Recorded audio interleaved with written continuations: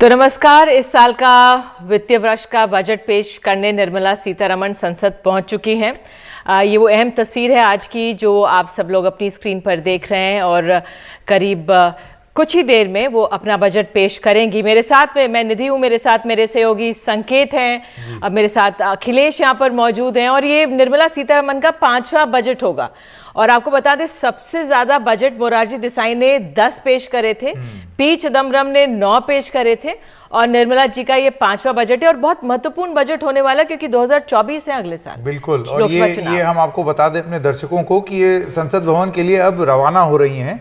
ये वित्त मंत्रालय का दफ्तर है जहां पर ये बड़ा सेरेमोनियल एक प्रोसेस होता है जिसमें बजट दिखाया जाता है।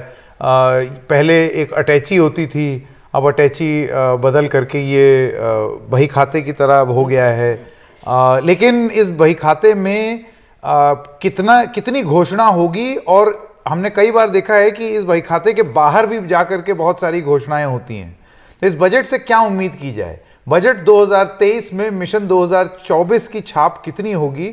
आज एक दिन के लिए मैं तो खास तौर से अखिलेश जी वित्तीय मामलों का विशेषज्ञ की तरह अपने आप को प्रस्तुत कर रहा हूं।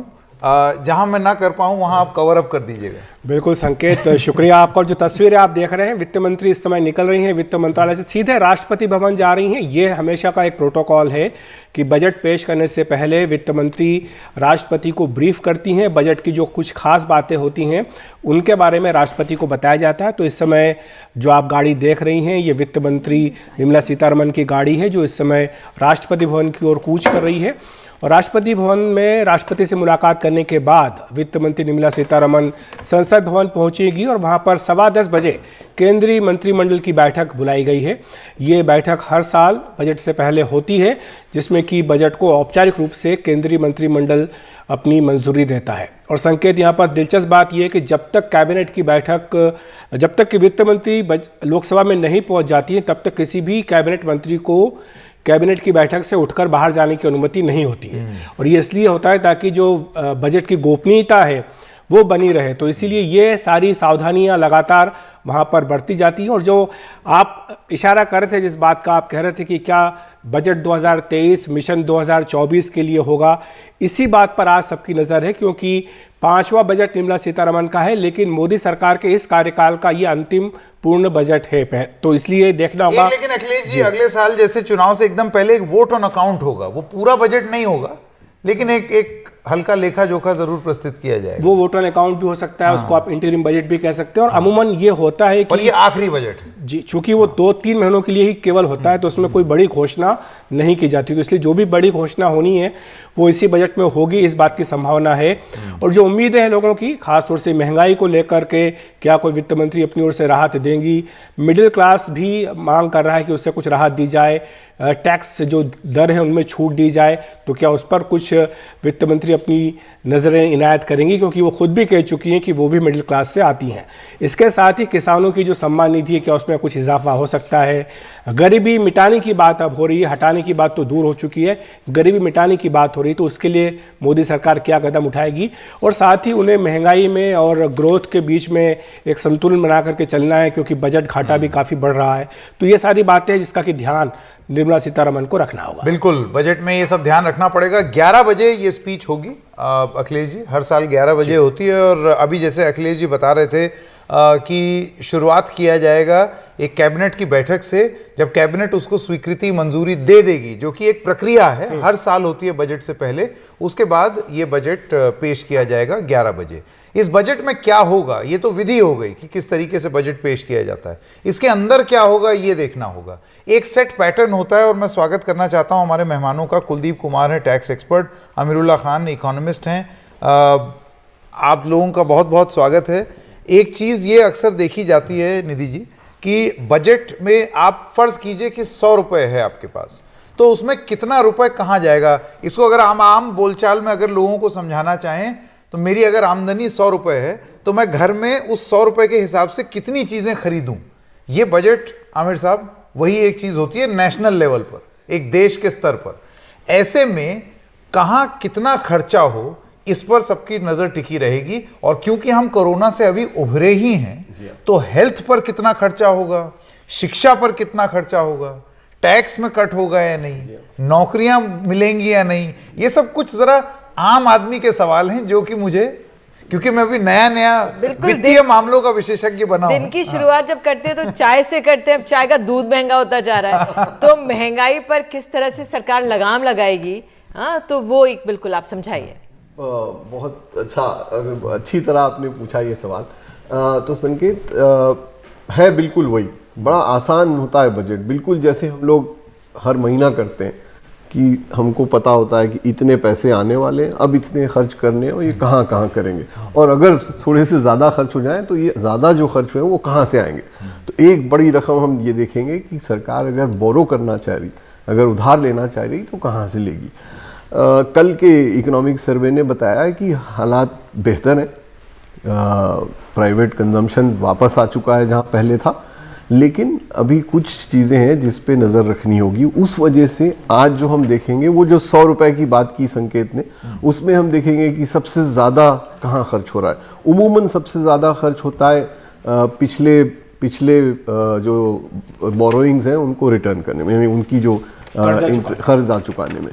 उसके बाद होता है डिफेंस, फिर रूरल डेवलपमेंट और एग्रीकल्चर, और जो सबसे कम खर्च करते हैं, बड़ी ताज्जुब की बात है, वो सबसे कम करते हैं स्वास्थ्य और शिक्षा। यही 100 रुपए में से 2 रुपए जाता है। पिछली बारी कम कर दिया था, और इस बार देखते हैं क्या होता है। तो वो हम देखना, और फिर एक और जो इंटरेस्टिंग बात होगी वो ये देखना होगा कि ये 100 रुपए आ कहाँ से रहे। ये 100 रुपए आ रहे हैं हमारे टैक्स पेयर से ज़्यादा, और टैक्स में भी कौन से टैक्स से, इनकम टैक्स से या इनडायरेक्ट टैक्स से, उसमें कितनी हमारे पास लैक्सिटी है, कितनी लचक है कि जिसको हम बचा के थोड़ा सा वापस दे सकें कि अच्छा भाई थोड़ा ये टैक्स कम कर देते हैं। बहुत कम उम्मीद है, अभी तक किसी ने नहीं कहा है कि इनकम टैक्स में कोई छूट होगी इस साल, क्योंकि तंग है मामला, वो 100 रुपए कमाने जरूरी है।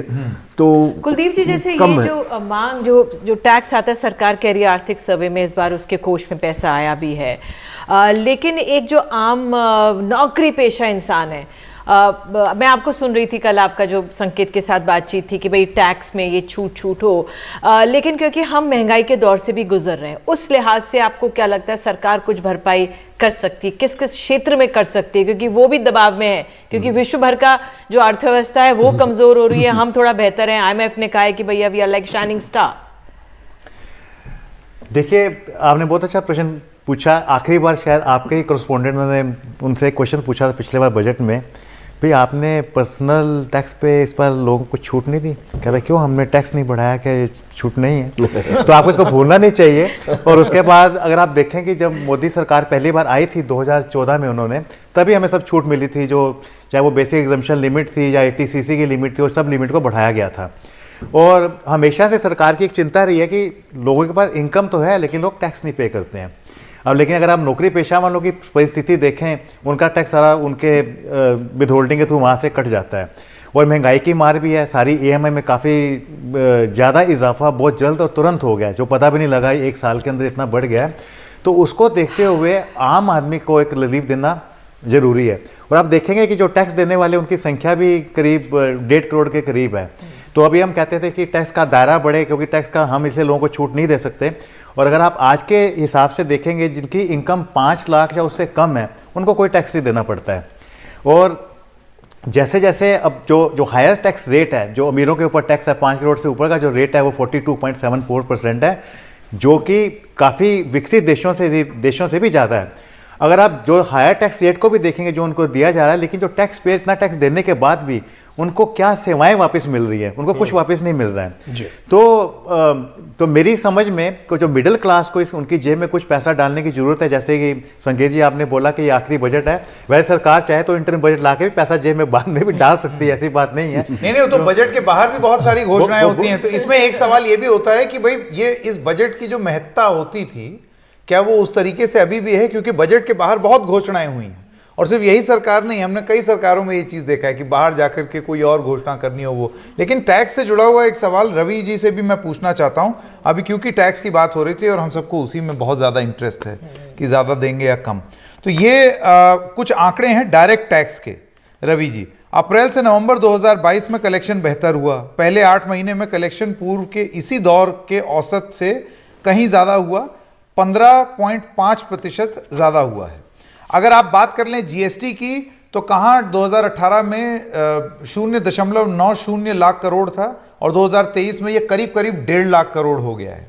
कॉरपोरेट टैक्स जो है उसमें भी इजाफा हुआ है, वो भी बढ़ा है, 21.1% ये बढ़ा है अप्रैल से नवंबर 2022 में, पिछले साल की इसी अगर आप अवधि से कंपेयर करें तो। ऐसे में ये कहना कि सरकार के पास धनराशि नहीं आ रही है, ये शायद पूरी तरीके से सही ना हो।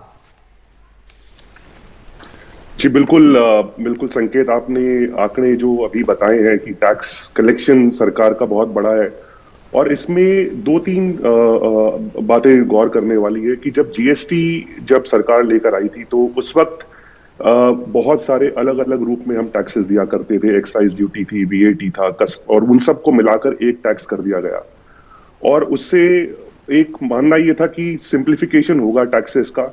लेकिन जो जीएसटी की दर है वो बहुत ही मतलब सरकार को भी उम्मीद नहीं थी कि इतना कलेक्शन होगा। 18% टैक्स जो बेसिक रेट जीएसटी पे रखा गया है, तो एक बहुत बड़ी डिमांड ये होगी मध्यम वर्ग की कि आप हमसे इनकम टैक्स के द्वारा पैसे तो ले रहे हैं, तो कम से कम जीएसटी को कम करके वहां कहीं ना कहीं एक फेयर बैलेंस होना चाहिए। बट साथ ही साथ सरकार के पास एक बहुत ही मुश्किल चुनौती भी है फिस्कल डेफिसिट टारगेट मीट करने का। इस बार हमने अपना 6.8% की तरफ हम बढ़ रहे हैं, लेकिन अगले साल वो क्या टारगेट रहेगा, क्योंकि सरकार ने एक लॉ पास किया था 2019 में जिसके तहत वो टारगेट 3% उनको लेकर आना है, जो हर साल आगे शिफ्ट किया जा रहा है। तो ये दोनों चीजों को बैलेंस करते हुए सरकार के लिए एक बहुत बड़ी ये चुनौती रहेगी। लेकिन एक बात में जो ध्यान आकर्षित करना चाहूंगा कि एक बहुत ही इंटरेस्टिंग मद्रास हाईकोर्ट में एक केस दर्ज किया गया है जिसमें 103rd जो कॉन्स्टिट्यूशन अमेंडमेंट हुआ था, जिसमें ईडब्ल्यूएस को डिफाइन, जो सरकार ने ही कहा कि जो इकोनॉमिक वीकर सेक्शन है आरक्षण के लिए, उसमें उन्होंने डिफाइन करा कि पारिवारिक आय 8 लाख से जिसकी कम होगी वो इकोनॉमिक वीकर सेक्शन में माना जाएगा। तो मद्रास हाईकोर्ट में याचिका डाली गई है कि अगर आप ईडब्ल्यूएस को 8 लाख से कम मानते हैं तो टैक्स क्यों आप 2.5 लाख से ऊपर लेते हैं, उसको भी बराबर करना चाहिए, उसको भी 8 लाख तक कोई टैक्स नहीं लेना चाहिए। और इसके तहत मद्रास हाईकोर्ट ने फाइनेंस मिनिस्ट्री से जवाब भी मांगे हैं, और ये नवंबर 2022 की बात है। तो अब ये बड़ा इंटरेस्टिंग एक डेवलपमेंट है, ये देखना होगा कि क्या बेसिक टैक्स एग्जेम्पशन लिमिट को बढ़ाकर 2.5 लाख से बढ़ाकर वो ऊपर करेंगे नहीं करेंगे। उम्मीदें बहुत है, लेकिन चांसेस जो है कि फिस्कल डेफिसिट को ध्यान रखते हुए चांसेस मुझे बहुत कम लगते हैं कि कहीं ना कहीं और जो बात सरकार बार बार कहती भी आई है कि जो लिमिट बढ़ाई भी गई थी वो इसी सरकार के द्वारा आखिरी बार बढ़ाई गई थी जब अरुण जेटली वित्त मंत्री थे, तभी मिडिल क्लास को राहत दी गई थी। साथ ही सरकार ये भी कहती है कि मिडिल क्लास के लिए उन्होंने कई सारी सुविधाएं दी हैं जिनका फ़ायदा पिछले 8 साल में मिला है लोगों को। लेकिन एक बड़ा सवाल है वो महंगाई का है। हमारे साथ प्रवीण झा भी हैं, प्रोफेसर जेएनयू। प्रवीण जी, आपसे समझना चाहेंगे, जब हम टैक्स की बात कर रहे हैं तो सबसे बड़ा टैक्स तो महंगाई होती है। ये ऐसा टैक्स है जो सबके ऊपर लगता है, समान रूप से लगता है, और सबसे ज़्यादा बोझ इसका जो है वो गरीब पर पड़ता है, मिडिल क्लास पर पड़ता है। तो क्या लोग महंगाई से राहत की उम्मीद ना करें? क्या लोग ये राहत की उम्मीद ना करें कि उनको टैक्स का जो बोझ है वो कम किया जाएगा इस बजट के द्वारा? बिल्कुल सही आपने कहा कि महंगाई जो है वो एक तरीके का रीडिस्ट्रीब्यूशन मैकेनिज्म है, जिसमें कि जो जनरल मासेस हैं उनसे इनकम ट्रांसफर जो होता है सेलर्स को होता है। बाय एंड लार्ज जो बेटर ऑफ सेक्शंस हैं उनको इससे फायदा होता है। ये बड़ा एस्टैब्लिश्ड प्रिंसिपल है इकोनॉमिक्स में, तो इसमें कहीं कोई संदेह नहीं है। तो सवाल 2 हैं। एक तो ये कि क्या टैक्स रिलीफ के माध्यम से उनको मदद की जाए या महंगाई को कंट्रोल करके उनको किया जाए। तो ये दोनों बातें इसमें बहुत महत्वपूर्ण है। जहां तक टैक्स रिलीफ से मदद की बात है उसमें गुंजाइश बहुत ज्यादा नहीं है, जैसा और साथियों ने कहा। खास करके इसमें जिस चीज पे ध्यान दिया जा सकता है कि कैसे जीएसटी को और रैशनलाइज किया जाए, क्योंकि वहां विसंगतियां बहुत ही ज्यादा है और इस पे काफी चर्चा हो चुकी है। आप सभी लोग इसके बारे में जानते हैं, मैं उदाहरण देना नहीं चाहूंगा, लेकिन इतनी सारी वहां पे विसंगतियां हैं। आप देखते हैं, मसलन बस एक उदाहरण दे देता हूं कि सोने पे जो है क्या जीएसटी है और जो बहुत जरूरी चीजें हैं उस पे क्या जीएसटी है। आप इसको देख लीजिए, डायमंड पे देख लीजिए, और इसी तरीके से दूध पे देख लीजिए। ये सब जो है तो उसके माध्यम से थोड़ा बहुत हो सकता है, लेकिन ये सारी चीजें जो है ना, मार्जिन पे एक तरह से समझिए, असल मुद्दे जो हैं, मान लीजिए महंगाई की आप बात कर रहे हैं, इसमें जो है कि कैसे पेट्रोल प्रोडक्ट्स के साथ हमारी क्या पॉलिसी रही है, उस पे जो बहुत विवाद होता रहता है कि केंद्र सरकार ने थोड़ा सा रिलीफ दे दिया, राज्य सरकारों ने नहीं दिया, केंद्र कहती है राज्य करे, राज्य कहती है केंद्र करे। ये जो सारी चीजें हैं, इसको आप कैसे एड्रेस करेंगे? क्या उस पर किसी का ध्यान है? उस पर क्या इस बजट में कोई ध्यान होगा? मैं उसकी कोई संभावना नहीं देखता हूं। तो ये जो यक्ष प्रश्न एक तरह से कहिएगा ना, महंगाई जो है बहुत ही बड़ा सवाल है। और बिल्कुल, लेकिन जो महंगाई दर है इसको कम करने के लिए क्या कदम उठाया जाए और कैसे प्रभावी कदम उठाए जाएं, ये एक बड़ा सवाल है। और आप इंडिया को ऐसे डिटैच करके नहीं देख सकते अमीरुल्लाह खान साहब जी। आप अपने सब कॉन्टिनेंट में ही देख लीजिए, आप श्रीलंका का हाल देखिए, पाकिस्तान का हाल देखिए, उसके बाद अब विश्व में जो हो रहा है उसका हाल देखिए, और उसके बाद अगर आप तुलना करें कि यहाँ पर जो महंगाई दर है वो कितनी है और क्या हमने उसको काबू करने में जो कदम, प्रभावी कदम होते हैं वो पूरे उठाए हैं या नहीं। जैसे वो 6% का जो कट ऑफ होता है वो उससे कभी कभार ऊपर चला जाता है, तो लेकिन बेतरतीब बेहिसाब नहीं बढ़ा। पिछले दिनों कई वजूहात से इन्फ्लेशन और प्राइस पे बहुत फ़र्क पड़ा है। कुछ चीज़ों की कीमतें तो बहुत ज़्यादा बढ़ी, और इसमें कुछ वजह हमारी डोमेस्टिक थी, कुछ वजह बाहर की हैं। इंपोर्ट महंगे हो गए। एक बड़ी वजह ये थी कि रुपया 82 और 83 रुपए पे हो गया, तो हमारी इंपोर्ट की बिल बहुत बढ़ गई थी। उसमें दूसरा जो योगदान रहा वो जीएसटी का, जब आप 28% और 18%। मैं बस आपको एक सेकंड के लिए रोकना चाहूंगा। ये जो आप तस्वीरें देख रहे हैं अपने स्क्रीन पर, इसको एक बार फिर से जूम करके हम बताएंगे। ये वो जो 100 रुपए वाली बात कर रहे थे हम कि कितना पैसा कहां जाता है, ये उसी का विवरण है हमारे देश के बजट में। जैसे रेलवे पे कितना गया, स्वास्थ्य पे कितना गया, रक्षा पर कितना गया। रक्षा पे बहुत खर्चा होता है, करीब कितना, अगर आप 4 लाख करोड़, 4 से 5 लाख करोड़। प्रतिशत में कितना हुआ? प्रतिशत में वो होगा, लेकिन उसका एक अधिकांश जो हिस्सा है वो तनख्वाह पे और पेंशन पे जाता है। बिल्कुल 80% उसका लोन चुकाने और रक्षा में पेंशन सबसे ज्यादा, जिसकी वजह से वो स्कीम आई और उस पे तमाम सवाल और हुए। और वो जो अग्निवीर की स्कीम आई, अग्निवीर जी, तो आप कुछ कह रहे हैं? जी मैं कह रहा था कि अगर आप कीमतें देखें तो वो दो बड़ी वजूहत है। एक वजह ये है कि हमारी जीएसटी रेट बहुत ज़्यादा है, और तकरीबन हर आइटम पे आपने देखा होगा कि खाने पे और दूध पे हर जगह हमने ऐड किया जीएसटी। तो वो एक बड़ा आसान तरीक़ा था टैक्स जमा करने का, कि लोग तो ख़रीदेंगे ही, तो उनमें अगर बढ़ा दिया जाए तो पैसे आएंगे फ्यूल पे, पेट्रोल और डीजल पे इतना ज़्यादा। और ज़्यादातर हमारी इन्फ्लेशन उन्हीं वजूहात से बड़ी हुई है पिछले 4-5 साल में। अब वहाँ पे अगर हमको कम करना है तो हमें ये देखना होगा कि कहाँ से आएंगे पैसे। तो वही जो रैशनलाइज करने की बात करें प्रवीण शाह, सोना और दूध की जिस तरह से तुलना उन्होंने की, बहुत वाजिब तुलना है और सरकार इस ओर ध्यान दे सकती है। कुलदीप सर, आप जो जीएसटी रैशनलाइज करने की बात है, क्योंकि कहा गया भाई 70 से अब 1.5 करोड़ ये हो गया है, इतनी हमारी कमाई जीएसटी से हो गई। बड़ा अच्छा लगता है सुन के कि सरकार की कमाई हो रही है, लेकिन ये उस पे हो रही है जो बिल्कुल महंगाई को झेल नहीं पा रहे हैं लोग, उस तबके से हो रही है। हम विश्व से कंपेयर ना करें, अगर अपनी देश को देखें तो उस लिहाज से कैसे रैशनलाइज कैसे कर सकते हैं? देखिए, मैं इसको एक डिफरेंट नज़रिए से देखता हूँ, क्योंकि सरकार की हमेशा परेशानी रही है कि शायद लोग टैक्स ठीक से पे नहीं करते हैं। तो एक इनडायरेक्ट टैक्स एक बड़ा आसान जरिया है जिससे आप जो कंज्यूम करें एकदम से आपकी कलेक्शन हो जाती है। अब देखो सरकार ने क्या किया, आप चाहे नौकरी पेशा वालों को, जैसे आपका प्रोविडेंट फंड में 2.5 लाख से ज़्यादा, उसके ऊपर भी आपको टैक्स है। हमने हर तरफ से उन्हें टैक्स को लगा दिया, लेकिन उन्हें गरीबों को फ्री खाना देना शुरू कर दिया, किसानों को उनके अकाउंट में डायरेक्ट ट्रांसफ़र हो रहा है।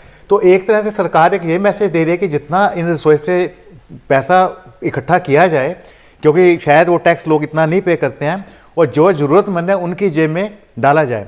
और शायद ये उनकी आइडियोलॉजी या वो जो करना चाहते हैं उसके साथ मैच भी करता है, क्योंकि आप मैं मत भूल कि वोट कौन देता है। तो इसलिए उन लोगों तक उसको ऐसे धन को वो पहुंचाने की कोशिश कर रहे हैं। मुझे लगता है कि शायद ये जरूरत भी थी समाज की, क्योंकि जिस तरह से कोरोना का संकट काल रहा कुलदीप जी, उस ज़माने में हमने देखा कि किस तरह से लोगों ने शहरों से गांव में गए, लोगों की नौकरियां छूटी, और इसलिए सरकार की जिम्मेदारी भी ये थी कि उनको खाना भी दे, उनकी जेब में पैसा भी दे। नहीं, एक बहुत अच्छी बात है, जितना बड़ा हमारा भारत देश है, अगर आप बाकी विकसित देशों को देखेंगे, चाहे यूरोपियन में देखेंगे, जहाँ पे इतने ज़्यादा टैक्स रेट है, सरकार उनके सब जो नागरिक हैं उनको उनकी सिटीजन या उनके रेजिडेंस के हिसाब से उनको पेंशन देती है। तो मैं एक छोटी सी बात जोड़ना चाहूँगा, जो मैं अपनी पहले बार में अपनी बात पूरी नहीं कर पाया टैक्स के ऊपर, कि जो लोग आपको टैक्स पे कर रहे हैं उनके लिए भी ओल्ड एज में एक मिनिमम कोई पेंशन कुछ भी उनको वापस की गारंटी कर दीजिए। उससे आप देखेंगे कि कंप्लायंस अपने आप एक साइकिल शुरू होगा, जिससे लोग ईमानदार टैक्स भी बने। तो अभी जो एनपीएस में बात की जा रही कि एक मिनिमम गारंटी दिया जाए, हालांकि वो एनपीएस का जो पूरा पर्पस है शायद वो डिफीट उससे हो जाएगा, लेकिन आप मानते हैं कि वो सुझाव अच्छा है कि कम से कम एक मिनिमम गारंटी हो एनपीएस के जरिए? देखिए, मैं एनपीएस के बारे में नहीं कह सकता, क्योंकि वो सब उन्होंने मार्केट लिंक करते जा रहे, चाहे गवर्नमेंट के एम्प्लॉई भी थे जो 2004 में उन्होंने उनके लिए डिफाइंड बेनिफिट स्कीम से डिफाइंड कंट्रीब्यूशन पे उनको डाला कि आप एनपीएस में जाइए, फिर उन्होंने प्राइवेट सेक्टर को एक्सटेंड की। तो लेकिन कोई मिनिमम गारंटी गवर्नमेंट कहाँ से देगी? लेकिन मिनिमम गारंटी का मतलब ये है कि आज किसके पास कुछ भी घर नहीं है, कुछ नहीं, चाहे सरकार उनको पैसा दे दे, जो लोग टैक्स दे रहे हैं, अगर वो अनएम्प्लॉयड होते हैं या जो उनकी रिटायरमेंट होती है, एक कम से कम मिनिमम आप शुरुआत कीजिए। अब जो ये सोशल सिक्योरिटी, रवि सिंगारी, मैं आपसे पूछना चाहूंगी, एक सोशल सिक्योरिटी की भी बात होती है, हम विदेशों में देखते हैं लोगों को सोशल सिक्योरिटी मिलती है। अब हमारे यहाँ क्योंकि एक आबादी इतनी है, कोरोना से हम निकल रहे थे भाई, 80 करोड़ लोगों को आपने अनाज दिया, फायदा हुआ, इसका एक दायित्व भी था, जिम्मेदारी थी सरकार की, लेकिन इसका चुनावी फायदा भी देखने को मिला, ये अपने आप में है। लेकिन जो रिटायर्ड लोग हैं, 10 लाख के ऊपर पेंशन है, उस पर टैक्स है, तो जो बुजुर्गात हैं उनको अगर उस पर भी टैक्स है, क्या सरकार सोशल सिक्योरिटी या जो बुजुर्ग हैं उन पे पेंशन पे टैक्स, क्या उस पर तवज्जो देने की जरूरत है? क्या उससे हम कुछ सरकार उस पर विचार करेगी? जी, मुझे उसमें उम्मीद कम लगती है, क्योंकि अगर आप आज सिटीजन्स को जो टैक्स रेट है वो 80 वर्ष से ज्यादा उम्र को 5 लाख से ऊपर टैक्स लगना शुरू होता है, और जो 60 वर्ष से ऊपर है उनको टैक्स दर शुरुआत में कम होते हैं। तो वैसे भी 10 लाख के नीचे जिनकी आय है इस एज ग्रुप में, उनके लिए टैक्स के दर बाकी लोगों के मुकाबले कम है। बट जो ये चीज इसमें सोशल सिक्योरिटी, अगर आप हमारे देश में आज देखिए, सोशल सिक्योरिटी को लेकर एक प्रोविडेंट फंड एक दायरा है, जिससे कि 12% आपकी बेसिक आय से वो आप कंट्रीब्यूट करते हैं, जो आपका एक पूंजी जमा होती है आपके रिटायरमेंट के लिए। लेकिन उसमें भी अगर आप उसमें भी टैक्स, जैसे कुलदीप ने भी उस बात को टच ऑन करा कि अगर आप एक लिमिट के ऊपर जमा करते हैं तो उस पर आपको टैक्स देना पड़ता है, तो वो सेविंग्स के ऊपर भी टैक्स लगाना शुरू कर दिया है। तो अगर सोशल सिक्योरिटी को बढ़ावा देना है तो कहीं ना कहीं इसको एनकरेज करने के लिए इन सेविंग्स पे टैक्स हटाने की बहुत आवश्यकता है, और कहीं ना कहीं एक एनकरेज करना चाहिए लोगों को, ताकि वो जीडीपी में भी उसका इनडायरेक्ट इजाफा होता है, जैसे ही सेविंग्स बढ़ती है आपकी जीडीपी। लेकिन रवि जी, उसमें सरकार की दलील ये थी कि लोग उसका मिसयूज कर रहे थे। ये देखा गया था कि कई जो ऐसे लोग थे अपना इंडिविजुअल कंट्रीब्यूशन करोड़ों में करते थे, क्योंकि उन्हें पता था कि इस पर इनको छूट मिलनी है पीएफ में।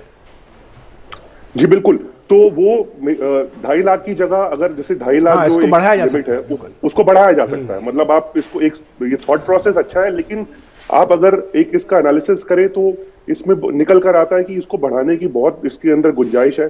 एक बात इससे कनेक्टेड और है कि 2 साल पहले सरकार ने एक टैक्स सिस्टम और इंडिविजुअल्स के लिए दिया था, जहां पर वो एक अलग स्कीम उनके लिए लाई गई थी कि आप वो स्कीम अगर लेंगे तो आपको एचआरए वगैरह का बेनिफिट नहीं मिलेगा, और उसमें सोशल सिक्योरिटी का आपको बेनिफिट नहीं मिलता है। तो अगर आपने वो कम रेट वाली स्कीम लेते हो तो जो भी आप सोशल सिक्योरिटी में कंट्रीब्यूट करते हो उस पे आपको टैक्स का बेनिफिट नहीं मिलता है। और अगर आप आंकड़े देखें तो 75 मतलब मेरे पास जो आंकड़े हैं वो ये बताते हैं कि 7 करोड़ लोगों ने जिन्होंने रिटर्न फाइल करा है, उसमें से सिर्फ 5 लाख लोगों ने नए स्कीम को चुना है, जो कि 1% से भी कम आता है।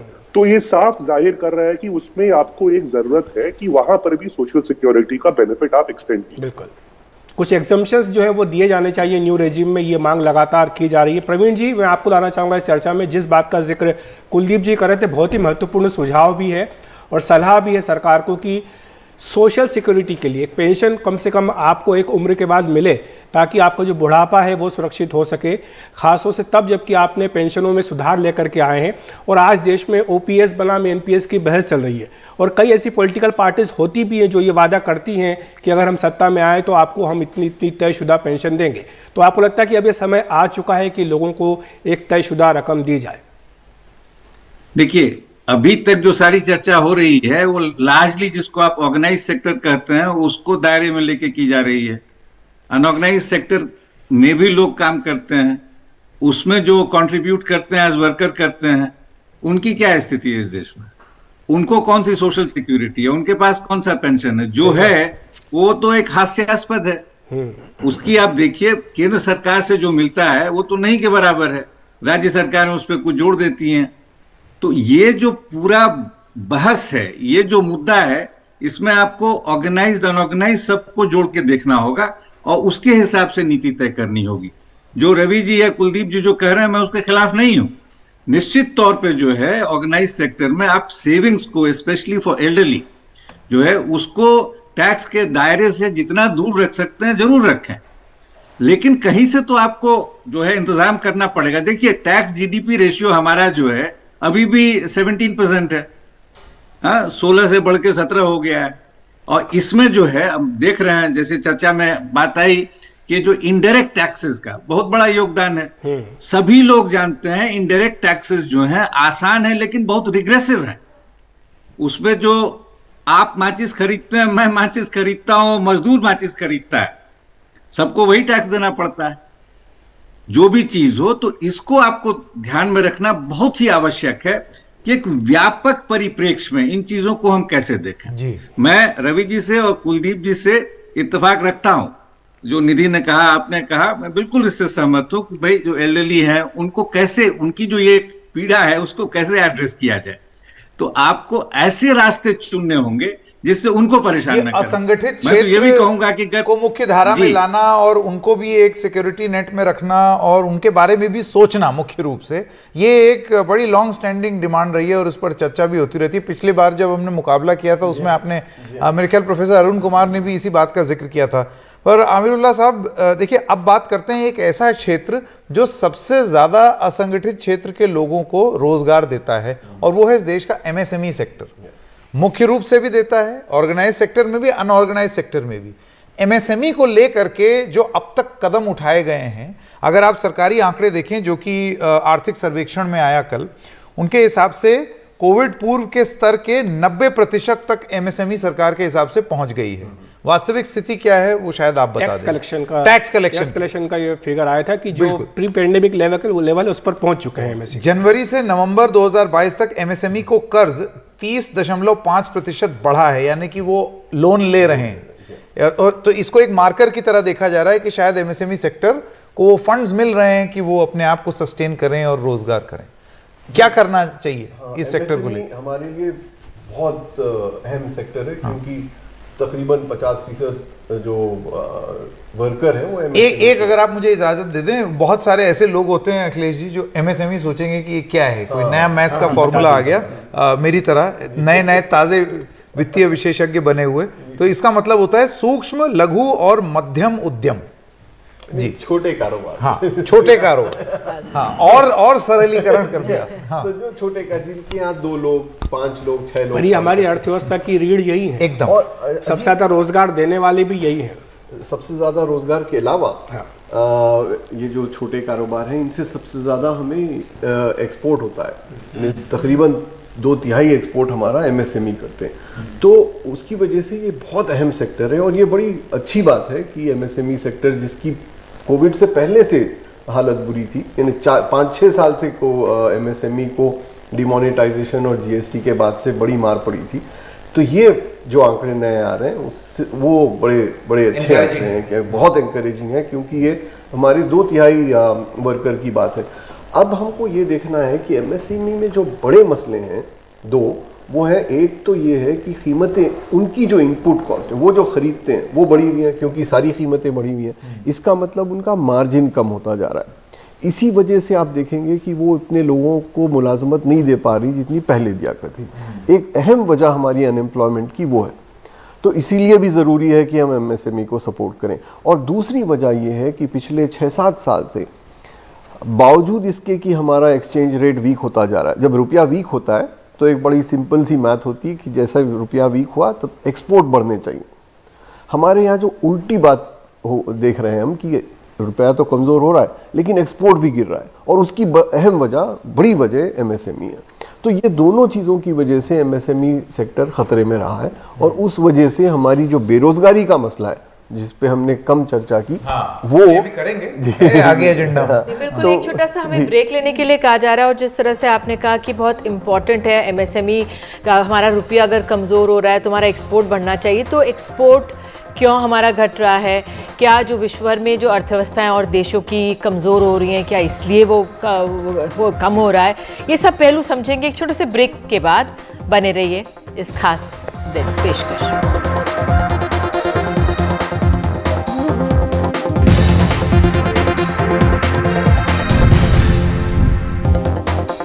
तो हम ये ब्रेक से पहले ये बात करने की समझ रहे थे, जो संकेत आपने सवाल पूछा था कि जो एमएसएमईज हैं उनका कितना बड़ा योगदान होता है, तो आप आमिरुल्लाह खान साहब ये हमें समझा रहे थे कि एमएसएमईज का कितना बड़ा एक रोजगार वो हमें देते हैं और साथ ही वो एक्सपोर्ट भी करवाते हैं। पर देखिए, जो बात आपने बोली उससे अगर एक कदम और आगे लेके जाएं, अभी तो हमने समस्या क्या है वो बता दी कि वो उनको ये प्रॉब्लम हो रही है, एक्सपोर्ट्स उस हिसाब से नहीं बढ़ रहे हैं जिस हिसाब से उस अनुपात में बढ़ने चाहिए।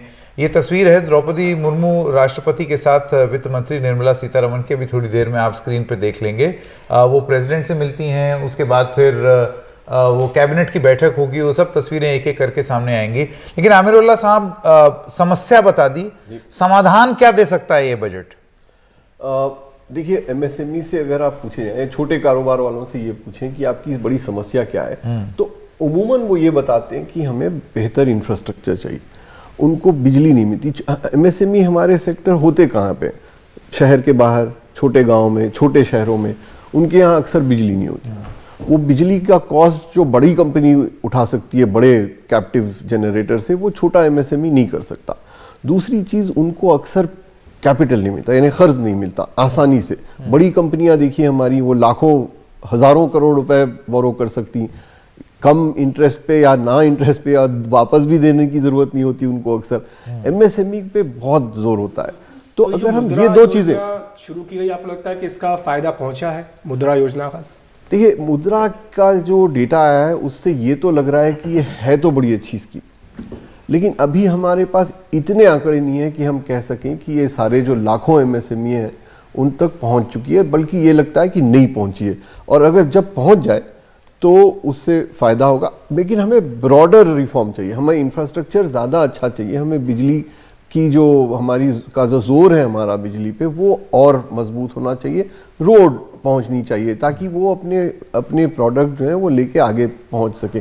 जो तीसरा है वो ये कि एमएसएमई, ये जो छोटे व्यापार हैं, ये अक्सर बड़े व्यापार के ओईएम होते हैं। ओईएम का मतलब होता है ओरिजिनल इक्विपमेंट मैन्युफैक्चरर, कि वो जैसे आप बल्ब खरीदते हैं कोई बड़ी कंपनी से, तो वो कई छोटी कंपनियां बना के देती हैं उनको।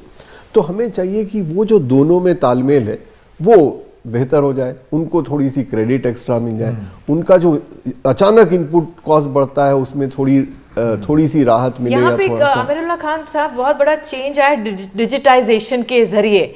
प्रवीण झा, मैं आपसे पूछना चाहूंगी, अब हम देखते हैं जो बड़ी बड़ी ब्रांड्स हैं, बड़ी बड़ी कंपनियां, वो आपके फोन में पहुंच गई हैं, आप आते हैं आपको उनका सेल ऑन सेल मिल जाएगा, जबकि हमारे एमएसएमईज में इतनी शायद इनका पास इतना पैसा नहीं है या इतना फोकस नहीं कर पा रहे हैं कि वो भी आपके फ़ोन पे पहुंच जाए कि हमारी चीज़ आप इतने दाम में सस्ते में ले लीजिए।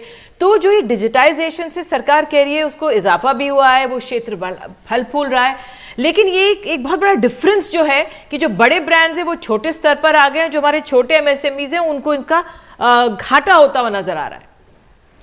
निश्चित तौर पे ये तो हमेशा होता ही है। एडवर्टाइजिंग जो है, जो हमारी व्यवस्था है, उसमें एक बहुत अहम भूमिका रखती है। तो आपके पास जितनी ताकत होगी, आपकी जितनी कुव्वत होगी, आप उस हिसाब से एडवर्टाइज करेंगे, कैप्चर करेंगे। देखिए, अभी चर्चा में जो है एक चीज को एम्फेसाइज करना बहुत ही आवश्यक है। जब एमएसएमई कहते हैं या छोटे कारोबार कहते हैं, तो अति छोटे कारोबार हैं, मझले कारोबार हैं, बीच वाले हैं, इसके बीच में भी जो डिस्ट्रीब्यूशन की स्थिति है, बहुत ही उस पर ध्यान देने की जरूरत है। माइक्रो जो है सेगमेंट, वो ऑलमोस्ट 90% से ज्यादा है एमएसएमई का, उन्हीं की हालत सबसे खराब रहती है। उनकी हालत तो और भी खराब हो गई। जितने सारे हमारे पास आंकड़े हैं, देखिए, एक तो आंकड़ों की जो विश्वसनीयता है उसको लेके कल और अलग बहस हो सकती है कि क्या एक्चुअली हो रहा है, नहीं हो रहा है, लेकिन जो है हमारे पास उसके आधार पे हम कह सकते हैं कि जो भी इस एमएसएमई में जो रिकवरी हुई है, गेन हुई है, वो रिलेटिवली जो जिसको आप कहेंगे ना बेटर ऑफ सेक्शंस, तो ये है। और डिजिटाइजेशन से निश्चित तौर पे जो है आप उसको एक्सेस कर सकते हैं, जुड़ सकते हैं, लेकिन जुड़ के आपको क्या उपलब्धि होगी, क्या मिलेगा, आपके जो कॉम्पिटिटर्स हैं उनकी क्या ताकत है, उनकी क्या कुव्वत है, उसको ध्यान में रखना होगा निधि। मेरी समझ से ये बहुत ही आवश्यक है। और मुझे लगता है इसके पहले आमिर ने ये भी कहा कि वो कंजम्पशन की जो आंकड़े आ रहे हैं, बेहतर आ रहे हैं, उसमें भी डिस्ट्रीब्यूशन आपको देखना होगा। इस देश में जो ओवरऑल कंजम्पशन का डिस्ट्रीब्यूशन है, एग्रीगेट में तो बड़ा अच्छा लगता है कि साहब उसमें रिकवरी हो गई, लेकिन जो तकरीबन समझिए कि 70-80% लोग हैं, अगर ये नहीं होता तो ये जो अनाज की व्यवस्था लगातार हुए जा रही है, ये नहीं होती ना। ये जो प्रॉमिस दिया जा रहा है, ये नहीं होता। फिर ये देखिए, एक महत्वपूर्ण क्षेत्र है जिसके बारे में बात करनी है, कृषि। उस पर अभी थोड़ी देर में करेंगे, लेकिन जरा रवि जी के पास भी एक बार फिर से चलें। रवि जी, आप मुझे ये बताइए कि टैक्स रेट ना बढ़ना और उसको एक ऐसे बताना कि ये तो राहत की बात हुई, ये ठीक रहेगा? क्या ये वक्त की पुकार है इस वक्त कि टैक्स के स्लैब को ना कम किया जाए, डायरेक्ट टैक्स को ना छुआ जाए या इनडायरेक्ट टैक्स को ना छुआ जाए, या फिर कोई एक फैसला ले लिया जाए? देखिए, दो चीजें हो सकती हैं। चुनावी वर्ष में ये कहा जा सकता है कि भाई ठीक है, आप रिझाने की कोशिश करेंगे तो आप थोड़ा सा अप डाउन कर दें। जैसे कॉर्पोरेट टैक्स में हमने देखा कोविड के दौरान या कोविड से पहले ही उसमें थोड़ा सा रेट अप डाउन हुआ, उसको कम किया, तो बड़े लोगों को तो राहत मिल गई, लेकिन सामान्य जो लोग हैं उनकी राहत का क्या? नहीं, ये बात तो बहुत ही जरूरी है कि मांगे हैं लोगों की, महंगाई बढ़ रही है, तो लोग चाहते हैं कि उनके हाथ में आए जो टैक्स के बाद पैसा मिले वो ज्यादा इजाफा हो उस पर। लेकिन जैसा कि मैंने पहले भी बोला कि सरकार के पास टैक्स रेट के साथ कुछ करने की जो गुंजाइश है वो बहुत ज्यादा है नहीं। पर सरकार जो कर सकती है चीजें, जो मैंने पहले भी हाईलाइट करा कि जीएसटी के रेट पे कुछ जरूरी चीजों पे वो गौर करके उस पे कुछ कम गिरावट की जा सकती है। दूसरी चीज जो आज की डेट में, अगर मैं फिर आंकड़ों के जरिए बात करना चाहूंगा कि एक 2020-21 का आंकड़ा है कि इंडिया के 5.6 जीडीपी आज की डेट में टैक्स डिस्प्यूट में फंसा हुआ है। इतना पैसा आज लिटिगेशन में फंसा हुआ है इकोनॉमी के अंदर में। और सरकार ने 2 स्कीमें भी चलाई थी, विवाद से विश्वास और सबका विश्वास, और उसके तहत काफी लोगों को फायदा भी हुआ और काफी डिस्प्यूट कम भी हुए थे। तो एक ये ऐसा एरिया है जहां पर काफी काम करने की गुंजाइश है, जहां हमारे एडवांस रूलिंग्स हुआ करते थे पहले, जिसमें अगर आपको किसी भी टैक्स के क्लैरिटी में कोई क्लैरिटी नहीं है तो सरकार के पास अपना काम करने से पहले जाके पूछ सकते हैं, मैं ये करना चाह रहा हूं, इस पे कितना टैक्स लगेगा, बिकॉज टैक्स सर्टेनिटी एक बहुत इंपॉर्टेंट फैक्टर हो गया है टैक्स पेमेंट से भी ज्यादा। तो इन डिस्प्यूट को अगर सरकार जल्दी से जल्दी सॉल्व करेगा तो उतना ही पैसा इकोनॉमी में वापस सर्कुलेशन पे आएगा, और सर्कुलेशन में आते ही आप उनके पास फिर गुंजाइश हो सकती है कि वो टैक्स के रेट को ध्यान दे सके। तो ये टैक्स एडमिनिस्ट्रेशन और टैक्स डिस्प्यूट पे भी ध्यान देने की बहुत जरूरत है। कुलदीप जी, मैं आपसे एक समझना चाह रहा था कि क्या तुरंत राहत अगर आपको देनी है मिडिल क्लास को, आम लोगों को, तो क्या उसका सबसे अच्छा रास्ता ये नहीं कि जो पेट्रोल डीजल के दाम हैं इसको थोड़ा सा रैशनलाइज किया जाए? क्योंकि जब दाम बढ़ाए गए थे, आखिर में कहा गया था कि अंतर्राष्ट्रीय बाजार में दाम काफ़ी ऊपर चले गए, लेकिन अब जबकि वहाँ पर स्थिर हो चुके हैं, गैस की कीमतें तो बताया जा रहा है कि अब काफ़ी नीचे आ चुकी हैं, तो इन सब में तुरंत राहत सरकार को क्या नहीं दे देनी चाहिए? इससे पहले मैं एक एमएसएमई माइक्रो पे एक बात कहना चाहूँगा कि जो एक ease of doing the business का जो बेनिफिट है, जैसे कि चाहे उनके जो छोटे सेक्टर को मार्केटिंग की उनकी समस्या है, आप देखेंगे किसी का कोई माइक्रो जो छोटे कारोबार, किसी का पैसा फंस गया किसी के साथ, कोई इसको नहीं दे रहा है, जो उसको पैसा रिकवर करने की भी कोई जो प्रक्रिया है वो बेचारे वो भी अफोर्ड नहीं करते। मैं अभी किसी से मिला, उनको मैं देखा, किसी से उनको पैसा लेना था, कंपनी ने, किसी ने, कस्टमर ने डिस्प्यूट कर दिया, उनके लिए भी एक नॉर्मल प्रोसेस है। तो सरकार को उनको फंडिंग भी दे, मार्केटिंग भी करे, लेकिन उनके लिए ईज ऑफ डूइंग बिजनेस पे थोड़ा ध्यान दे, तो इस सेक्टर को बड़े अच्छे से नर्चर किया जा सकता है। अब आपकी बात वापस आने पे, मतलब अभी भी देखिए अनसर्टेनिटी तो बहुत है। अब पता नहीं रूस कब परमाणु का इस्तेमाल कर दे, या जो नाटो के जहाज, उनका जो पोलैंड में जो कन्फ्रंटेशन चल रहा है, तो उसके बारे में इस अनसर्टेनिटी के को देखते हुए मेरे को नहीं लगता कि सरकार इतने आराम से पेट्रोल के दाम कम करे, क्योंकि आप मत भूलें, क्योंकि चाहे वो स्टेट गवर्नमेंट है, चाहे वो सेंट्रल गवर्नमेंट, उनका काफ़ी कलेक्शन इससे होता है। आपके मैं स्टूडियो में आने के लिए मुझे भी अपने फरीदाबाद से मुझे 1 घंटा लग गया यहाँ पे। तो आप सड़कों पे कोई भी कंजम्पशन कम नहीं देखेंगे, चाहे वो कोई गाड़ी चलाने वालों की, किसी के भी कोई भी उसका ऊपर कोई इम्पैक्ट ही नहीं है। तो ये सरकार को कॉन्फिडेंस देता है कि इस चीज को खर्चा कैसे कम करें, क्या लोगों पे आपके हिसाब से कोई गुंजाइश नहीं है राहत देने की? लेकिन कटौती बहुत ज्यादा कर रहा होगा आम आदमी, कहाँ पे कटौती कर रहा होगा? क्योंकि वो देखिए पेट्रोल में उसको नौकरी पे जाना ही है, उसको सुबह चाय पीनी है ना, उसको आटा जो इतना महंगा हो गया वो भी खरीदना ही है। हमें सबको नहीं फर्क पड़ रहा होगा, लेकिन आप सोचिए एक बड़ा तबका जो है जो जमीन पे है, तो कहाँ पे कर रहा होगा? कहीं पे तो कर ही रहा होगा कटौती। वो जाहिर है, वो बड़ा साफ जाहिर है। आप देखिए कि मोटरसाइकिल बिकी नहीं रही। जो मोटरसाइकिल सेल 2010 में थी, हम अभी तक वहां नहीं पहुंच पाए। और 4 व्हीलर की बढ़ गई है, और 4 व्हीलर तो की जो अपर सेगमेंट है, जहां पे हम एक कहते हैं कि इलास्टिसिटी की, कुछ लोगों को हमने तो जापान को पीछे छोड़ दिया 4 व्हीलर के सेल में। 4 व्हीलर जो अपर सेगमेंट है, यानी जो महंगे 4 व्हीलर है, तो वो जो 5% लोग जो बहुत पैसे वाले हैं, जिनमें से 4 इस कमरे में बैठे हैं, उनको उधर बैठे हैं 4 उधर वो लोग इस लिस्ट में बाहर निकालने के लिए आपको बहुत बहुत तो उन लोगों को तो फर्क नहीं पड़ता, लेकिन जो 90% है, आप देखिए ये नीति आयोग अभी तो ये हालत है कि जो पेट्रोल कंपनीज हैं, ओएमसी जो हमारी है, वो तो प्रॉफिट में चल रही है। जी हाँ, तो वो 3 कंपनी का फायदा हो रहा है, वो कुछ लोगों का फायदा हो रहा है जो उसमें इन्वेस्टेड हैं, लेकिन बाकी हम सब लोग, हम जैसे निधि कह रही, कहीं ना कहीं तो हमने कम किए पैसे। हमने घर क्यों खरीदने बंद कर दिए? हमारी किराए वाली कंस्ट्रक्शन वो। लेकिन देखिए, अगर आप पेट्रोल पर टैक्सेशन की भी बात करें, और जिस तरीके से सेंट्रल एक्साइज का प्रोपोर्शन बढ़ा है और स्टेट वैट जो है वो उस तरीके से नहीं बढ़ा है, इसको बहुत सारे इकोनॉमिस्ट ने, और अब वो क्योंकि विपक्ष में तो बोलेंगे ही, उनका ये कहना है कि लेजी टैक्सेशन है। जी हाँ, केंद्र का। तो क्या इस लेजी टैक्सेशन से निकला जा सकता था कि यार ये इसके अलावा और कोई विकल्प ही नहीं था? आप इसका जवाब जरूर दीजिएगा। और साकेत डालमिया जी भी प्रेसिडेंट हैं पीएचडी चेंबर ऑफ कॉमर्स, जो हमारे साथ जुड़ गए हैं। अगर आप साकेत जी इजाजत दें, एक छोटी सी ब्रेक ले लेते हैं और ब्रेक के बाद ये चर्चा जारी रखें।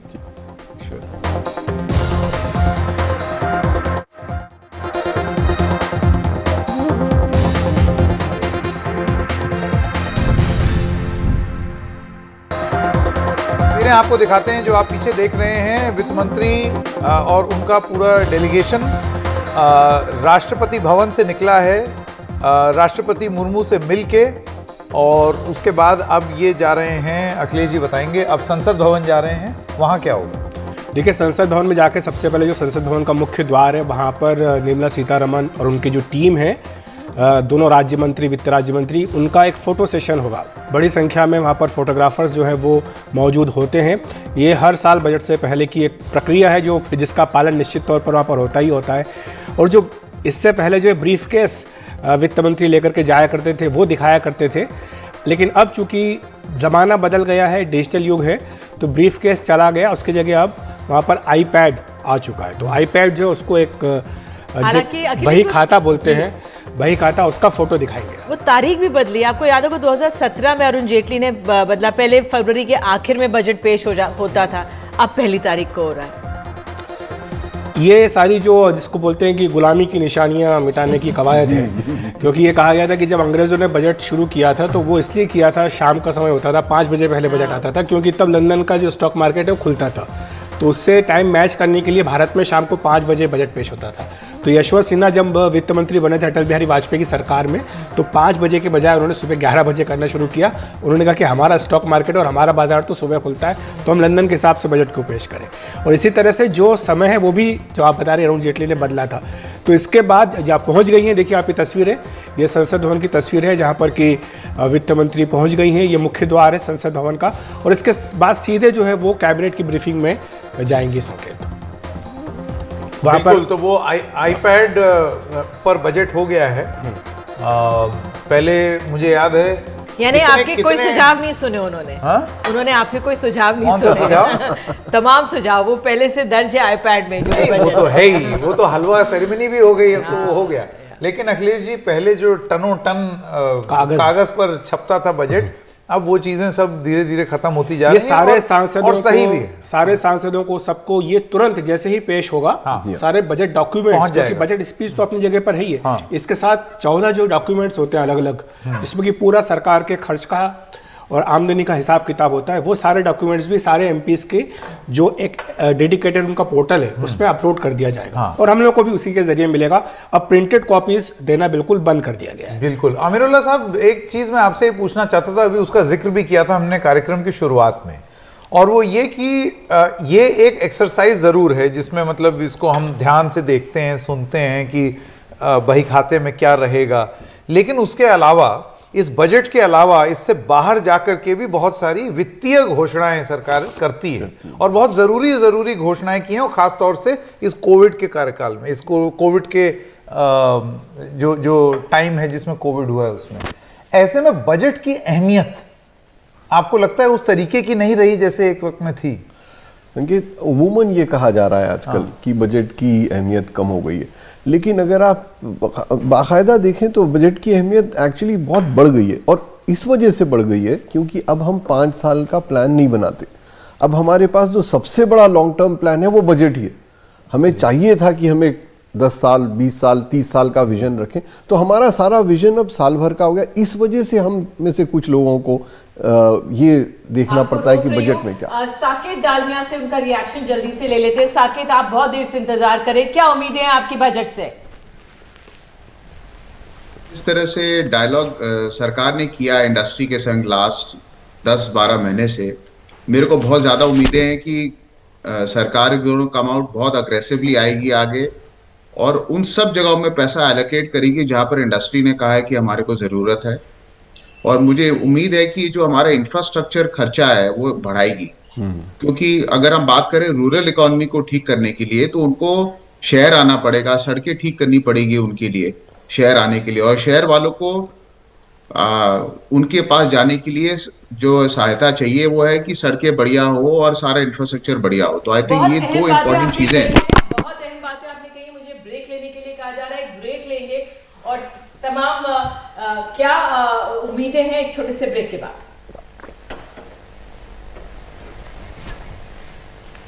जी, वक्त है एक छोटे से ब्रेक का, अभी लौटते हैं।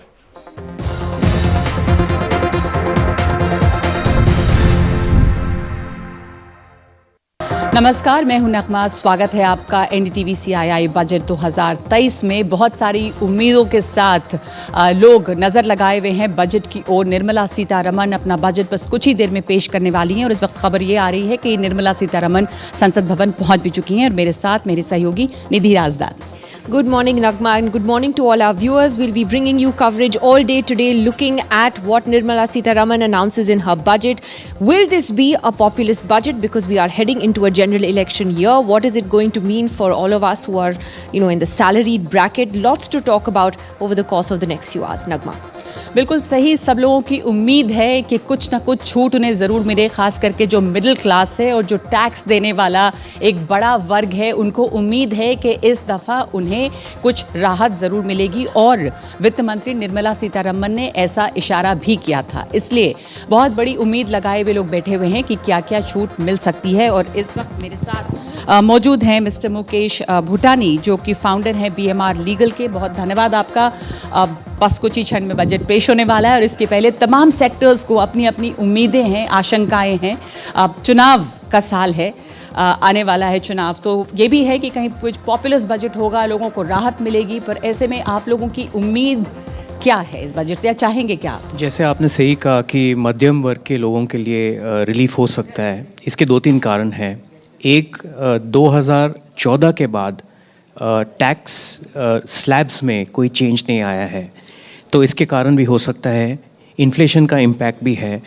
हालांकि इन्फ्लेशन का इम्पैक्ट 2021-22 में ज़्यादा है, अभी इन्फ्लेशन थोड़ा रिलैक्स हो रहा है, लेकिन इसमें रिलैक्सेशन हो सकती है। दो तीन चीज़ें हो सकती हैं, या तो स्लैब रेट्स चेंज हो जाए या आपके जो सेविंग स्कीम है उसमें आपको ज़्यादा रिलीफ मिले। लेकिन मध्यम वर्ग के लोगों के लिए रिलीफ ये समझिए कि बड़ी एक्सपेक्टेशंस है कि उनको रिलीफ ज़रूर मिलेगा इस बजट में।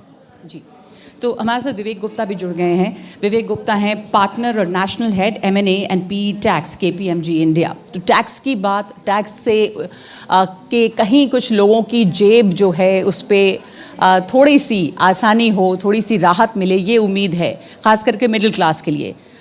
इशारा भी ऐसा मिला था वित्त मंत्री की तरफ से। देखिए, मुझे नहीं लगता है कि मध्यम वर्ग के लिए कोई टैक्स कट्स होंगे इस बजट में। गवर्नमेंट के लिए इस समय पैसा खर्च करना, पब्लिक स्पेंडिंग बढ़ाना बहुत इम्पॉर्टेंट है। तो डायरेक्ट टैक्स कट्स की मुझे उम्मीद नहीं है। कुछ स्पेसिफिक एरियाज़ में, कुछ रिन्यूएबल प्रोजेक्ट्स में, कुछ पावर सेक्टर में कुछ रियायतें दी जाएं, वो अलग बात है। पर स्लैब रेट्स में या बेसिक इनकम टैक्स में मुझे ज़्यादा उम्मीद नहीं है कि साल कुछ होगा। लोगों को मायूस कर दिया सुबह सुबह। तमाम उम्मीद यही है विवेक जी कि शायद इस बार जो है कुछ बदलेगा। और वित्त मंत्री ने जब ये कह दिया कि मैं भी मिडिल क्लास से हूँ और मैं मिडिल क्लास का दर्द समझती हूँ, तो लोगों की उम्मीद बहुत बढ़ गई है। लॉजिकली थोड़ा सा मेरे ख्याल से एग्जेम्पशन लिमिट बढ़ना चाहिए लॉजिकली। जो मुकेश ने बात कही बिल्कुल सही कही। पर जब गवर्नमेंट की पूरी प्रायोरिटी पब्लिक स्पेंडिंग होगी तो इस साल मेरे ख्याल से मुश्किल होगा, पर देखते हैं। पर इस दफ़ा अभी जो IMF की रिपोर्ट आई और उसमें जो ग्रोथ फिगर्स और GDP के जो नंबर्स दिखाई दिए, उससे भी बहुत उम्मीद, जैसा उन्होंने कहा कि एक ब्राइट स्पॉट है भारत दुनिया के लिए, जहाँ पर दुनिया भर में तमाम बड़े देशों का ग्रोथ रेट जो है वो गिरा है। भारत 6.1 पे अगर रहता है, और तो ये बड़ी बात है। ये बहुत बड़ी बात है क्योंकि फाइनेंशियल ईयर 2021 में सबसे ज़्यादा GDP पर इम्पैक्ट रहा, -6.6%। उसके बाद बेस के कारण हमने 21-22 में अच्छी ग्रोथ देखी। 22-23 उस बेस पर भी अच्छी ग्रोथ दिखा रहा है। अब 6.5% जो प्रेडिक्ट कर रहे हैं, ये थोड़ा सा मुझे ऑप्टिमिस्टिक लगता है। लेकिन इस ग्रोथ के बेस, इस ग्रोथ की फिगर पर काफ़ी सारी अजम्पशंस की हैं गवर्नमेंट ने। वो ग्रोथ फिगर्स भी अलग अलग, 6.1% IMF की तरफ से, इकोनॉमिक सर्वे में 6.5%, उसमें भी थोड़ी IMF ने थोड़ा सा कंजर्वेटिव एस्टिमेट किया है, हमने थोड़ा सा रियलिस्टिक बुलिश एस्टिमेट किया है। लेकिन इस ग्रोथ के पीछे काफ़ी अजम्पशंस हैं। उन्होंने कहा है कि 6.5% बेस ग्रोथ होगा। इसके कारण काफ़ी हैं। यूक्रेन और रूस की लड़ाई में उसका इम्पैक्ट सप्लाई चेन पर कितना पड़ता है, जो ग्लोबल सेंट्रल बैंक्स हैं जिन्होंने इंटरेस्ट रेट्स रेज़ किया है, उसका इम्पैक्ट कितना पड़ता है। सो ये सारी चीज़ें हैं। अगर ये सारी अजम्पशंस वैलिड रही तो फिर ग्रोथ 6.5% से ज़्यादा हो सकता है, जो कि बेस ग्रोथ गवर्नमेंट ने, चीफ इकोनॉमिक एडवाइज़र ने प्रेडिक्ट किया है। लेकिन और एक फैक्टर अभी है कि चाइना की ग्रोथ कितनी होती है। चाइना की अगर डिमांड इंक्रीज़ हो गई तो ग्रोथ ज़्यादा हो सकता है, लेकिन उसके कारण ऑयल प्राइसेस भी ज़्यादा हो सकती हैं। तो काफ़ी फैक्टर्स हैं इस वोलेटाइल सिचुएशन में जिसके बेसिस पर ग्रोथ प्रेडिक्ट की जा सकती है। इसलिए उन लोगों ने 6.5% बेस ग्रोथ प्रेडिक्ट किया है। श्रीकांत सोमानी जी भी हमारे साथ जुड़ गए हैं, चेयरमैन और मैनेजिंग डायरेक्टर हैं सोमानी सेरेमिक्स लिमिटेड। स्वागत है आपका। Thank you. तो इस बजट से आपकी उम्मीद, या अगर आप, अब तो बजट कुछ देर में आ ही जाएगा, वित्त मंत्री पहुंच चुकी हैं संसद भवन में, लेकिन अगर आप कुछ सुझाव भी देना चाहे कि क्या, किस सेक्टर की क्या उम्मीद है? मैं यही कहना चाहूँगा, as far as this budget is concerned, मैं काफ़ी सालों से MSME के ऊपर फोकस कर रहा हूँ फ्रॉम CII। तो यदि इंडिया की ग्रोथ चाहिए तो MSME हैव टू ग्रो, और ये MSME को 4.0 से 5.0 इंडस्ट्री 5.0 हो जाने के लिए वी नीड टेक्नोलॉजी। और टेक्नोलॉजी के लिए हमारा यही एक चाह है कि जैसे लीन मैन्युफैक्चरिंग के स्कीम है, उसी तरह से कोई स्कीम लाया जाए जहाँ पे government can invest in giving getting technology to the MSMEs. This is a very important aspect of any growth, because these are the growth, these are the industries which are the real partners in growth with all the OEMs. I think this is a very important issue that I would like to flag. And the other thing I would like to flag is that on the personal front, and as far as the taxation is concerned, the capital gains has to be rationalized. There are too many rates and too many, you have different kind of periods for different kind of taxation. I think we should look at one, singular capital gains and rationalized system. That would be something that would be expected. Vivek ji, So capital gains पे उम्मीद है और industry has also pressed very hard for rationalization of capital gains across asset categories, as he mentioned.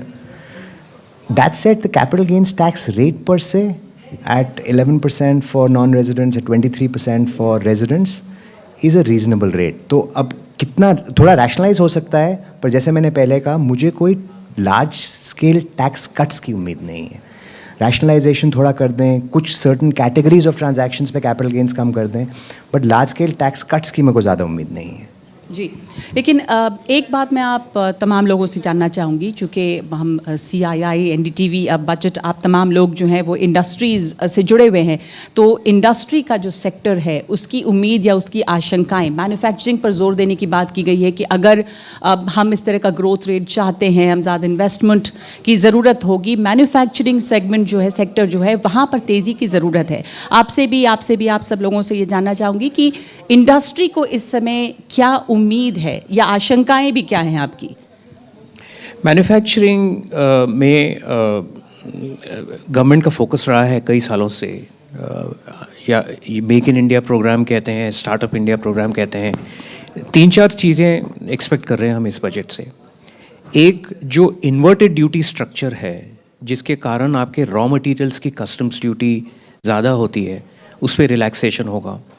तो 2-3 साल पहले जब government ने ये कस्टम्स ड्यूटी टैरिफ स्ट्रक्चर को रिव्यू करना शुरू किया था, तब उन लोगों ने सेक्टर वाइज एनालिसिस नहीं किया था. अभी पिछले 18 महीनों में मिनिस्ट्री ऑफ कॉमर्स और इंडस्ट्री ने ये सारे एनालिसिस किए हैं कि चाइनीज़ इंपोर्ट का कॉन्सेप्ट क्या है, नॉन एसेंशियल इंपोर्ट्स होनी चाहिए या नहीं होनी चाहिए, क्योंकि इससे आपका फॉरेन एक्सचेंज कंजर्व होता है. और इस साल अगर आप चीफ इकोनॉमिक एडवाइज़र की रिपोर्ट देखेंगी तो पहली बार हमारा फॉरेन एक्सचेंज रिजर्व थोड़ा झुका हुआ है. उसके कारण कई हैं, एफपीआईज भी काफ़ी बाहर गई हैं, उसका भी हुआ है. लेकिन ये टैरिफ स्ट्रक्चर रिव्यू है, वो एक फोकस रहेगा और उसका सबसे बड़ा ऑब्जेक्टिव ये होगा कि डोमेस्टिक मैन्युफैक्चरिंग में क्या कर सकते हैं. As far as tax rates are concerned, 2019 में तो गवर्नमेंट ने मैन्युफैक्चरिंग के लिए 22% tax across the board reduce कर दिया था. नए मैन्युफैक्चरिंग के लिए उन लोगों ने 15% टैक्स कर दिया था. तो मैं डायरेक्ट टैक्स में कोई एक्सपेक्ट नहीं कर रहा हूँ डोमेस्टिक मैन्युफैक्चरिंग के लिए. इनडायरेक्ट टैक्स टैरिफ स्ट्रक्चर में कुछ हो सकता है.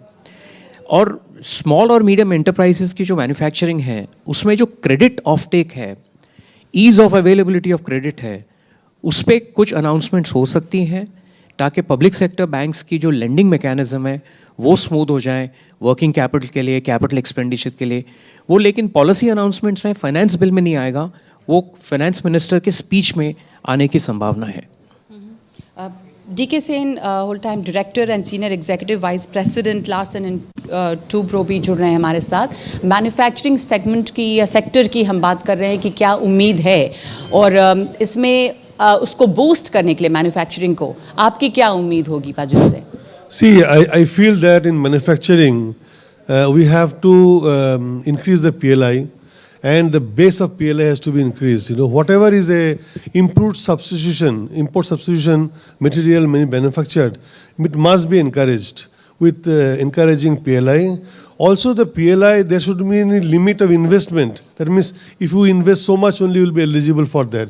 Even a small amount also you must. Like say for instance there are India is importing special steel which is not manufactured in India.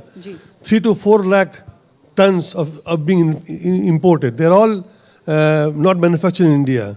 Any unit which is manufacturing special steel by adding exotic material and all that has to be encouraged, whether it's 300 crore or 3,000 crores of investment.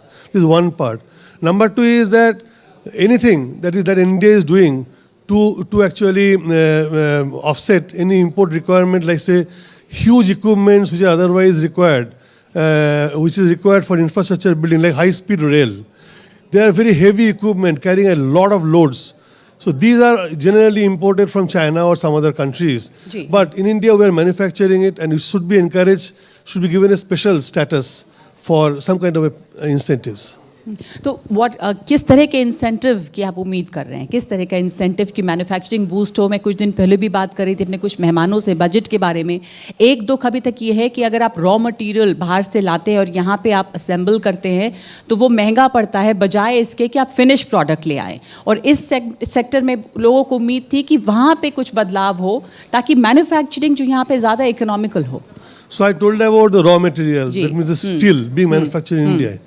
Also the machines being manufactured in the finished products. You should make sure that tax incentives are there. Otherwise, we pay huge taxes. And also, government must make sure in manufacturing structure, in manufacturing sector, they must give tax incentives heavily, because this is a laggard in term, in my opinion. It should take off now. Like infrastructure what has taken off, the manufacturer also must take off, and growth must be जी, ये बहुत ज़रूरी है कि manufacturing जैसे आप कह रहे हैं कि टेक ऑफ करना बहुत ज़रूरी है, वही एक मुख्य चीज़ होगी जो हमारी इकोनॉमी को बूस्ट दे सकती है, जिसकी ज़रूरत है। राजीव मिश्रा साहब, आपसे भी मैं वही सवाल शुरुआत में पूछना चाहूँगी कि इंडस्ट्री इस समय क्या उम्मीद लगाए हुए है इस बजट से? आने वाले साल में चुनाव भी होना है और ये भी लग रहा है कि एक पॉपुलिस्ट बजट भी हो सकता है, लोगों को खुश करने की भी कोशिश हो सकती है, लेकिन दरअसल इकोनॉमी में ग्रोथ हो, स्टेबिलिटी हो। इकोनॉमी हमारी काफ़ी हद तक, जैसे इकोनॉमिक सर्वे बता रहा है कि वो रिकवर कर चुकी है पैंडेमिक से। आप क्या कहेंगे, क्या उम्मीद लगाए हैं इस बजट से? देखिए, थैंक यू। आपने जो प्रश्न पूछा उसी में आपका जवाब भी है, as far as energy sector is concerned. क्योंकि अगर हम क्लीन एनर्जी स्पेस देखें, इसमें कोई शक नहीं है कि we have become one of the leaders in the world, और उसको टू मेक इट कंटिन्यू हमारी कोई डायरेक्ट डिमांड्स लकीली नहीं है, क्योंकि आप क्लीन एनर्जी स्पेस देखें तो that has been built almost entirely by the private sector investments, including by large amount of FDIs. So the building blocks are there. जो हम चाहते हैं बस एक दो चीज़ें, वो हो कि सबसे पहले स्टेबिलिटी हो, no sudden changes in taxes, no sudden changes in policy. We should try in any case as a country to stay on a predictable fiscal path. Fiscal deficit हमारे लिए बहुत इंपॉर्टेंट है इनडायरेक्टली, क्योंकि हमारे infrastructure और power sector में debt, it is very much dependent on debt, और increase in interest rates is really the only cost that we have since you do not burn fuel. तो उसका to keep the books balanced so that interest rates continue on a hopefully downward trend will be key to further growth of our sector. जहाँ तक manufacturing का हमारे sector में सवाल है, उसमें हमारे सोलर में PLI की इंट्रोडक्शन हुई थी, क्योंकि वो that was basically driven by imports that the government has done. कुछ नए एरियाज़ हैं, ग्रीन हाइड्रोजन, ग्रीन अमोनिया, उस एरियाज़ में कुछ ऐसी स्कीम्स इंट्रोड्यूस की जा सकती है। बट ओवरऑल हमारा रिक्वेस्ट यही है कि keep the books balanced, keep on a fiscal glide path towards reduction of the deficits so that interest rates remain low, और जो हमारी policies है to attract investments from all over the world continue, and I think then we can really continue to take an even more leadership position in the energy transition space. जी, और एक सवाल मैं आप सब लोगों से, इस समय जब बजट बस पेश होने ही वाला है और इंडस्ट्री खास करके बहुत उम्मीद और आशंकाओं के साथ देख रही है कि बजट में क्या उनके लिए रहेगा, तो और बाज़ार को अगर आप देखें, जिस तरह से बाज़ार सुबह में खुला, तो क्या किस तरह की आप लोगों को उम्मीद लग रही है इस बजट से? विवेक जी, मैं आपसे शुरुआत करना चाहूँगी। एक तो आपकी उम्मीदों की आपने बात की कि आप क्या चाह रहे हैं, पर इस समय जो रिकवरी की भी बात हुई है, आप मान रहे हैं कि वो रिकवरी पैंडेमिक के बाद हम लोग कर चुके हैं काफ़ी हद तक, और एक स्टेबिलिटी आ गई है भारत की अर्थव्यवस्था में? जब आप दुनिया भर में देखें कि एक स्लगिश इकोनॉमी भी है, मंदी भी है, जॉब कट्स हैं, ऐसे में रोज़गार भी एक बहुत बड़ा सवाल है, तो इन सब चीज़ों को देखकर आपके क्या विचार होंगे? पता है, मुझे लगता है कि इस समय इंडस्ट्री को आशाएं ज़्यादा हैं, आशंकाएं कम हैं। At this point actually, as Rajiv very correctly said, the government's policy is fairly stable. जो हमारी इकोनॉमी की पोजीशन है वो भी काफ़ी स्टेबल है, तो गवर्नमेंट को बस अपनी पॉलिसी को कंटिन्यूड फॉर्मेट में चलाना है। एक चीज़ मैं बस ऐड करूँगा, all measures that should be taken to attract capital. बाहर से कैपिटल लाने के जो भी तरीके हैं वो गवर्नमेंट को बजट में इनकरेज करने चाहिए। और अगर हम कल की इकोनॉमिक सर्वे पढ़ें तो ये सारे तरीके उन्होंने भी ये जिक्र किया है कि outside capital must be encouraged. एक हाइब्रिड कैपिटल का कॉन्सेप्ट है वो भी लेकर आए हैं इकोनॉमिक सर्वे में। तो मुझे आशाओं की जहाँ तक बात है, मुझे ये आशा है कि this government will continue to encourage flow of foreign capital. That is what will cause 6.1 to go to 6.5 to go to 7 to go to 8। That is the basis of our growth rate. And if that happens, so long as there's a stable policy, I think we're on a good path. ये stability दिख रही है आपको, क्योंकि दुनिया भर में जो उथल पुथल है भारत में ये स्टेबिलिटी बनी रहेगी, इसकी हम उम्मीद कर सकते हैं। पर इस समय जो ग्रोथ फिगर्स आए हैं और बाकी दुनिया के दूसरे देशों को देखें तो ग्रोथ फिगर्स तो बहुत नीचे हैं, पर वो बड़े देश हैं, उनकी बड़ी इकॉनमी है। जाहिर है कि हम अपनी ग्रोथ को अमेरिका और ऐसे देशों से नहीं कंपेयर कर सकते, पर अगर आप चीन को देखें, ब्राज़ील को देखें, तो सब जगह पर एक स्लो डाउन दिख रहा है। तो कैसी स्टेबिलिटी, जैसा इन्होंने कहा विवेक जी ने कि आशाएं ज़्यादा हैं आशंकाएं कम हैं, पर आप क्या कहेंगे इस पर?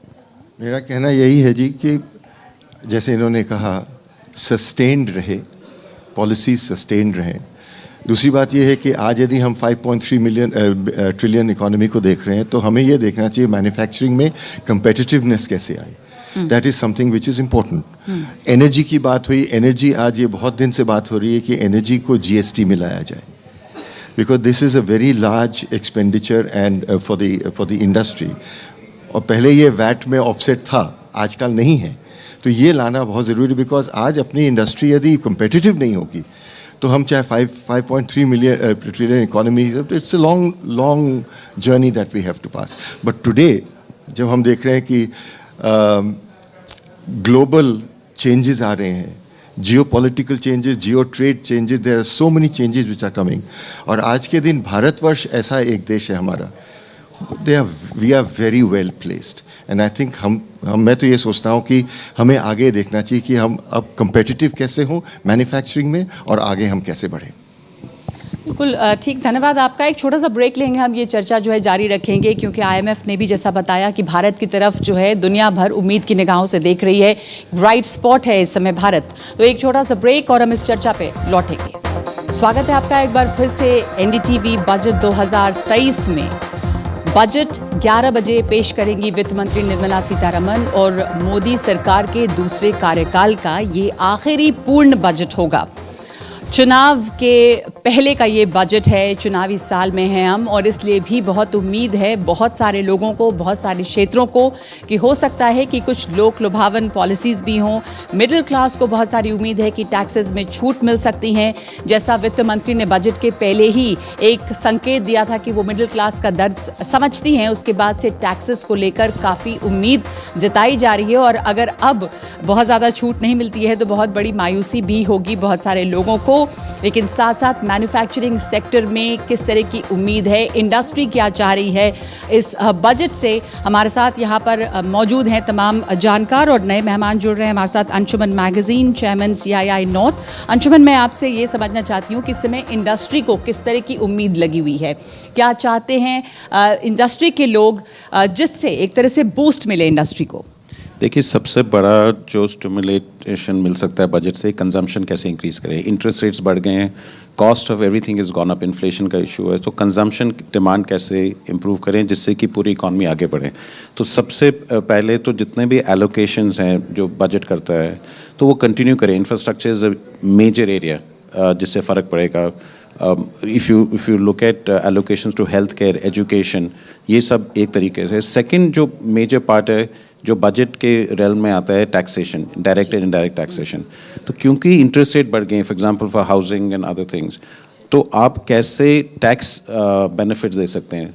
Government of India for last many years been expanding taxes, तो आप टैक्सेस वाइडन कर रहे हैं लेकिन रेट्स कम नहीं कर रहे हैं, क्योंकि नॉर्मली ग्लोबली जहाँ भी आप टैक्सेस वाइडन करते हैं तो आप इंटरेस्ट रेट का जो परसेंटेज उसे कम करते हैं। फॉर लास्ट फ्यू बजट्स ये हुआ नहीं है। So I am hoping in this budget, क्योंकि गवर्नमेंट ने ऑलरेडी टैक्सेस इतने वाइडन किए कि इंटरेस्ट रेट्स टैक्स रेट्स कम होंगे, सो उसमें उसकी वजह से कंजम्पशन में इंक्रीज आएगा। टैक्स रेट कम होंगे ऐसी उम्मीद आपको भी है सेन साहब? आपसे मैं पूछ रही हूँ जी। देखिए एक शब्द होता है पॉलिटिकल इकोनॉमी, उसके बारे में हम बिजनेसमैन को बोलना थोड़ा मुश्किल है, but on a serious note this has been accepted everywhere कि लॉन्ग टर्म ग्रोथ के लिए moderate taxation rates are important. तो मॉडरेशन होना, आप मानेंगे ये बात कि अगर कंजम्पशन बढ़ाना है तो कुछ टैक्स रेट को नेट को वाइडन करें और उसके लिए रेट्स को आप कम करें। That should be the ideal. और ये हमें ये भी याद रखना है कि particularly for the middle classes inflation Yeats into their earning power, और हमारे यहाँ एग्जेम्पशन इन्फ्लेशन के साथ बढ़ती नहीं है। कई देशों में आप देखें वेस्ट में, so what ever is your exemption limit goes up by the inflation, so that in real terms your net taxable amount does not go, base does not go up। वो हमारे यहाँ नहीं है, तो इसलिए कुछ आशाएं तो ज़रूर होंगी मिडिल क्लासेस को, और हमारी ये भी आशाएं हैं कि that should not result continuously in increasing the rates at the top either, because at a certain point the law of diminishing returns भी शुरू हो जाती हैं। तो long term predictable moderate taxation rates are known to be the best, and हम यही आशाएं रखते हैं बस सरकार से।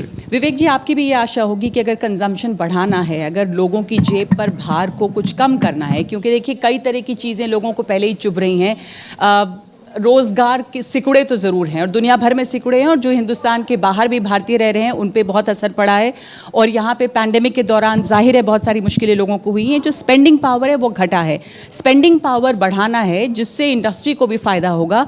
तो टैक्स नेट बढ़े पर टैक्स के जो रेट्स हैं, जो दर हैं, वो कम हो तो ज़्यादा से ज़्यादा लोग टैक्स दे पाएँ।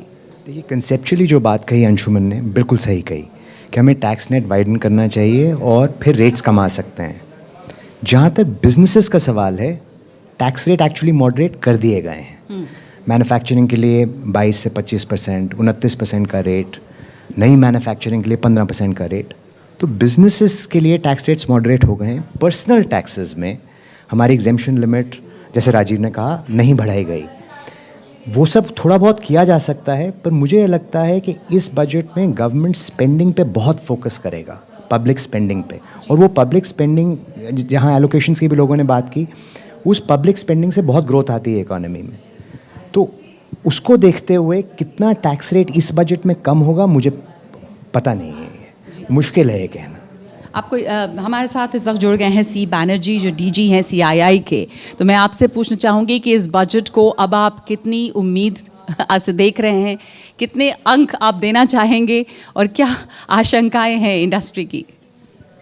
अंक तो मैं कभी भी नहीं दे पाए हैं और अंक में नहीं दे पाऊंगा। उसके बाद जब बजट पेश हो जाएगा तो अंक पेश का बाद भी मैं कभी भी अंक नहीं दिए हैं, बट लेकिन कुछ I look at some numbers, you know, I think जो इकोनॉमिक सर्वे आए हैं उनमें से एक one thing that really comes out is that the revival part is over, and I think we need to see much more focus on you know, the good parts of the budget. So I would really look at the fiscal consolidation path to be there. I would really like it to the glide path to be maintained, number one.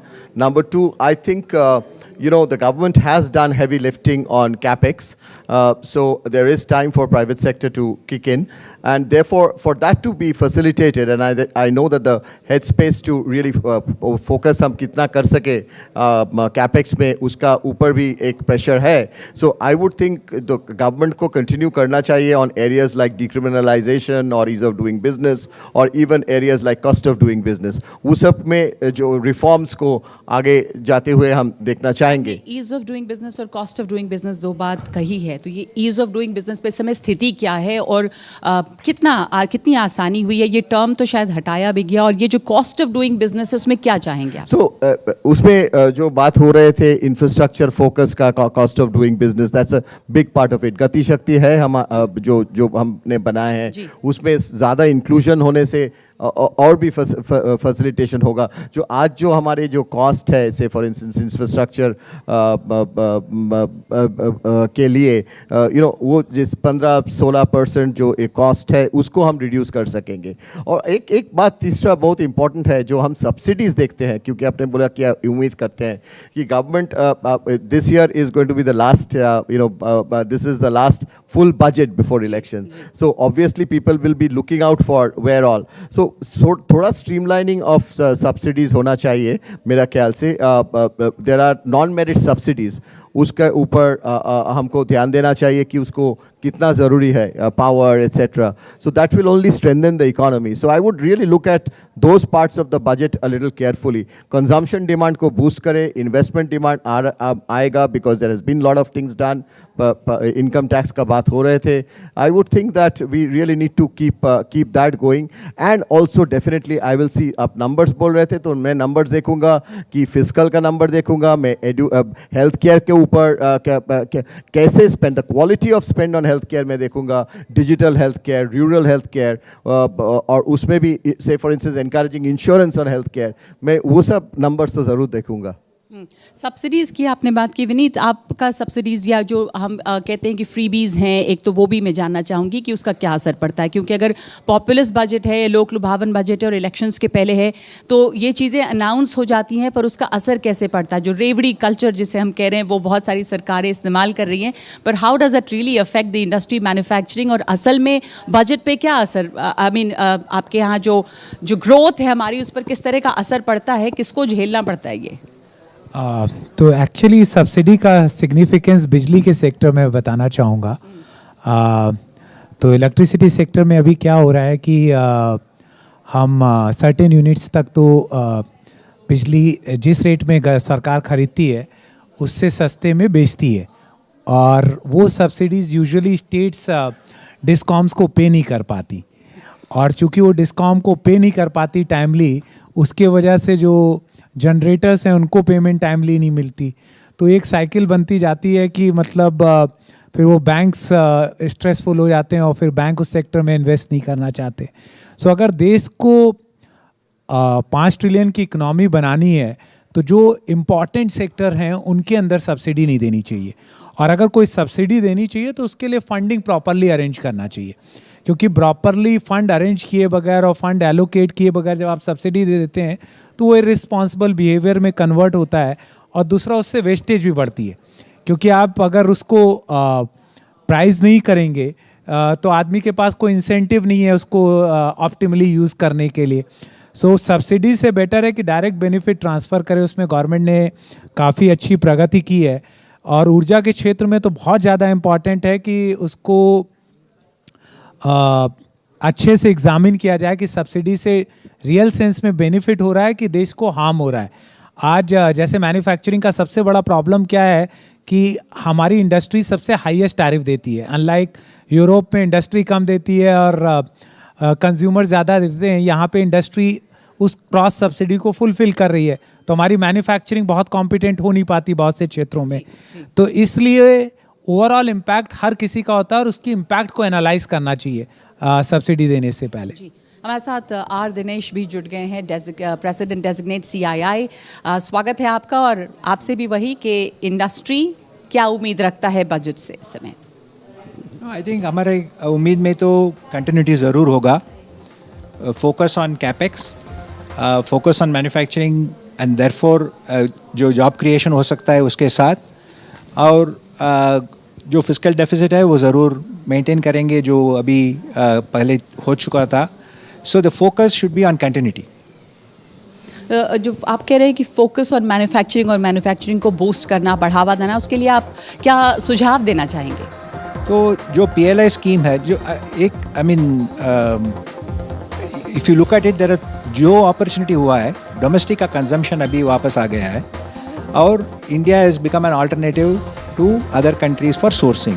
तो जो PLI scheme है उसको और ज़्यादा बढ़ावें, और जो employment generation sectors है उसकी तरह से फोकस करें, तो एक बहुत अच्छा अपॉर्चुनिटी हो सकता है ज़्यादा करने के लिए. जी, मैं आऊँगी इस चर्चा पे, वापस लौटेंगे हम. अब एक छोटा सा ब्रेक ले रहे हैं और लौटते हैं इस चर्चा पे.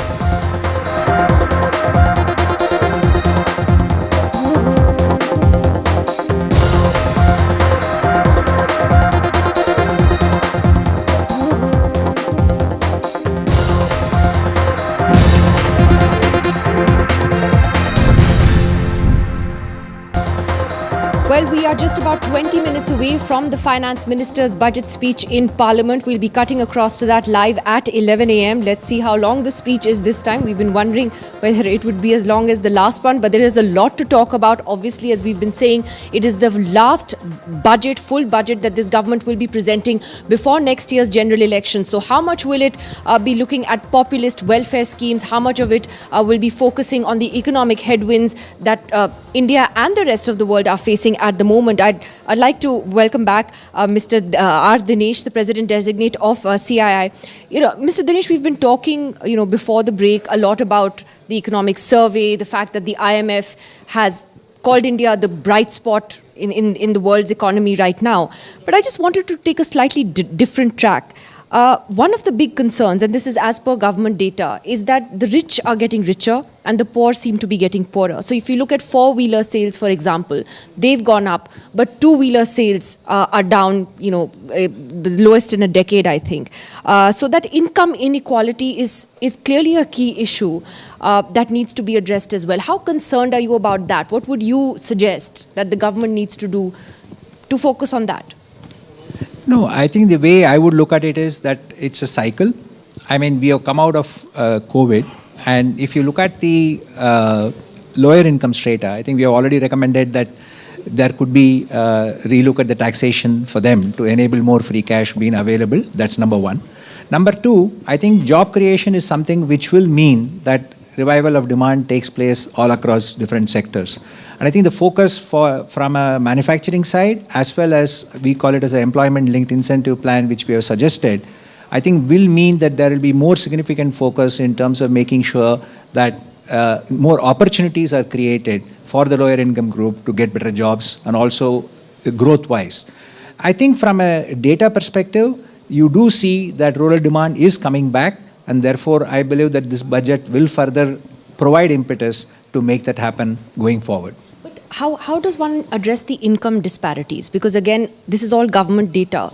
The top 1% makes so much more, than the rest. How do we address that inequality, which is fundamentally there?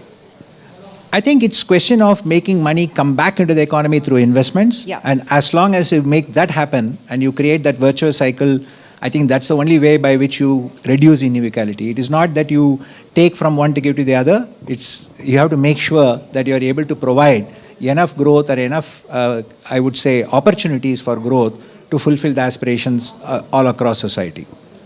Right. Mr. Banerjee, I just wanted to ask you on the manufacturing, because you Mr. Dinesh mentioned manufacturing. Manufacturing share in GDP has been stagnant now, I think, at 17-18% for 2 decades. And the government has been making that push towards Atmanirbharta, trying to move this manufacturing away from China to India. But why is it still so stagnant? Where are we going wrong? Why aren't we able to attract companies to come and set up base here the way, say, Vietnam is? So, we, of course, the service dominance in the economy is strong, and it will continue to dominate. Services sector will dominate. There's no doubt about that, and the larger portion of the contribution to the economy. Manufacturing historically has been a challenge, and manufacturing challenge historically has been because of the archaic laws that we have had over a long period of time. And it's only recently that we have seen certain changes taking place. There has been a very strong sort of a comment which has come that industry is our wealth creators, livelihood. They generate livelihood, which is a first time recognition towards industry, so to say, if I can say. And that these are boosters. These are real game changers, which will. The very important area has been. It was not easy to do business in India. So we are moving up on the ease of doing business rankings, as you see. We also need to see this going to the states of India, the on the ground ease of doing business. So that needs much more improvement. We have the national single window scheme, say for instance. That needs to be also strengthened by more ministries participating in it, by more states participating in it. So then there has been the focus very recently, as you know, on decriminalization. So unless we are able to really complete that, we will not reach 25%. So I think the focus, and I would expect that even from the budget, a strong focus on areas like decriminalization and all of that. The other piece has been cost of doing business. It's not just the ease of doing business. So, you know, areas like Gati Shakti, which will, all of that will really help bring down some of the costs of doing business. So we would think that there has to be continued focus on it. That would really be, define and sort of implement a roadmap for a 25% share of manufacturing in the GDP. Mister Sanjeev Puri, आपको क्या लगता है, chairman हैं आप और MD हैं ITC के, आप सीआईआई के वाइस प्रेसिडेंट हैं, मैन्युफैक्चरिंग की बात हम लगातार कर रहे हैं कि कैसे उसे बढ़ाया जा सकता है। जैसा निधि ने भी कहा कि स्टैग्नेंट ठहरी हुई क्यों है, और सब लोगों को लग रहा है कि इसमें पुश चाहिए। तो वो पुश कहाँ से आ सकती है कि मैन्युफैक्चरिंग बढ़े, दूसरे सेक्टर्स जो हैं, टूरिज्म है, होटल इंडस्ट्री है, उसमें किस तरह का पुश देखना चाहेंगे आप? Just to add on to what CB just said on manufacturing, if we step back a little, you know, we also had this issue about balance sheets being stressed. Now, the economic survey has explained that, you know, balance sheets are in much healthier situations, corporate earnings are better. There has been interventions to make corporate income tax lower, and particularly for fresh manufacturing units. Right, so a number of enablers are in place. I think the Gati Shakti scheme to reduce logistics costs, all this is going to add to competitiveness of manufacturing over and above whatever, you know, CB has said. So I think the reform process has got impetus in a big way. Of course, there is more that needs to be done, and CB alluded to that. We are already starting to see green shoots of pickup in private capex. And what we hope going forward is that a combination of private capex and government capex will provide greater impetus over a period of time. The only I think headwind to private capex right now is the global situation. But then I think there is fair bit of domestic consumption itself, and hopefully, because capacity utilizations are up, investment should happen. And there are many sectors where there is a thrust on providing impetus, be it through PLI schemes or various technology-led missions like the hydrogen missions, whether it's a renewable sector, whether it's the electronic sector. We are starting this to see the pickup. But I would still say we are early in the journey. Directionally, we are right. More needs to be done, and I think it will pick up. I think also food processing is another area that holds immense promise for the country. We have the largest arable land in the world, right? But we are only 2 to 3% of global exports, and much of it is not value added. But Mr. Puri, what would you like to see in terms of, I think we all agree that, as the previous speakers also said, that it's become better to do business, but we're not quite there yet. We still need to do more. So what would you like to see ease up? Also, that threat of litigation, of retrospective tax, these are issues that are still unresolved in this country. How much of a factor is that in terms of the way businesses are operating today? So I would, as as CB alluded to, there are some things that need to be yet dealt with, and I think the journey is on, and I expect more of that to happen. Right. As a first step, I do believe that continuity of the template for last two budgets, investment-led growth, I think that itself will provide some impetus, and we can accelerate it further by further reforms, no doubt about it. On agriculture and food processing specifically, I think there are very strong building blocks that are already there in the policy interventions, and the economic survey has shown that we are seeing uptick in those sectors, whether it's through the Agri Infrastructure Fund or FPO. These are very important enablers to make the agri value chains competitive. Once they get competitive, I think there is also more and more opportunity for value addition. Let me welcome Mr. Sanjeev Bajaj, the president of CII on NDTV this morning. Thank you very much, Mr. Bajaj, for being with us. Thank you. Let me ask you sort of an overall question. I mean, the economic survey was quite optimistic on India's growth prospects, and it often is more optimistic than the reality. But given the economic headwinds globally, how do you look at realistically what India's growth prospects are, given that other economies are not doing as well, we have inflation concerns, exports are down, the rupee is depreciating. So how does all of that really realistically affect our growth prospects?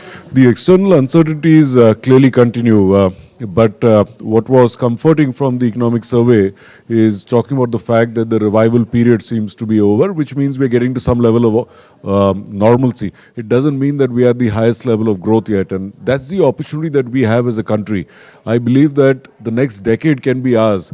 The manufacturing opportunity to be that manufacturing one more base, and a large base at that, for the rest of the world is very real. And that's why we need to see that we align, coordinate and focus so that we can leverage on those opportunities. And to that extent, whether it's the PLI scheme of the government, trying to just make logistics more efficient with the Gati Shakti plan, ensuring that we focus on more job creation, and at the same time ensuring that we rationalize taxes, especially at the lower end, so that we get the domestic consumption also humming. A combination of these factors should take us to that higher level of growth, which is visible, but we have to work towards it. Mister Sanjeev Bajaj, मैं एक हिंदी में आपसे सवाल पूछना चाहूँगी अपने हिंदी दर्शकों के लिए। जो आपने टैक्सेस की बात की, तो उसमें क्या उम्मीद है आपको? क्या जो करदाता, जो टैक्स पेयर्स हैं, उनको कुछ राहत मिलेगी कि कंजम्पशन, आपको ये उम्मीद लग रही है, हो सकता है क्या, ताकि कंजम्पशन कुछ बढ़े, और जिसकी उम्मीद इंडस्ट्री को भी है कि कंजम्पशन बढ़े? तो रियलिटी ये है कि जो रिकवरी हम देख रहे हैं, ये एक के शेप रिकवरी है। तो द लोअर एंड सेगमेंट्स, ये सबसे ज़्यादा इन्होंने सफ़र किया है in the last few years, as we can understand why. Pandemic के through inflation hurts them the most, and that's why we recommend it, and we are hoping that we will see some rationalizing in taxes, one to provide them with security, or with additional money in their pockets, we hopefully can start a consumption cycle in those segments as well. So that helps the overall economy also. You know, it is also an election year, and I'm sure the government will have certain populist schemes on its mind as well, which may not be such a bad thing. They could be welfare schemes. But how concerned are you about that political factor playing out in this budget in terms of everything, the other economic challenges the country faces at the moment? So I would like to look at it through an economic lens and say that given that the period of spending extra to save both lives and livelihood is over, we need to balance growth with fiscal prudence. And as CI, we've been saying that the deficit this year should not cross the 6.4%, which is what I think the economic survey also alludes to, but move to 6% next year, and then by FY26 get to 4.5%, which is what by and large we were pre the pandemic. So we have to ensure that the government is able to augment its resources as well. And that's where a strong divestment program is required. We need to expand our tax base. That's why we've been talking about rationalizing taxes, including on, capital gains tax, cutting GST on a few sectors like cement, for example. It's a everyday common man impacted industry. Do that, get growth going, and expand the tax base should hopefully bring in that balance.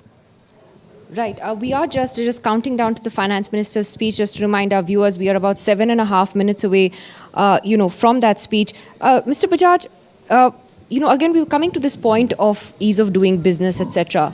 But is India also becoming a more expensive place to do business? Are we becoming more protectionist, do you think? What would you like to see change on that front? We have seen significant progress which improves the ease of doing business and the cost of doing business. But this is a moving target because we are competing with other nations that are also trying to attract these investments. And towards that, we need to see that we get better and better, more and more efficient. So if you look at logistics costs, it's about 16% for us versus 10 to 12% for the better nations. Now, we may have been even higher. So what we have to see is we get lower and lower and more competitive. If we have to attract investment from around the world, and why around the world, even attract domestic investment, that can go somewhere else, the domestic businesses. We have to ensure that we compete with the best in the world because that's where business will go, where it is attractive. We have the big advantage of a huge domestic consumption economy, which I mentioned earlier, which is why also investments come in. But we can't be sitting on our laurels. We have to ensure that we get better, more competitive, so that we keep this cycle going. What is the biggest headache? Can I ask you very simply, what is the biggest headache that businesses face today to just get something done? The biggest headache is that eventually you invest in a state. So we are seeing significant progress at the central level, but we need much stronger coordination between center and the states. Like what the GST Council has done. Why not have a similar council for land, energy, water, labor? I think that is the single biggest benefit that we hope we get. एक आखिरी comment आप तमाम लोगों से चाहूँगी इसके पहले कि हम वित्त मंत्री के भाषण पे जाए, कि जो निधि ने पूछा कि सबसे बड़ा सरदर्द क्या है और दूसरे इन्वेस्टमेंट को बढ़ाने के लिए आप क्या कहेंगे, क्या होना चाहिए? मेरे ख्याल से पिछले 8-10 सालों में इंफ्रास्ट्रक्चर पे फोकस रहा है। जैसे संजीव जी ने कहा कि लॉजिस्टिक्स कॉस्ट, जो कंपेटिटिवनेस है लॉजिस्टिक्स कॉस्ट की, वो सबसे बड़ा मुद्दा रहा है बिजनेस वालों में। तो इस पर हम प्रोग्रेस कर रहे हैं, लेकिन अब तक हमारी कंपेटिटिवनेस इतनी नहीं है जैसे चाइना में है। आप वियतनाम में चले जाइए, they are the largest producer of garments now, they are the largest producer of shoes now. That's because they are very competitive. It's not that we, our Indian entrepreneurs lack competitiveness. They don't lack availability of capital or ease of raising, given the maturity of our capital markets. It's a competitiveness of our logistics. दूसरा, हमारे port clearances काफ़ी bureaucratic और red tape में फंसे हुए हैं। काफ़ी changes किए हैं गवर्नमेंट ने, लेकिन वो चेंजेस इतनी नहीं की हैं कि हमारी कंपेटिटिवनेस चाइना या वियतनाम के साथ मैच हो रहे। तो इसलिए हमारे मैन्युफैक्चरिंग में हम लगाड्स रहे हैं, क्योंकि हमारे कंपेटिटिव्स ने नहीं रही है। और रॉ मटेरियल कॉस्ट में भी हमें दिक्कत पड़ती है, क्योंकि इन्वर्टेड ड्यूटी कस्टम्स ड्यूटी के स्ट्रक्चर के कारण हमारी रॉ मटेरियल की कस्टम्स ड्यूटी ज़्यादा रहती है। अंशुमन जी, आप क्या कहेंगे कि इसको आसान करने के लिए, निवेश बढ़ाने के लिए, कंपेटिटिवनेस बढ़ाने के लिए क्या सजेशंस होंगे आपके? सबसे बड़ा जो उन्होंने भी बोला था कि स्टेट और सेंटर में rationalisation of taxes and compliances, जो ease of doing business, cost of doing business, state और सेंटर में, बिकॉज कोई भी मैन्युफैक्चरिंग कर रहा है, कोई भी बिजनेस कर रहा है, जैसे बोल रहे थे सेंटर और स्टेट, अगर आप सारे टैक्सेस और कंप्लाइंसेस देखें जो सेंटर के हैं और स्टेट के हैं, it's enormous.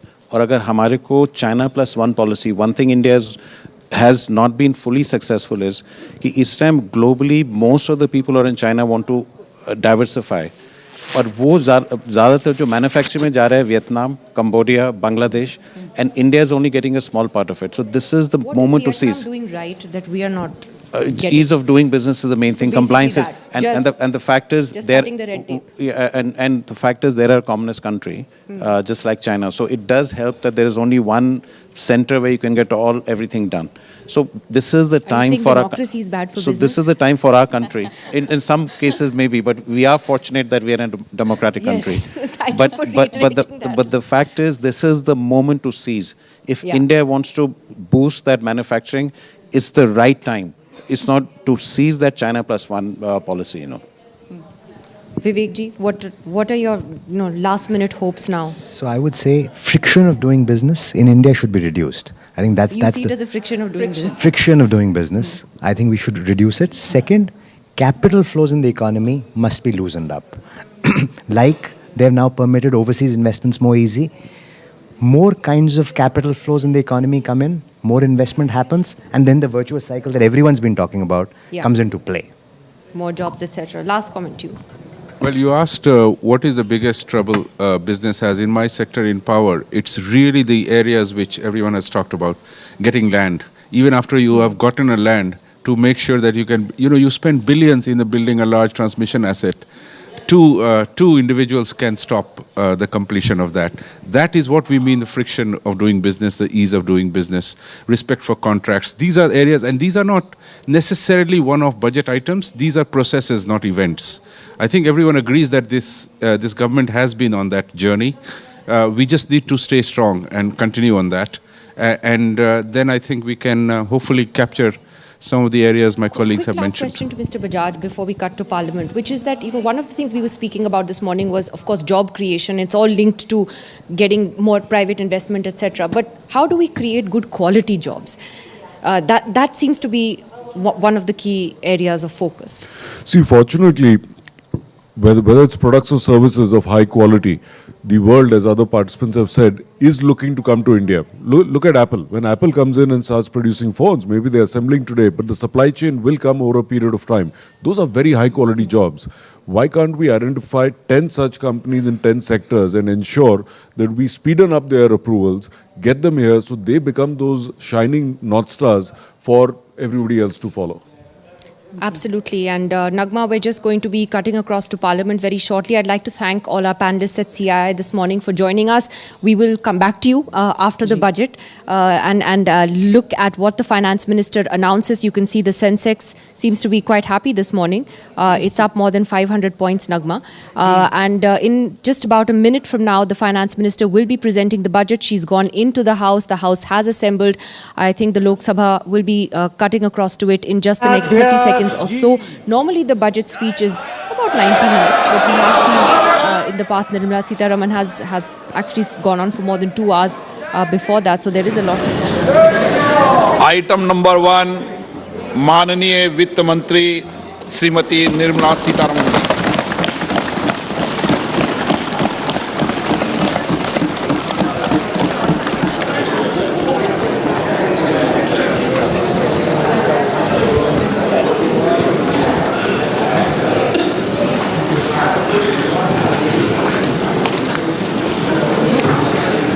Honorable Speaker, I present the budget for 2023-2024.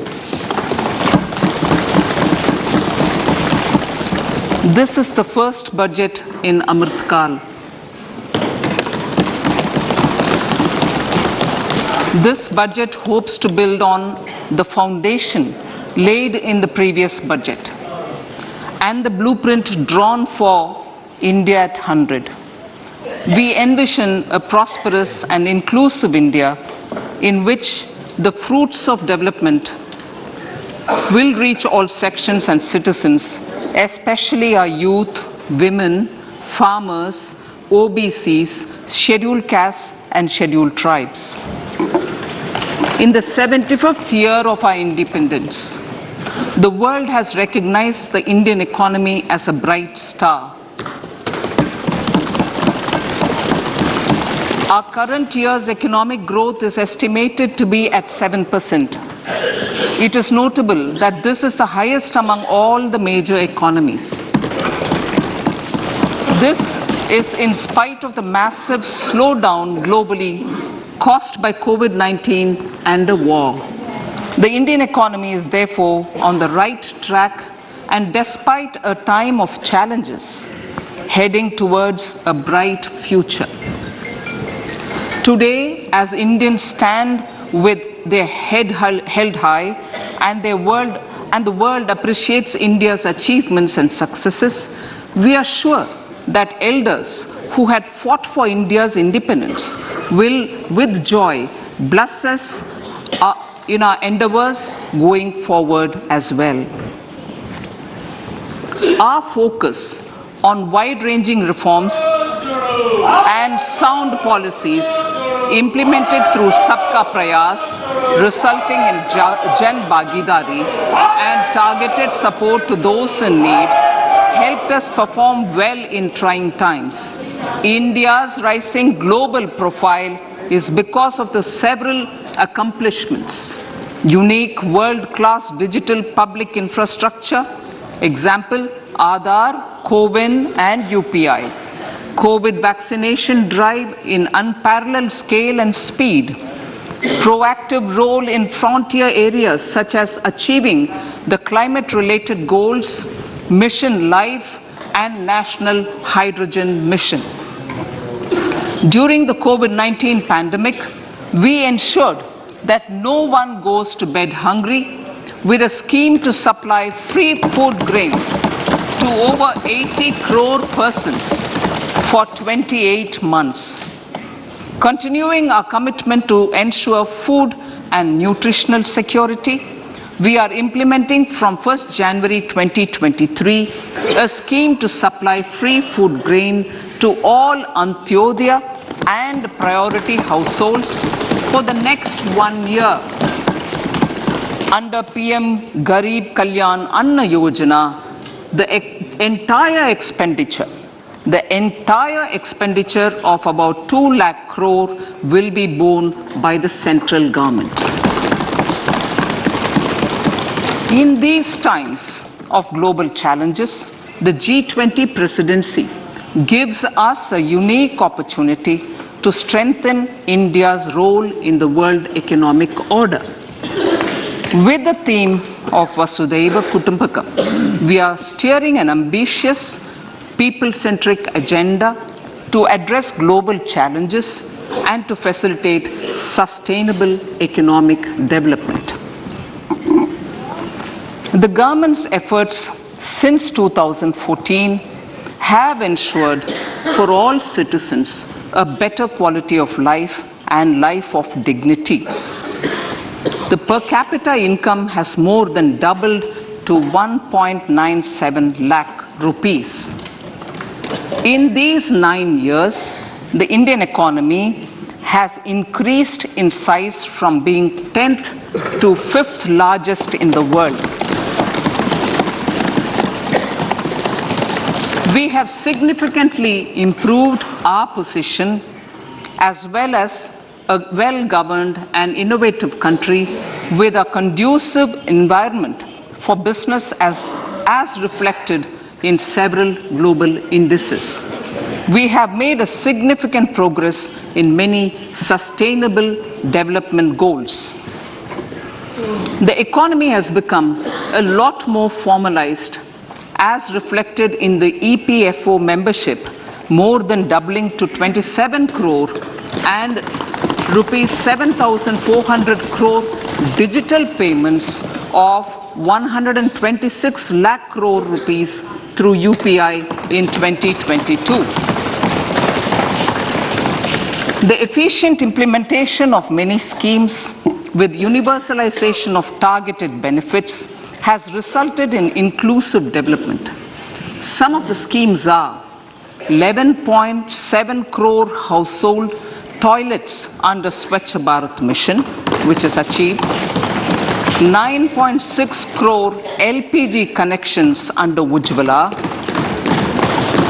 220 crore COVID vaccination of 102 crore persons, 47.8 crore PM Jan Dhan bank accounts, insurance cover for 44.6 crore persons under PM Suraksha Bima and PM Jeevan Jyoti Yojana, and cash transfer of 2.2 lakh crores of rupees to 11.4 crore to over 11.4 crore farmers under PM Kisan Samman Nidhi. Our vision for the Amrit Kaal includes technology-driven and knowledge-based economy with strong public finances and a robust financial sector. To achieve this, Jan Bhagidari through Sabka Saath Sabka Prayas is essential. The economic agenda for achieving this vision focuses on 3 things. First, facilitating ample opportunities for citizens, especially the youth, to fulfill their aspirations. Second, providing strong impetus to growth and job creation. And third, strengthening macroeconomic stability. To service these focus areas in our journey to India at 100, we believe that the following 4 opportunities can be transformative during Amrit Kaal. Economic empowerment of women. Deen Dayal Antyodaya Yojana National Rural Livelihood Mission has achieved remarkable success by mobilizing rural women into 81 lakh self-help groups. We will enable these groups to reach the next stage of economic empowerment through formation of large producer enterprises or collectives, with each having several thousand members and managed professionally. They will be helped with raw materials supply and for better design, quality, branding and marketing of their products. Through supporting these policies, they will be enabled to scale up their operations to serve the large consumer markets, as has been the case with the several startups growing into unicorns. PM Vishwakarma Kaushal Samman, PM Vikas. For centuries, traditional artisans and craftspeople who work with their hands using tools have brought renown for India. They are generally referred to as Vishwakarma. The art and the handicraft created by them represents the true spirit of Atmanirbhar Bharat. For the first time, a package of assistance for them has been conceptualized. The new scheme will enable them to improve the quality, scale, and reach of their products, integrating them with the MSME value chain. The components of the scheme will include not only financial support, but also access to advanced skill training, knowledge of modern digital techniques, and efficient green technologies, brand promotion, linkage with local and global markets, digital payments, and social security. This will greatly benefit the scheduled castes, scheduled tribes, OBCs, women, and people belonging to the weaker sections. Tourism. The country offers immense attraction for domestic as well as foreign tourists. There is a large potential to be tapped in tourism. The sector holds huge opportunities for jobs and entrepreneurship for youth in particular. Promotion of tourism will be taken up on mission mode with active participation of states, convergence of government programs, and public-private partnerships. Green growth. We are implementing many programs for green fuel, green energy, green farming, green mobility, green buildings, and green equipment, and policies for efficient use of energy across various economic sectors. These green growth efforts help in reducing carbon intensity of the economy and provides for large-scale green job opportunities.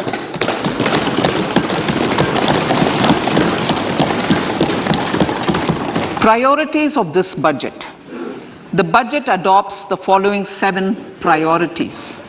They complement each other and act as the Saptarishi guiding us through the Amrit Kaal. Inclusive development, reaching the last mile, infrastructure and investment, unleashing the potential, green growth, youth power, and financial sector. I now speak on the priority number 1, inclusive development. The government's philosophy of Sabka Saath, Sabka Vikas has facilitated inclusive development covering in specific farmers, women, youth, OBCs, scheduled castes, scheduled tribes, Divyangjan, and economically weaker sections, and overall priority for the underprivileged, Vanchiton ko Variyata. There has also been a sustained focus on Jammu Kashmir, Ladakh, and the Northeast. This budget builds on those efforts. Digital public infrastructure for agriculture. Digital public infrastructure for agriculture will be built as an open source, open standard, and interoperable public good.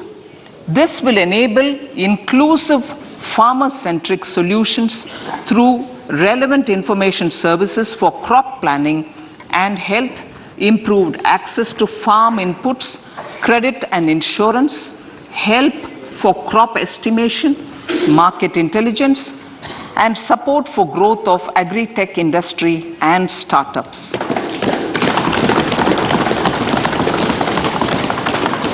An agriculture accelerator fund. An agriculture accelerator fund will be set up to encourage agri-startups by young entrepreneurs in rural areas. The fund will aim at bringing innovative and affordable solutions for challenges faced by farmers. It will also bring in modern technologies to transform agricultural practices, increase productivity and profitability. To enhance the productivity of extra long staple cotton, we will adopt a cluster-based and value chain approach through public-private partnerships. This will mean collaboration between farmers, state, and industry for input supplies, extension services, and market linkages. We will launch an Atmanirbhar Clean Plant program to boost availability of disease-free, quality planting material for high-value horticultural crops at an outlay of 2,200 crores. Global hub for millets which are Shri Anna. India is the forefront.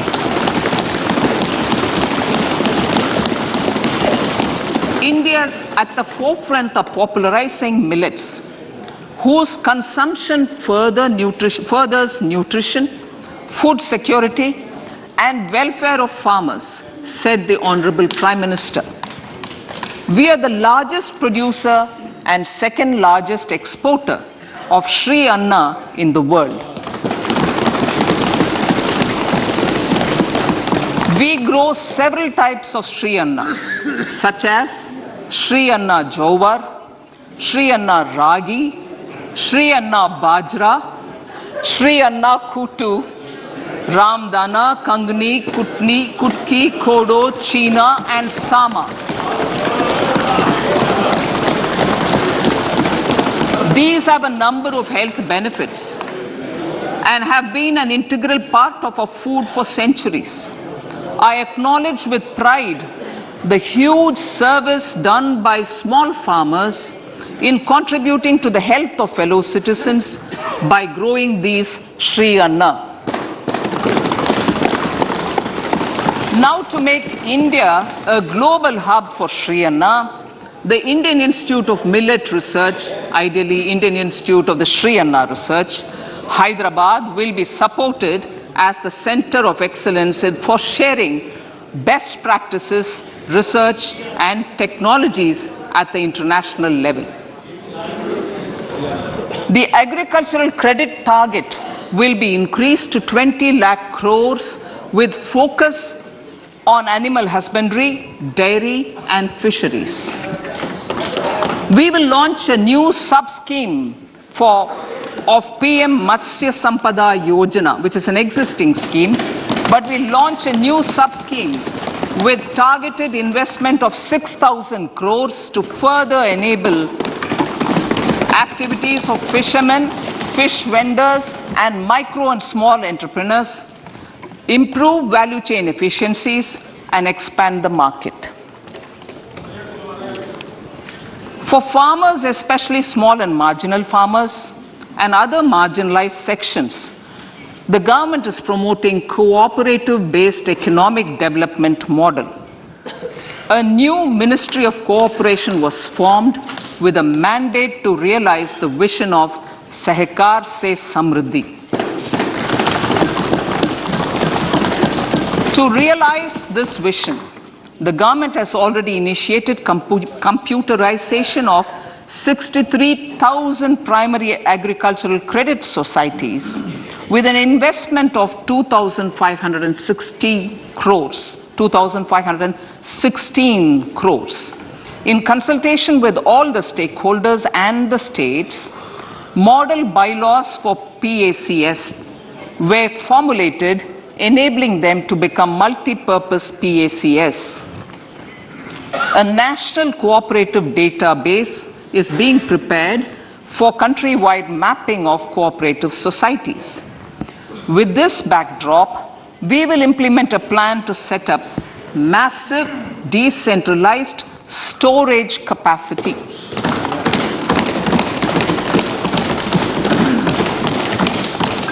This will help farmers store their produce and realize remunerative prices through sale at appropriate times. The government will also facilitate setting up of a large number of multi-purpose cooperative societies, primary fisheries societies, and dairy cooperative societies in uncovered panchayat and villages in the next 5 years.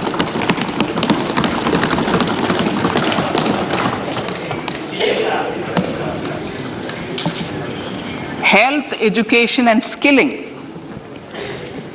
157 new nursing colleges will be established in co-location with the existing 157 medical colleges established since 2014.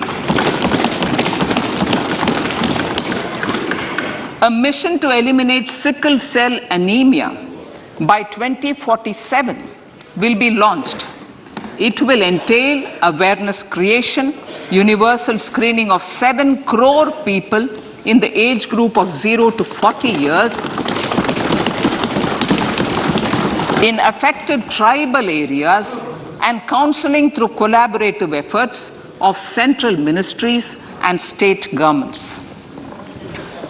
Facilities in select ICMR labs, Indian Council for Medical Research Labs, will be made available for research by public and private medical college faculty and private sector R&D teams for encouraging collaborative research and innovation. A new program to promote research and innovation in pharmaceuticals will be taken up through centers of excellence. We shall also encourage industry to invest in research and development in specific priority areas. Dedicated multidisciplinary courses for medical devices will be supported in existing institutions to ensure availability of skilled manpower for futuristic medical technologies, high-end manufacturing and research. Teachers training. Teachers training will be re-envisioned through innovative pedagogy, curriculum transaction, continuous professional development, dipstick surveys, and ICT implementation. The District Institute of Education and Training will be developed as vibrant institutes of excellence for this purpose.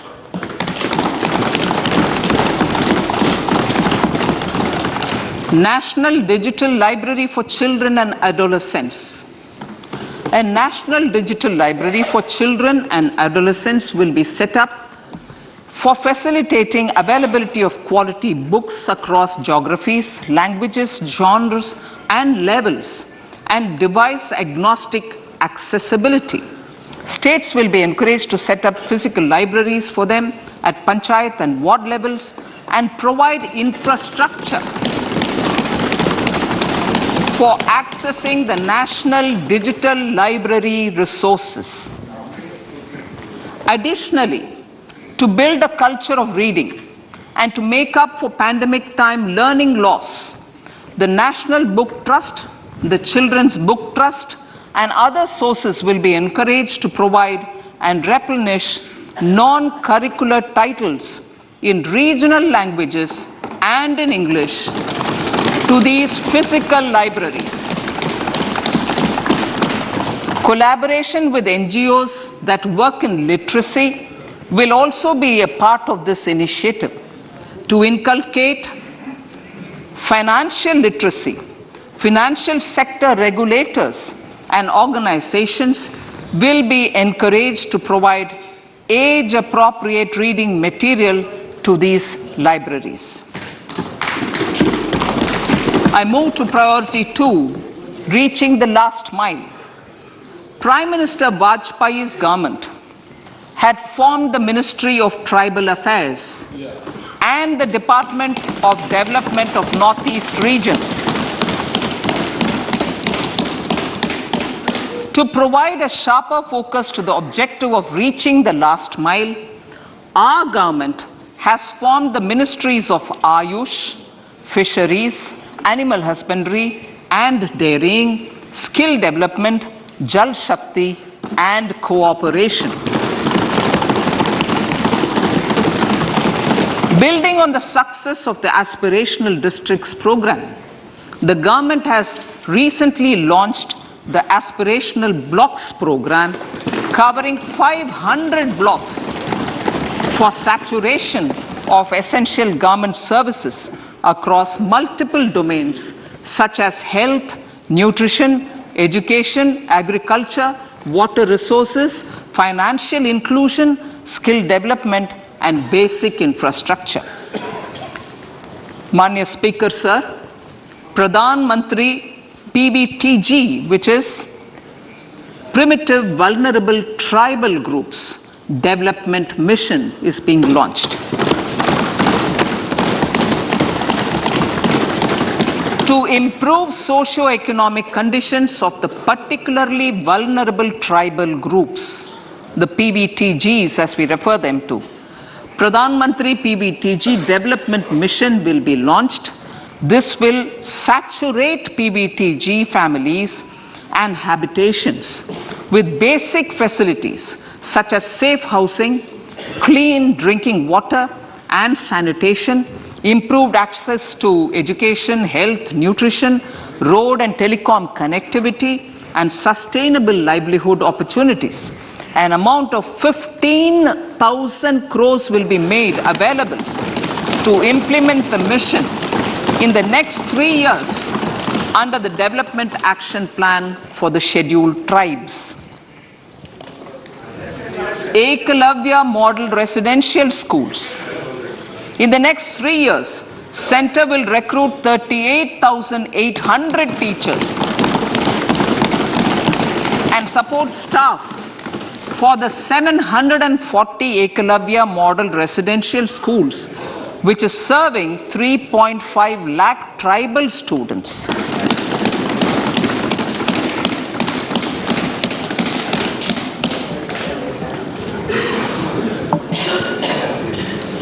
In the drought-prone central regions of Karnataka, central assistance of 5,300 crore will be given to Upper Bhadra project to provide sustainable micro irrigation and filling up of surface tanks for drinking water. PM Awas Yojana. The outlay for PM Awas Yojana is being enhanced by 66% to over 79,000 crores. Bharat Shared Repository of Inscriptions will be set up in a digital epigraphy museum with digitization of 1 lakh ancient inscriptions in the first stage. Support for poor prisoners. For poor persons who are in prisons and unable to afford the penalty or the bail amount, required financial support will be provided. Priority number 3, infrastructure and investment. Investments in infrastructure and productive capacity have a large multiplier impact on growth and employment. After the subdued period of the pandemic, private investments are growing again. The budget takes the lead once again to ramp up the virtuous cycle of investment and job creation. Honorable Speaker, sir, the capital investment outlay is being increased steeply for the 3rd year in a row by 33% to 10 lakh crores, which would be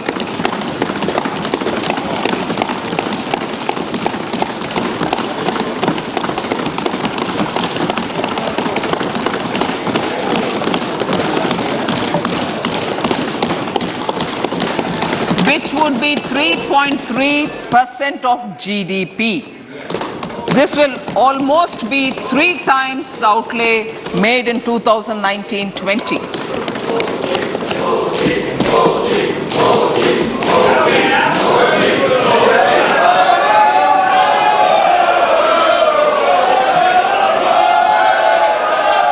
This substantial increase in recent years is central to the government's efforts to enhance growth potential and job creation, crowd in private investments, and provide a cushion against global headwinds. The direct capital investment by the centre is complemented by the provision made for creation of capital assets through grants and aids to state. The effective capital expenditure of the centre is budgeted at 13.7 lakh crore rupees, which will be 4.5% of GDP. Support to state governments for capital investment. I have decided to continue the 50-year interest-free loan to state governments for one more year to spur investment in infrastructure and to incentivize them for complementary policies actions with a significantly enhanced outlay of 1.3 lakh crores. The newly established Infrastructure Finance Secretariat will assist all stakeholders for more private investment in infrastructure, including railways, roads, urban infrastructure and power, which are predominantly depend on public resources. The harmonized master list of infrastructure will be reviewed by an expert committee for recommending the classification and financing framework suitable for Amrit Kaal. A capital outlay, I'm talking about railways now, sir, Honorable Speaker, railways. A capital outlay of 2.40 lakh crores has been provided for the railways. This is the highest ever outlay this highest ever outlay is about 9 times the outlay made in 2013-14. 100 critical transport infrastructure projects for last and first mile connectivity for ports, coal, steel, fertilizer and food grain sectors have been identified. They will be taken up on priority with investment of 75,000 crores, including 15,000 crore from private sources. 50 additional airports, heliports, water aerodromes and advanced landing grounds will be revived for improving regional air connectivity.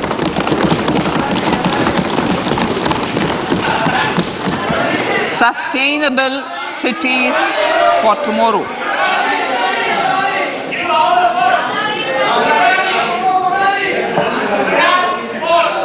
States and cities will be encouraged to undertake urban planning reforms and actions to transform our cities into sustainable cities of tomorrow. This means efficient use of land resources, adequate resources for urban infrastructure, transit-oriented development, enhanced availability and affordability of urban land and opportunities for all. Through property tax governance reforms and ring-fencing user charges on urban infrastructure, cities will be incentivized to improve their creditworthiness for municipal bonds. Like the RIDF, an urban infrastructure development fund will be established through use of priority sector lending shortfall. This will be managed by the National Housing Bank and will be used by public agencies to create urban infrastructure in Tier 2 and Tier 3 cities. States will be encouraged to leverage resources from the grants of the 15th Finance Commission as well as existing schemes to adopt appropriate user charges while accessing the UIDF. We expect to make available 10,000 crore rupees per annum for this purpose. All cities and towns will be enabled for 100% mechanical desludging of septic tanks and sewers to transition from manhole to machine hole mode.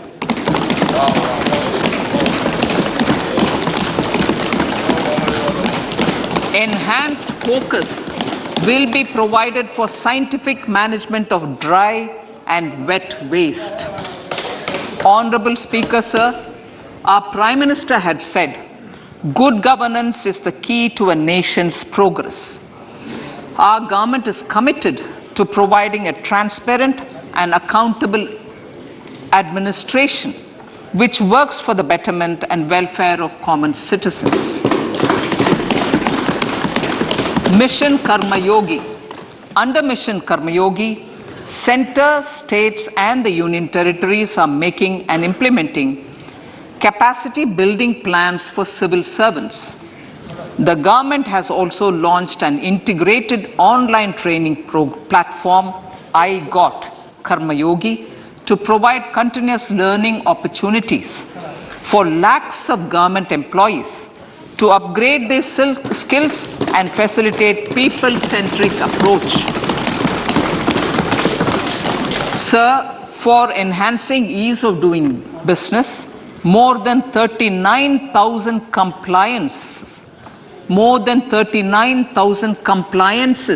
have been reduced and more than 3,400 legal provisions have been decriminalized. For furthering the trust-based governance, we have introduced the Jan Vishwas Bill to amend 42 central acts. This budget proposes a series of measures to unleash the potential of our economy. Centers of Excellence for Artificial Intelligence.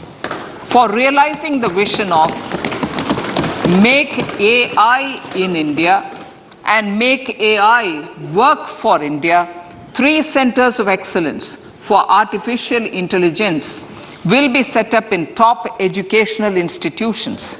Leading industry players will partner in conducting interdisciplinary research, develop cutting-edge applications, and scalable problem solutions in the areas of agriculture, health, and sustainable cities. This will galvanize an effective AI ecosystem and nurture quality human resources in the field. National Data Governance Policy. To unleash innovation and research by startups and academia, a national data governance policy will be brought out. This will enable access to anonymized data. The KYC process will be simplified, adopting a risk-based instead of one-size-fits-all approach. The financial sector regulators will also be encouraged to have a KYC system fully amenable to meet the needs of digital India. One-stop solution for identity and address updating. A one-stop solution for reconciliation and updating of identity and address of individuals maintained by various government agencies, regulators, and regulated entities will be established using DigiLocker service and Aadhaar as foundational identity. Speaker, sir, common business identifier. For the business establishments required to have a permanent account number, the PAN will be used as the common identifier for all digital systems of specified government agencies. This will bring ease of doing business and it will be facilitated through a legal mandate.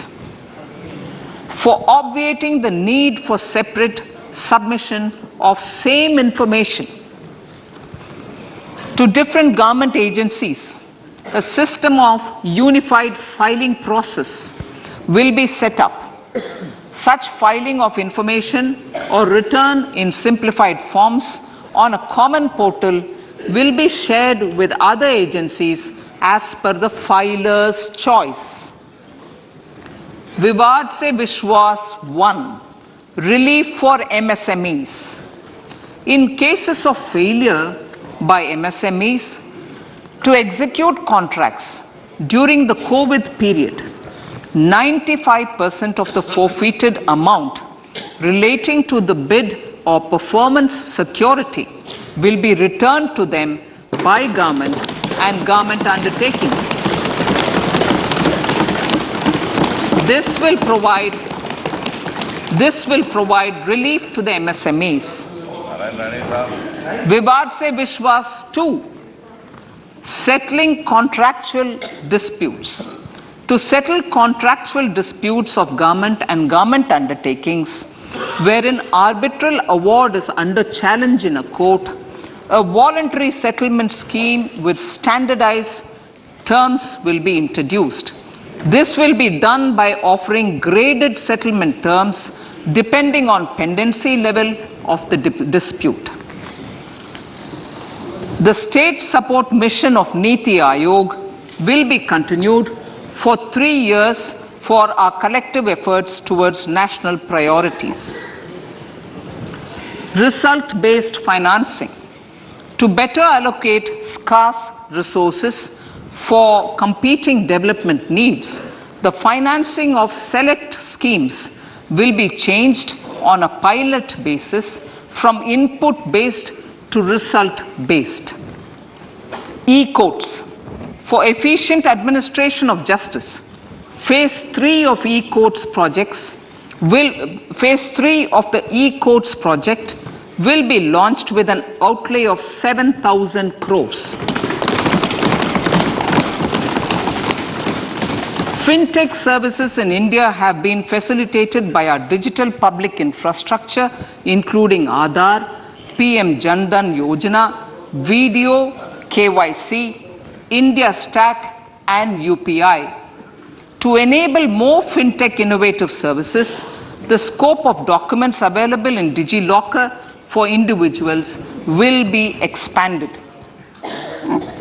An entity, DigiLocker, will be set up for the use by MSMEs, large businesses, and also charitable trusts.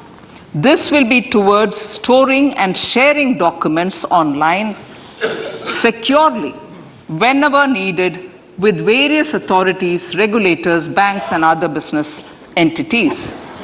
5G services. 100 labs for developing applications using 5G services will be set up in engineering institutions.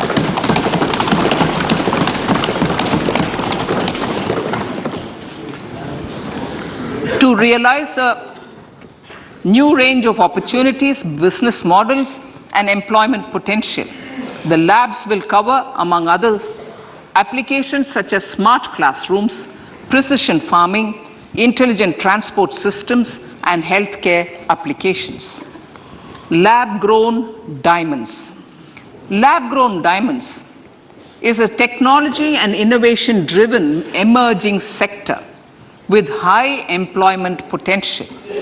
These environment-friendly diamonds, which have optically and chemically the same properties as natural diamonds. To encourage indigenous production of LGD, lab-grown diamond seeds and machines, and to reduce import dependency, a research and development grant will be provided to one of the IITs for 5 years. To reduce the cost of production, a proposal to review the custom duty on LGD seeds will be indicated in Part B of the speech. I come to the fifth priority, Honorable Speaker, sir, green growth. Honorable Prime Minister has given a vision for life or lifestyle for environment to spur a movement of environmentally conscious lifestyle. India is moving forward firmly for the Panchamrit, the net zero carbon emission by 2070 to usher in green industrial and economic transition. This budget builds on our focus on green growth. The recently launched National Green Hydrogen Mission, with an outlay of 19,700 crores, will facilitate transition of the economy to low carbon intensity, reduce in dependence on fossil fuel imports and make the country assume technology and market leadership in this sunrise sector. Our target is to reach an annual production of 5 MMT by 2030. Energy transition. This budget provides for 35,000 crores for priority capital investment towards energy transition and net zero objectives and energy security by Ministry of Petroleum and Natural Gas. To steer the economy on sustainable development path, battery energy storage systems with capacity of 4,000 MWH will be supported with viability gap funding. A detailed framework for pumped storage projects will also be formulated. Renewable energy evacuation. The interstate transmission system for evacuation and grid integration of 13 gigawatt renewable energy from Ladakh will be constructed with investment of 20,700 crore, including central support of 8,300 crores. Green credit program. For encouraging behavioral change, a green credit program will be notified under the Environment Protection Act. This will incentivize environmentally sustainable and responsive actions by companies, individuals, and local bodies, and help mobilize additional resources for such activities. PM Program for Restoration, Awareness, Nourishment, and Amelioration of Mother Earth, PM Pranam, will be launched to incentivize states and union territories to promote alternative fertilizers and balanced use of chemical fertilizers. Go Bardhan Scheme. 500 new waste to wealth plants under Go Bardhan, galvanizing organic bio-agro resources done. Go Bardhan scheme will be established for promoting circular economy. These will include 200 compressed biogas plants, including 75 plants in urban areas, and 300 community or cluster-based plants at a total investment of 10,000 crores. I will refer to this in part B also. In due course, a 5% CBG mandate will be introduced for all organizations marketing natural and biogas. For collection of biomass and distribution of biomanure, appropriate fiscal support will also be provided. Bharatiya Prakritik Kheti Bio Input Resource Centers. Over the next 3 years, we will facilitate 1 crore farmers to adopt natural farming. For this, Honorable Speaker, 10,000 bio input resource centers will be set up, creating a national level distributed micro fertilizer and pesticide manufacturing network. Mishti.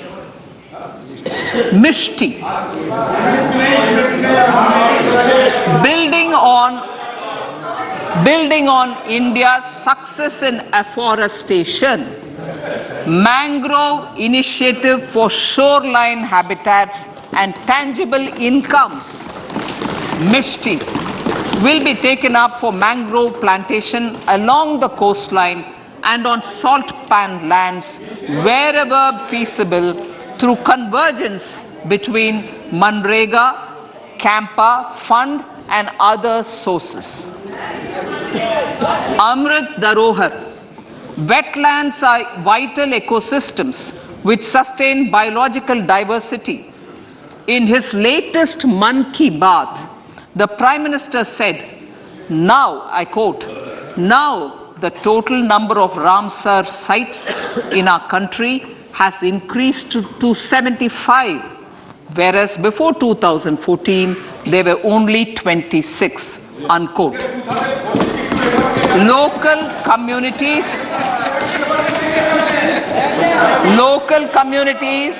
have always been at the forefront of conservation efforts. The government will promote their unique conservation values through Amrit Dharohar, a scheme that will be implemented over the next 3 years to encourage optimal use of wetlands and enhance biodiversity, carbon stock, ecotourism opportunities, and income generation for local communities. Coastal shipping. Coastal shipping will be promoted as the energy efficient and lower cost mode of transport, both for passengers and freight, through PPP mode with viability gap funding. Vehicle replacement. Vehicle replacement is an important continuing policy, replacing the old political,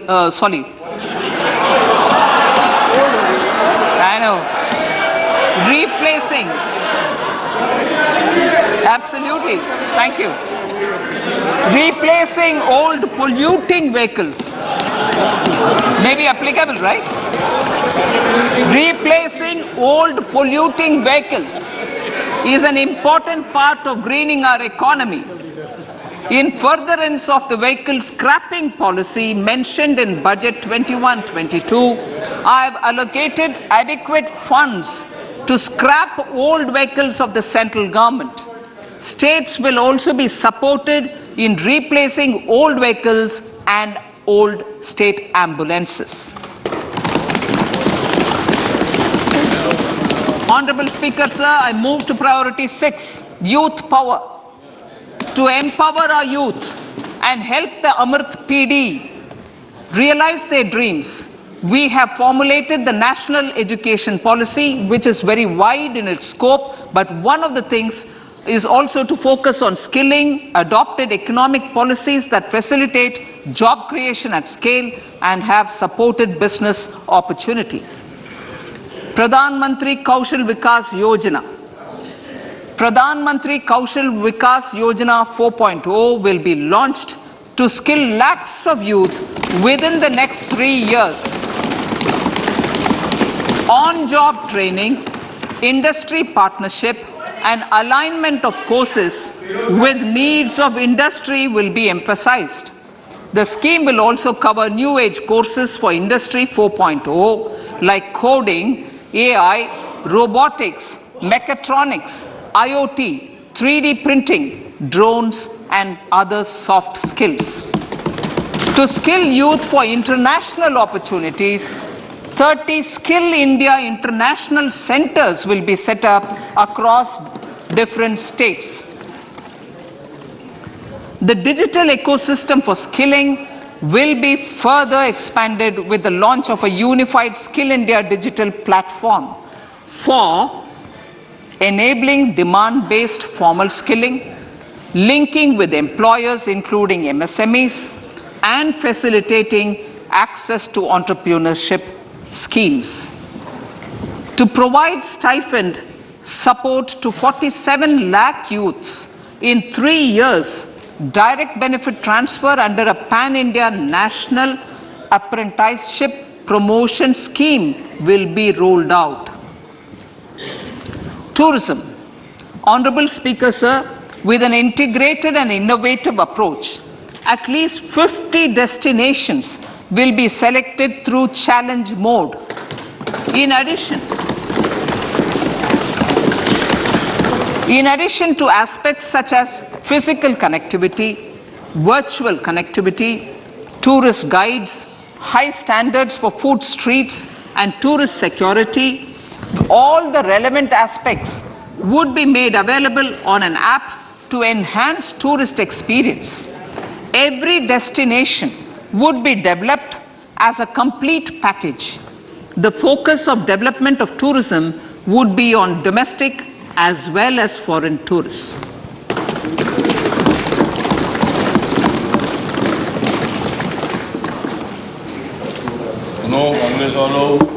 Sector-specific skilling and entrepreneurship development will be dovetailed to achieve the objectives of Dekho Apna Desh initiative. This was launched as an appeal by the Honorable Prime Minister to the middle class to prefer domestic tourism over international tourism. The integrated development of theme-based tourist circuits, the Swadesh Darshan scheme, was also launched. Under the Vibrant Villages program, tourism infrastructure and amenities will be facilitated in border villages. Unity Mall.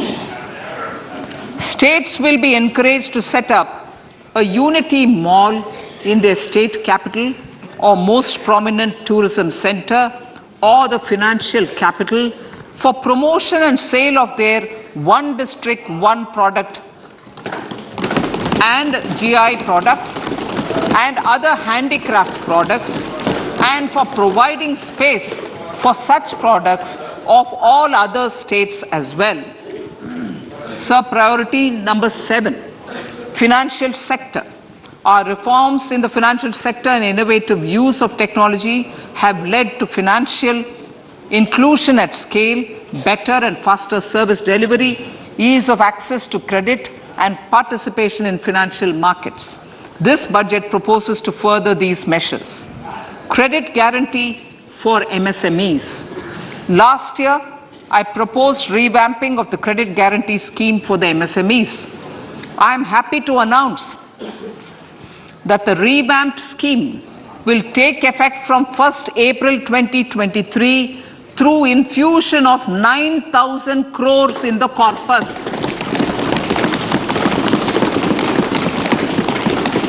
This will enable additional collateral-free guaranteed credit of 2 lakh crores of rupees. Further, the cost of credit will be reduced by about 1%.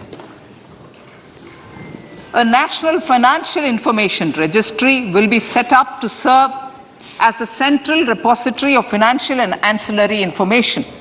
This will facilitate efficient flow of credit, promote financial inclusion, and foster financial stability. A new legislative framework will govern this credit public infrastructure and will be designed in consultation with the RBI. To meet the needs of Amrit Kaal and to facilitate optimum regulation in the financial sector, public consultation, as necessary and feasible, will be brought to the process of regulation making and issuing subsidiary directions. To simplify, to ease, and to reduce cost of compliance, financial sector regulators will be requested to carry out a comprehensive review of existing regulations. For this, they will consider suggestions from public and regulated entities. Time limits to decide the application under various regulations will also be laid down. Honorable Speaker, sir, to enhance business activities in GIFT IFSC, the following measures will be taken. Delegating powers under the SEZ Act to the IFSCA to avoid dual regulation. Setting up a single window IT system for registration and approval of IFSCA, SEZ authorities, GSTN, RBI, SEBI, and IRDAI. Permitting acquisition financing by IFSC banking units of foreign banks. Establishing a subsidiary of Exim Bank for trade refinancing. Amending IFSCA Act for statutory provisions for arbitration, ancillary services, and avoiding dual regulation under the SEZ Act, and recognizing offshore derivative instruments as valid contracts. Honorable Speaker, sir, data embassy. For countries looking for digital continuity solutions, we will facilitate setting up of their data embassies in GIFT IFSC.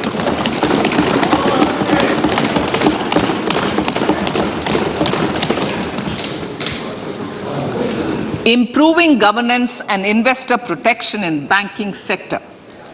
To improve bank governance and enhance investors' protection, certain amendments to the Banking Regulation Act, the Banking Companies Act, and the Reserve Bank of India Act are being proposed. Capacity building in securities market. Honorable Speaker, sir, to build capacity of functionaries and professionals in the securities market, SEBI will be empowered to develop, regulate, maintain, and enforce norms and standards for education in the National Institute of Securities Markets and to recognize award of degrees, diplomas, and certificates. A central processing center will be set up for faster response to companies through centralized handling of various forms filed with field officers under the Companies Act. Reclaiming of shares and dividends. For investors to reclaim unclaimed shares and unpaid dividends from the Investor Education and Protection Fund Authority with ease, from the Investor Education and Protection Fund Authority with ease, an integrated IT portal will be established. Digital payments continue to find wide acceptance. In 2022, they show an increase of 76% in transaction and 91% in value. Fiscal support for this digital public infrastructure will continue in 2023-2024. आजादी का अमृत महोत्सव, महिला सम्मान बचत पत्र. For commemorating Azadi Ka Amrit Mahotsav, a one-time new small savings scheme, Mahila Samman Savings Patra or Savings Certificate, Mahila Samman Savings Certificate will be made available for a 2-year period up to March 2025. This will offer deposit facility up to 2 lakh in the name of a woman or girls for a tenure of 2 years at fixed interest rate of 7.5% with partial withdrawal option. Senior citizens. The maximum deposit limit for senior citizens savings scheme will be enhanced from 15 lakh to 30 lakhs of rupees. The maximum deposit limit for monthly income account scheme will be enhanced from 4.5 lakh to 9 lakh for single account and from 9 lakh to 15 lakh for joint account.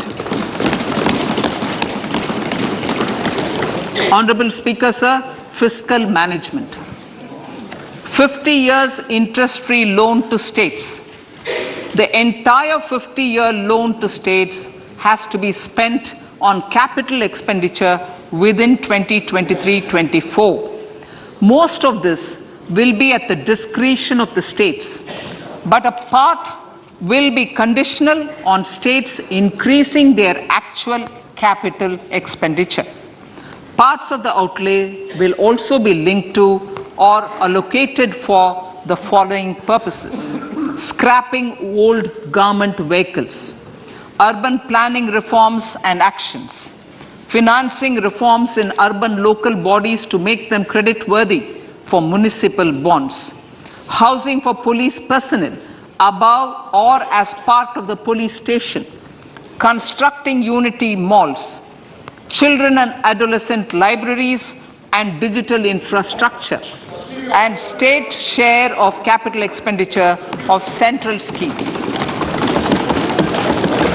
Honorable Speaker, sir, fiscal deficit of states.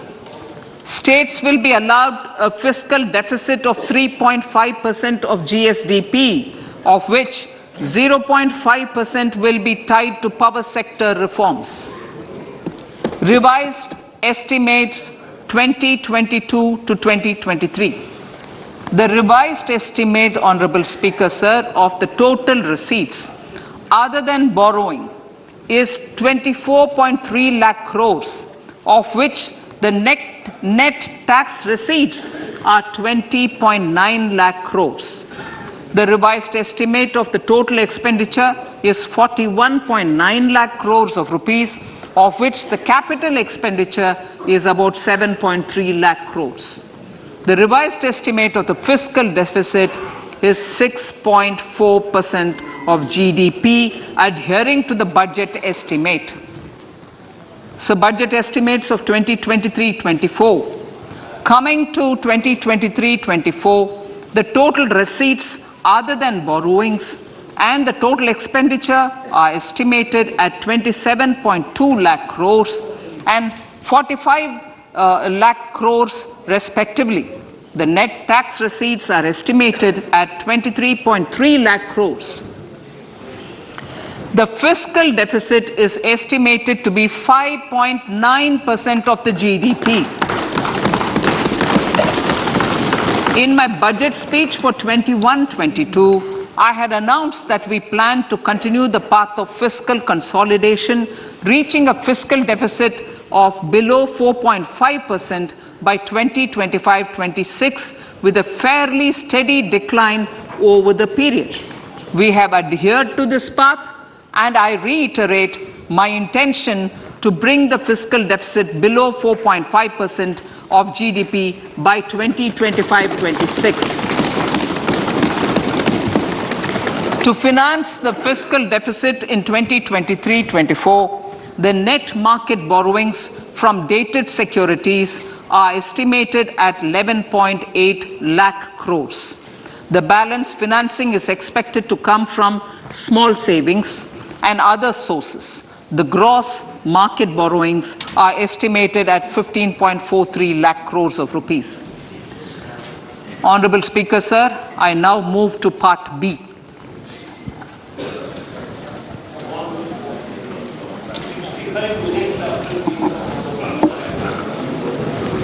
Indirect taxes. My indirect tax proposals will aim to promote exports, boost domestic manufacturing, enhance domestic value addition, encourage green energy and mobility. A simplified tax structure with fewer tax rates helps in reducing compliance burden and improving tax administration. I propose to reduce the number of basic customs duty rates on goods other than textiles and agriculture from 21 to 13. As a result, there are minor changes in the basic custom duties, cesses and surcharges on some items including toys, bicycle, automobiles and naphtha. Green mobility. To avoid cascading of taxes on blended compressed natural gas, I propose to exempt excise duty on GST paid compressed biogas contained in it. To further provide impetus to green mobility, customs duty exemptions is being extended to import of capital goods and machinery required for manufacture of lithium-ion cells for batteries used in electrical vehicles as well. Electronics. As a result of various initiatives of the government, including phased manufacturing program, mobile phone production in India has increased from 5.8 crore units valued at about 18,900 crore in 2014-15 to 31 crore units valued at 2,75,000 crore in the last financial year. To further deepen domestic value addition in manufacturing of mobile phones, I propose to provide relief to customs duty. I propose to provide relief in customs duty on import of certain parts and inputs like camera lens and continue the concessional duty on lithium-ion cells for batteries for another year. Similarly, to promote value addition in manufacture of televisions, I propose to reduce the basic customs duty on parts of open cells of TV panels to 2.5%. Electrical. to rectify inversion of duty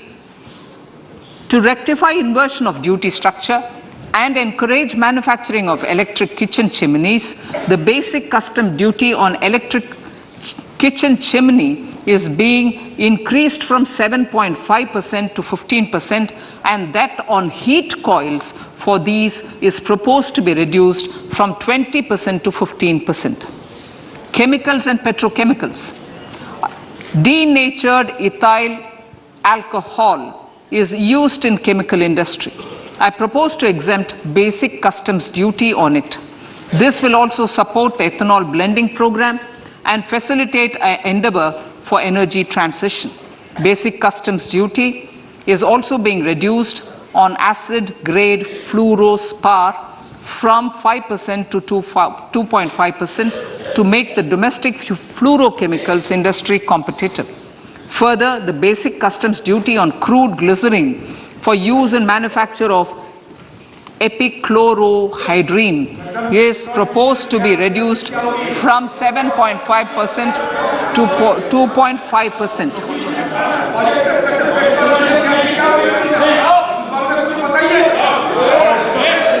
Marine products. In the last financial year, marine products recorded the highest export growth, benefiting farmers in the coastal states of the country. To further enhance the export competitiveness of marine products, particularly shrimps, duty is being reduced on key inputs for domestic manufacture of shrimp feed.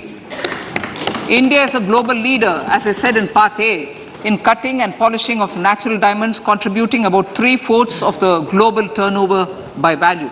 With the depletion of deposits of natural diamonds, the industry is moving towards lab-grown diamonds, and it holds huge promise. To seize this opportunity, I propose to reduce the basic customs duty on seeds used in their manufacture.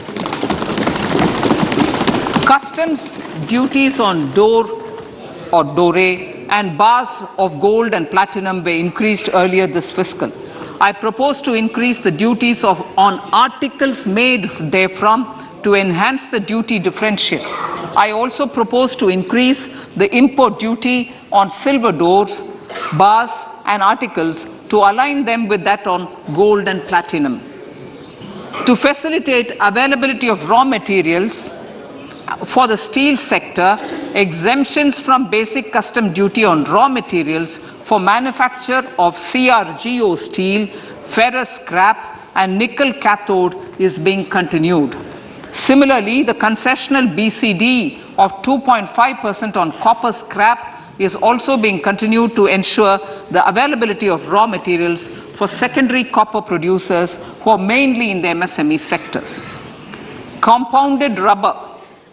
The basic custom duty rate on compounded rubber is being increased from 10% to 25% or 30 kg, whichever is lower, at par with that of natural rubber other than latex, to curb circumvention of duty. Cigarettes. National calamity contingent duty on specified cigarettes was last revised 3 years ago. This is proposed to be revised upwards by about 16%. Direct taxes. I now come to my direct tax proposals. Honorable Speaker, these proposals aim to maintain continuity and stability of taxation, further simplify and rationalize various provisions to reduce the compliance burden, promote the entrepreneurial spirit, and provide tax relief to citizens. It has been constant endeavor of the Income Tax Department to improve taxpayer services by making compliance easy and smooth. Our taxpayers portal received a maximum of 72 lakh returns in a day, processed more than 6.5 crore returns this year. Average processing period reduced from 93 days in financial year 13-14 to 16 days only now. And 45% of the returns were processed within 24 hours. We intend to further improve this, roll out the next generation common IT return form for taxpayer convenience, and also plan to strengthen the grievance redressal mechanism. MSMEs and professionals. MSMEs are growth engines of our economy. Micro enterprises with turnover up to 2 crore of rupees and certain professionals with turnover of up to 50 lakh rupees can avail the benefit of presumptive taxation. I propose to provide enhanced limits of 3 crore and 75 lakh respectively to the taxpayers whose cash receipts are no more than 5%. Whose cash receipts are no more than 5%. Moreover, to support MSMEs in timely receipt of payments, I propose to allow deduction for expenditure incurred on payments made to them only when payment is actually made. Cooperation. Cooperation is a value to be cherished. In realizing our Prime Minister's goal for Sehkar Se Samriddhi and his resolve to connect the spirit of cooperation with the spirit of Amrit Kaal, in addition to the measures proposed in Part A, I have a slew of proposals for the cooperation sector. First, new cooperatives that commence manufacturing activities till 2024 31st March shall get the benefit of a lower tax rate of 15% as is presently available to new manufacturing companies. Secondly, I propose to provide an opportunity to sugar cooperatives to claim payments made to sugarcane farmers for the period prior to the assessment year 2016-17 as expenditure. This is expected to provide them a relief of almost 10,000 crores. Thirdly, I am providing a higher limit of 2 lakh per member for cash deposits to loans in cash by primary agricultural cooperative societies and primary cooperative agriculture and rural development banks. I repeat that. Thirdly, I am providing a higher limit of 2 lakh per member for cash deposits to and loans in cash by primary agricultural cooperative societies and primary cooperative agricultural and rural development banks. Similarly, a higher limit of 3 crore for TDS on cash withdrawal is being provided to cooperative societies. Startups.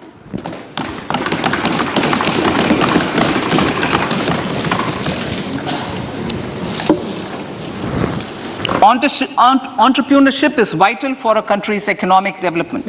We have taken a number of measures for startups and they have borne results. India is now the third largest ecosystem for startups globally and ranks second in innovation quality among middle-income countries. I propose to extend the date of incorporation for income tax benefits to startups from 31/3/2023 to 31/3/2024. I further propose to provide the benefit of carry forward of losses on change of shareholding of startups from 7 years of incorporation to 10 years.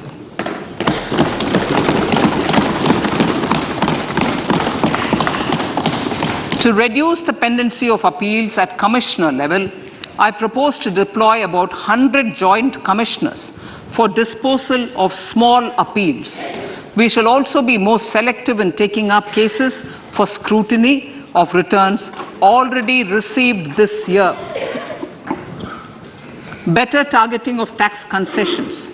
For better targeting of tax concessions and exemptions, I propose to cap deduction from capital gains on investment in residential house under Section 54 and Section 54F to 10 crores. Another proposal with similar intent is to limit income tax exemption from proceeds of insurance policies with very high value. Rationalization. Honorable Speaker, sir, there are a number of proposals relating to rationalization and simplification. Income of authorities, boards, and commissions set up by statutes of union or state for the purpose of housing, development of cities, towns, and villages and regulating and developing an activity or matter is proposed to be exempted from income tax. Other major measures in this direction are removing the minimum threshold of 10,000 for TDS and clarifying taxability relating to online gaming, not treating conversion of gold into electronic gold receipts and vice versa as capital gains, reducing the TDS rate from 30% to 20% on taxable portion of EPF withdrawals in non-PAN cases, and taxation on income for market-linked debentures. Other major proposals in the finance bill relate to the following: extension of period of tax benefits to funds relocating to IFSC, GIFT City till 31/3/2025, decriminalization under Section 276A of the Income Tax Act, allowing carry forward of losses on strategic disinvestment, including that of IDBI Bank, and providing EEE status to Agniveer Fund. Personal income tax.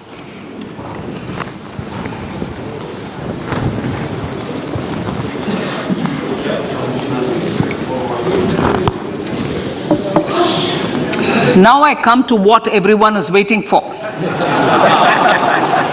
Personal income tax.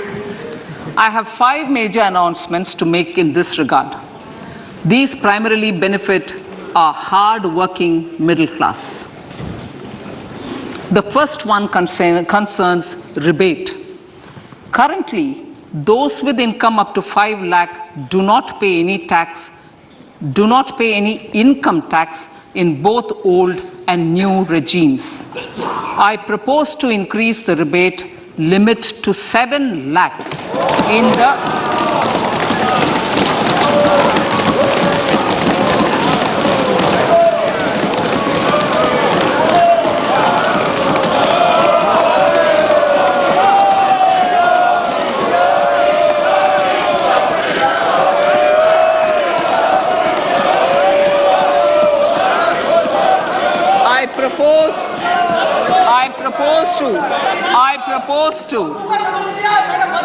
I propose to increase the rebate limit to 7 lakh in the new tax regime.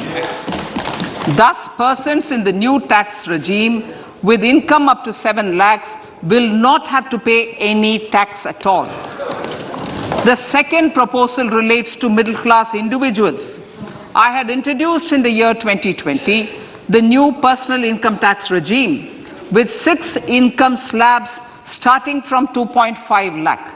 I propose to change the tax structure in this regime by reducing the number of slabs to 5 and increasing the tax exemption limit to 3 lakhs. The new tax rates are 0 to 3 lakh, nil; 3 to 6 lakhs, 5%; 6 to 9 lakhs, 10%; 9 to 12 lakh, 15%; 12 to 15 lakhs, 20%; and above 15 lakhs, 30%. This will provide major relief to all taxpayers in the new regime. An individual with an annual income of 9 lakhs will be required to pay only 45,000 rupees. This is only 5% of his or her income. It is a reduction of 25% on what he or she is required to pay now. That is 60,000. So in the place of 60,000, it is now only 45,000. Similarly, an individual with an income of 15 lakh rupees would be required to pay only 1.5 lakh or 10% of his income or her income, a reduction of 20% from the existing liability of 1,87,500 rupees.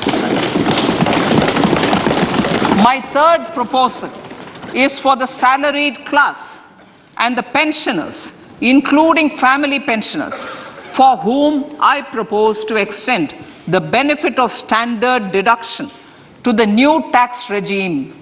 Each salaried person with an income of 15.5 lakh rupees or more will thus stand to benefit by 52,500 rupees.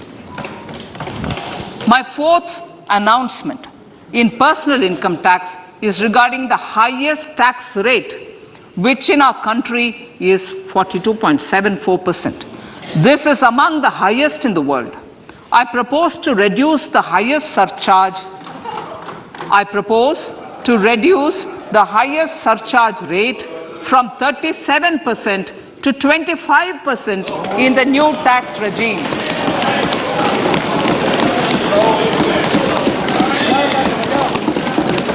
This would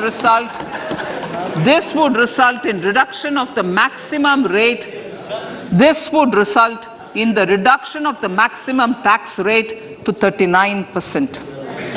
Lastly, the limit of 3 lakh rupees for tax exemption on leave encashment on retirement of non-government salaried employees was last fixed in the year 2002, when the highest basic pay in the government was only 30,000 rupees per month. In line with the increase in the government salaries, I am proposing to increase this limit to 25 lakh rupees.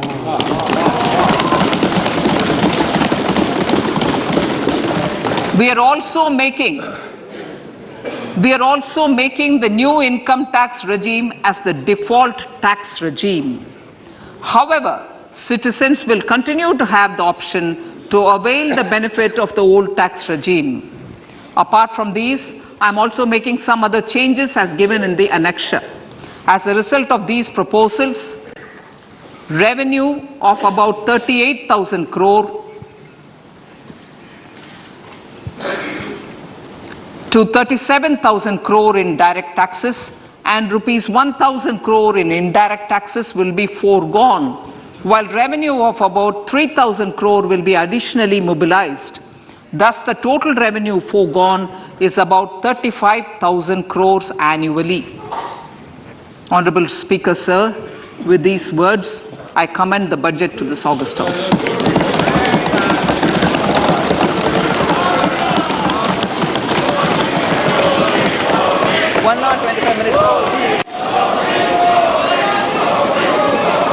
Item number 1 माननीय तो budget 2023 की घोषणा कर दी गई है और आखिरी के जो आधे घंटे थे उससे आप ये अनुमान लगा सकते हैं कि जो थीम हम लोगों ने पकड़ी थी वो लगभग उसी तरीके की थीम पर ये बजट आया है। बजट 2023 मिशन 2024 जो सबसे बड़ी घोषणा अभी हुई है पिछले 10-15 मिनट में। Fiscal policy strategy statement and macro economic framework statement. माननीय सदस्यगण, जैसा कि आपको समाचार भाग 2 के माध्यम से पहले ही सूचित किया जा चुका है कि माननीय वित्त मंत्री जी के बजट भाषण की प्रतियां हार्ड कॉपी के रूप में उपलब्ध कराई गई है। आप बजट भाषण की अपनी अपनी प्रति प्रकाशन पलक से ले लें। आपको ये भी सूचित किया जाता है कि माननीय मंत्री द्वारा बजट प्रस्तुत किए जाने के पश्चात उसकी प्रतियां आपको मेंबर्स पोर्टल के माध्यम से उपलब्ध करा दी जाएगी। आइटम नंबर 3 माननीय मंत्री जी, वित्त मंत्री जी। Sir, with your permission, I rise to move for leave to introduce the Finance Bill 2023. प्रश्न ये कि विधेयक को पुनर्स्थापित करने की अनुमति प्रदान की जाए। जो सदस्य इसके पक्ष में हाँ कहें, जो सदस्य विरोध में ना कहें। मेरे विचार में निर्णय हाँ वालों के पक्ष में, हाँ वालों के पक्ष में माननीय मंत्री जी विधेयक को पुनर्स्थापित करें। Sir, I introduce the bill. सभा की कार्रवाई कल गुरुवार दिनांक 2 फरवरी 2023 को प्राप्त 11 बजे तक के लिए स्थगित की जाती है।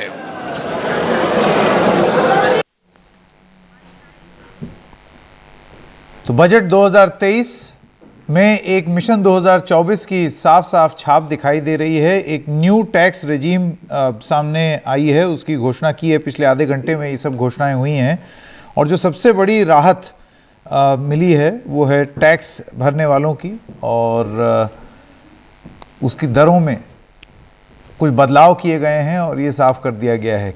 क्या इसके मायने निकाले जाएं, क्या मायने हैं, अभी मेरे ख्याल से सब टैक्स वाले कैलकुलेटर लेके बैठे होंगे अभी। मैं कुलदीप कुमार जी, अमीरुल्लाह खान का फिर से स्वागत करना चाहता हूं स्टूडियो में, और प्रवीण झा जी भी हमारे साथ हैं। सबसे पहले तो मैं आपसे पूछा, राजेश शर्मा जी भी हमारे साथ हैं भारतीय जनता पार्टी के आपका, तो भाई ये क्या अमृतकाल आ गया? नहीं, अमृतकाल नहीं, जो बेनिफिट सभी का साथ सभी का विकास जो हमारी पार्टी का एक ट्रेंड रहा है, उसके अंदर में लग रहा था मिडिल क्लास को कुछ और छूट देनी चाहिए, तो मिडिल क्लास को टैक्स का बेनिफिट दिया गया है। हाँ, लेकिन ये देखिए अभी बहुत कुछ समझने में ज़रूरी होगा इस बजट में, क्योंकि एक न्यू टैक्स रेजीम के बारे में चर्चा की गई है। आमिरुल्लाह साहब, आप बहुत बारीकी से सब लिख पढ़ रहे थे, कुछ बताना चाहेंगे? देखिए, ये ताज्जुब की बात है। ये 7 लाख तक नो टैक्स, लेकिन इसमें शर्तें लागू का तारा क्या कहता है? अभी तो शर्तें समझ में नहीं आ रही। ये लग रहा है कि भाई जिनको 7 लाख तक का है उनको कोई टैक्स नहीं देना पड़ेगा। लेकिन 2 चीज़ें समझ में आ रही हैं। एक तो शायद वो जो प्रेशर है कि मद्रास हाई कोर्ट का कि 8 लाख का EWS क्यों है जबकि 2.5 लाख का एग्जेम्पशन है, तो वो मद्रास हाई कोर्ट ने कह भी दिया था कि उसको, या चर्चा कर रहा है उसकी। दूसरी बात ये कि अगर आप देखें तो नीति आयोग और prime ministers economic advisory council कई डेटा है कि 90% इंडिया को 2.5 लाख से कम की तनख्वाह मिलती है। तो ये जो फर्क पड़ेगा ये उन 4% को जो 2 लाख से 7 लाख में है, वो जो 15 लाख से ऊपर के 5% है, अगेन आप सब लोग जो इस कमरे में हैं उनको तो कोई फर्क नहीं पड़ेगा। प्रवीण जी, आपके इनिशियल इम्प्रेशन? निश्चित तौर पे एक छोटे तबके के लिए ये जो घोषणा हुई है उससे वो बहुत प्रसन्न होंगे, और जैसा आमिर भाई ने कहा कि उसके जो बाहर हैं उस पर क्या प्रभाव पड़ेगा, बाकी सारी नीतियों का ये देखना है। इसमें सबसे महत्वपूर्ण बात जो मैं आपसे बताना चाहूँगा कि जो फिस्कल एनवेलप, ये जो साइज ऑफ द बजट जो है वो कह रहे हैं 45 लाख करोड़। जो रिवाइज्ड एस्टिमेट था ये 41.9 लाख करोड़ था नॉमिनल टर्म्स में। अगर इसमें आप मुद्रास्फीति का दर जोड़ के देख लें तो ये तो तकरीबन वही ठहरा हुआ है या उससे थोड़ा कम है। इन्फ्लेशन रेट को देख लें आप, खर्चा रियल टर्म्स में आप कहाँ बढ़ा रहे हैं, ये सबसे बड़ा सवाल है। In real terms essentially we are stagnant. Rajesh ji, आपका जवाब? सर, राजेश, इस पर जो है खासियत है बजट को समझने वालों की कि टैक्स की तो छूट दे दो, आप आमदनी तो और बढ़ाओ में नहीं, और आप खर्चा बहुत बढ़ा दो। कहां से बढ़ाओगे भाई? जो आप आमदनी करोगे उसी से तो खर्चा बढ़ाओगे। टैक्स की रिबेट आप दे रहे हो। आपने 87A में जो आज मिडिल क्लास काफी दिनों से त्रस्त था, उस आदमी को एक राहत मिली है, और अगर राहत मिली है तो आपकी इनकम में तो कमी आई है ना 37,000 करोड़ की। वो तो सामने अभी बताया डाटा। तो वो जो आपको कमी आई है एक चीज जो मैं बोल दूं जो अच्छी लगी संकेत, वो महिला सम्मान बजट पत्र, ये अपने आप में ये बहुत अच्छा है। अगर आमिर जी आप कैसे देख रहे हैं, 2 साल के लिए 7.5% अगर महिलाएं 2 लाख तक डाल सकती हैं तो ये एक इन्वेस्टमेंट का जरिया महिलाओं को, ये कुछ 15-20 हज़ार औरतों को फर्क पड़ेगा। कितनी औरतों के पास 2 लाख रुपए बैंक में होते हैं? बैंक अकाउंट ही कितनी औरतों के पास? तो ये एक इंडिकेटिव है अच्छा मूव, बट बहुत कम लोगों को तो ये हर कोई देश में हर महिला कर सकती है। हर महिला के पास अकाउंट ही नहीं है। बहुत इतने कम महिला अकाउंट हैं जिनके, और 2 लाख किसके पास होते हैं? 15,000 से 2 लाख हो और वो भी आप डाल सके मैं क्योंकि अगर आप देखिए कि 50% इंडिया 15,000 रुपए से कम कमाता है अब आज, और 90% इंडिया 25,000 से कम कमाता है। ये मर्दों की बात हो रही है, औरतों की का तो जिक्र ही नहीं है। तो ये तो बहुत कम लोगों के लिए बिल्कुल। तो जो औसत आय 1.97 लाख है, वो आंकड़ा दिया गया, वो क्या है? वो $2,100, और आप देखिए इस $2,100 में हम 145वें पोजीशन पे हैं दुनिया में। तो वो $2,100 पिछले 4-5 साल में बढ़ा ही नहीं। तो वो एक तशवीशनाक मुद्दा है कि पिछले 5 साल से हमारी पर कैपिटा इनकम वहीं की वहीं रह गई। जी प्रवीण जी, एक इसमें खाली इसी कड़ी में जोड़ दूं, इनइक्वालिटी जो है इतनी ज़्यादा बढ़ गई है, और इसलिए आप ये देख रहे हैं कि जो बहुत छोटा तबका है और सारे आंकड़े आपको पिछले 5-7 वर्षों के आपको बताएंगे कि जो जिसको हम बिलियनर्स कहते हैं, डॉलर बिलियनर्स, उनकी आय में इतनी ज़बरदस्त प्रगति हुई, लेकिन जो नीचे के तकरीबन 70-80% लोग हैं, उनकी आय में जैसा आमिर साहब ने कहा, वो बढ़ोतरी तो आप छोड़ दीजिए, अगर आप उन रेट्स को कैलकुलेट करेंगे, पिकेटी और चांसल का आंकड़ा देखिए तो घटा है जी। अब कुछ और आंकड़े भी हैं और उन पर बात की जाए।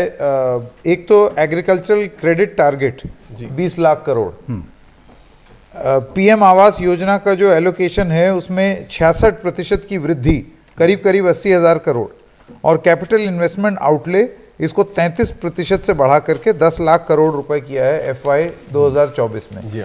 आमिरुल्लाह साहब, इस पर आपकी क्या टिप्पणी रहेगी? आपको लगता है ये रोजगार मुहैया कराने में एक प्रभावी कदम होगा? जरूर, कैपिटल एक्सपेंडिचर जहां बढ़ता है वहां पे रोजगार को तो बढ़ना ही चाहिए। अब ये देखना होगा कि ये 10 लाख करोड़ में एक्चुअली कितना खर्च होता है। वो पिछले बार के फिगर्स जो आए हैं उससे नहीं लगता कि सारा होगा। इंटरेस्टिंग जो नंबर है वो आवास योजना वाला है। देखिए, आवास योजना में पिछले साल बहुत लोगों ने ये सवाल पूछा कि 2022 तक तो हम सबको घर देने वाले थे, अब 23 हो गई है, तो वो चूंकि हम नहीं कर पाए, कम से कम हम कुछ घर तो दे दें आवास योजना। मेरा एक सवाल है, वो डाटा आंकड़ा 2 करोड़ का है, और आपको बताओ सर, कोरोना के अंदर सबको देने की बात करी, कोरोना आपको पूछ के नहीं आया था सर, ये यूक्रेन वार किसी को पूछ के नहीं आया था।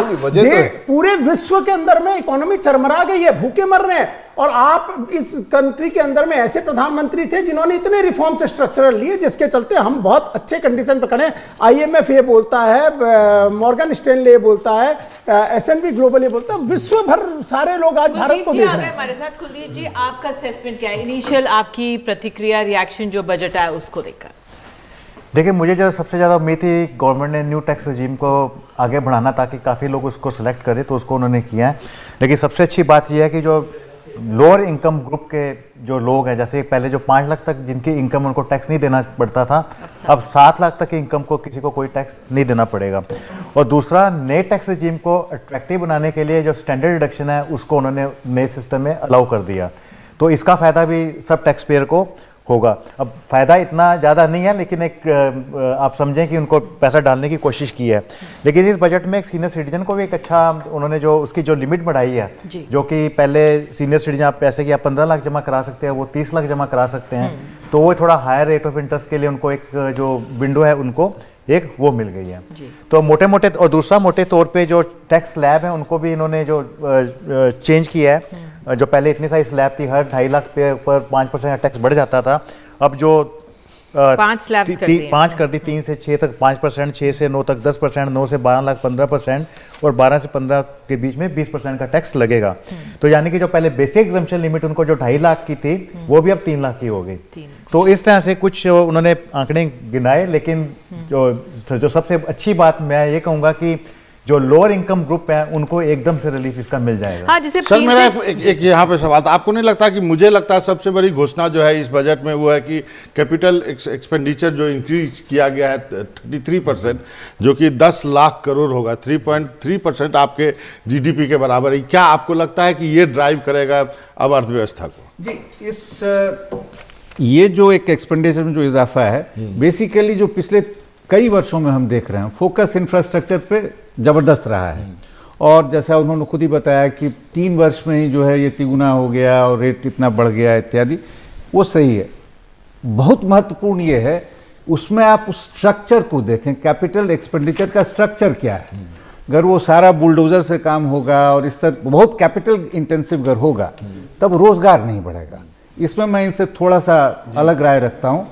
अब देखिए, जैसे प्रधानमंत्री ग्राम सड़क योजना जो अटल बिहारी वाजपेयी के समय में शुरू हुई थी, उससे जो रोजगार का सृजन हुआ, चूंकि वो एक अलग किस्म की संरचना थी, तो आपको अगर बहुत ही कैपिटल इंटेंसिव जो एक्सपेंडिचर होगा इंफ्रास्ट्रक्चर पे, तो उससे बहुत कम फायदा होगा। लेकिन जब सरकार एक बात खत्म कर दूं, लेकिन उससे जो जिसको कहते हैं ना मल्टीप्लायर इफेक्ट्स, अगर वो होते हैं, और उसके लिए क्या करना है, उसके लिए कहां से क्या खर्चा होगा, इसलिए मैं मैंने बात की शुरुआत इससे की कि टोटल एक्सपेंडिचर का क्या हो रहा है। तो अगर उस दृष्टिकोण से देखें तो देखने वाली बात है फिर ये जी। कि क्या प्रवीण होता जी, है। अब जरा सीधे रुक करते हैं CII का, जहां पर हमारे सहयोगी ये प्रस्तुति लेकर के आ रहे हैं। Get straight to it, and we have Mr. Mukesh Bhutani with us, who's of course the guy that everyone wants to hear from right now. Please explain to us what these new tax slabs actually mean for all of us. New tax slabs clearly seem to suggest that the middle class and the lower tax paying fraternity will get the benefit based on the slab rates that were announced. I think the underlying philosophy being that with the growth potential and the increase in demand, the savings that the individuals will realize, they would like to spend it, and that will propel growth. That's one part of it. I think the larger story on tax collection trends seem to suggest that the momentum that India has gained on tax collection, which is robust all around tax collections, not just on GST, but also on direct tax, she doesn't want to lose that momentum. Because her giveaway, which she said towards the end, was just about 40,000 crore. And I won't be surprised if in the overall math, it adds up that substantial part of that benefit was given to the low taxpayers. She's also reduced the slabs from 6 to 5, which is simplification. I think it's a good start. Maybe not meeting the expectations that people had to reduce the slabs to 3 or 4. Also, the surcharge has been reduced. So the effective tax, maximum marginal tax rate with the surcharge that stood at 42.5% has been brought down to 3%. So, you know, there is something for everyone in the budget, at least insofar as personal tax rates are concerned. The last point on capital gains, she chose not to alter the capital gains structure, viewed as complex, a large ask and expectation from the market. So I would have expected that she would have heeded to that expectation, but she hasn't. So I think there is something for everyone on the tax rates and tax slab structure on an overall basis. तो मुकेश जी, मैं आपसे एक बार फिर से ये बात समझना चाहूँगी कि एक बड़ी खबर जो इस वक्त बजट के बाद निकल के आ रही है चारों तरफ, वो यही कि टैक्स स्लैब में बदलाव जो हुआ है और वो बड़ी छूट है। और अब जैसे 5 लाख तक टैक्स नहीं लगते थे, अब 7 लाख तक इनकम टैक्स नहीं देने होंगे, और जो नए टैक्स स्लैब हैं उसमें काफ़ी चेंजेस हुए हैं। तो पहले के मुकाबले जो ये टैक्स स्लैब में चेंज हुए हैं, जैसे 0 से 3 तक तो कोई टैक्स देना नहीं है, 3 से 6 में 5% टैक्स है, 6 से 9 में 10%, और ये तमाम चीज़ें, वो कितना बड़ा बदलाव और कितनी बड़ी राहत के तौर पे हम देखें। काफी under the new tax structure, तो will this incentivize more people to shift from the old to the new? Tax ज़्यादा लोग देंगे क्या? Certainly, yes. So when we talk about tax rate changes, there are several changes which you need to look into. For salaried, pensioners, and for self-employed. I think what got missed out in the self-employed, आज के regime में 50 लाख तक self employed professionals के लिए benefit है। Simplified basis पर tax return file कर सकते हैं, 50% उनका स्टैंडर्ड डिडक्शन मिलता है, वो एक्सटेंड कर लिया है। Not just for individuals self-employed, the threshold has been increased to 75 lakhs, but she has increased it even for MSMEs, which means that now MSMEs, rather than maintaining detailed books of accounts and computing their profitability, can also opt for the what is called presumptive basis of taxation. इसका मतलब आपको खर्चे का ज़्यादा हिसाब नहीं दिखाना पड़ेगा. So salaries, individuals, self-employed, pensioners, there is something for everyone in the slab rate changes. तो बाकी तमाम अब मेहमानों को भी हम शामिल करेंगे और एक-एक करके कि जो अब वित्त मंत्री ने बजट पेश कर दिया है, इंडस्ट्री का पहला रिएक्शन क्या है इस पे? जी, मैं आपसे जी हाँ. मैं तो अपना सेक्टर इंफ्रास्ट्रक्चर में के बारे में बताऊंगी. इस साल historically it's the first time that the outlay has reached historic 2 digits. पिछले साल पूरा इंफ्रास्ट्रक्चर सेक्टर की आउटले 7.5 लाख करोड़ था. इस बार 33% बढ़ावत की वजह से ये 10 लाख करोड़ पहुंचे हैं, which is the first time entry and it's a historic 33% increase. इसके ऊपर बहुत सारे सेक्टर्स में, मैं डिटेल में नहीं जा रहा हूं अभी, बट काफ़ी सारे सेक्टर्स में स्पेशल एम्फेसिस दिया गया हुआ है. Rail sector, urban infrastructure, logistics, प्रधानमंत्री आवास योजना, 50 airport, major emphasis on green energy, the support of PPP to many other sectors not mentioned through the Infrastructure Finance Secretariat. और सबसे बड़ी बात है कि जो states को fiscal deficit target दिया होगा, state fiscal deficit of 0.5% is earmarked for power sector reform, which is basically DISCOM reform.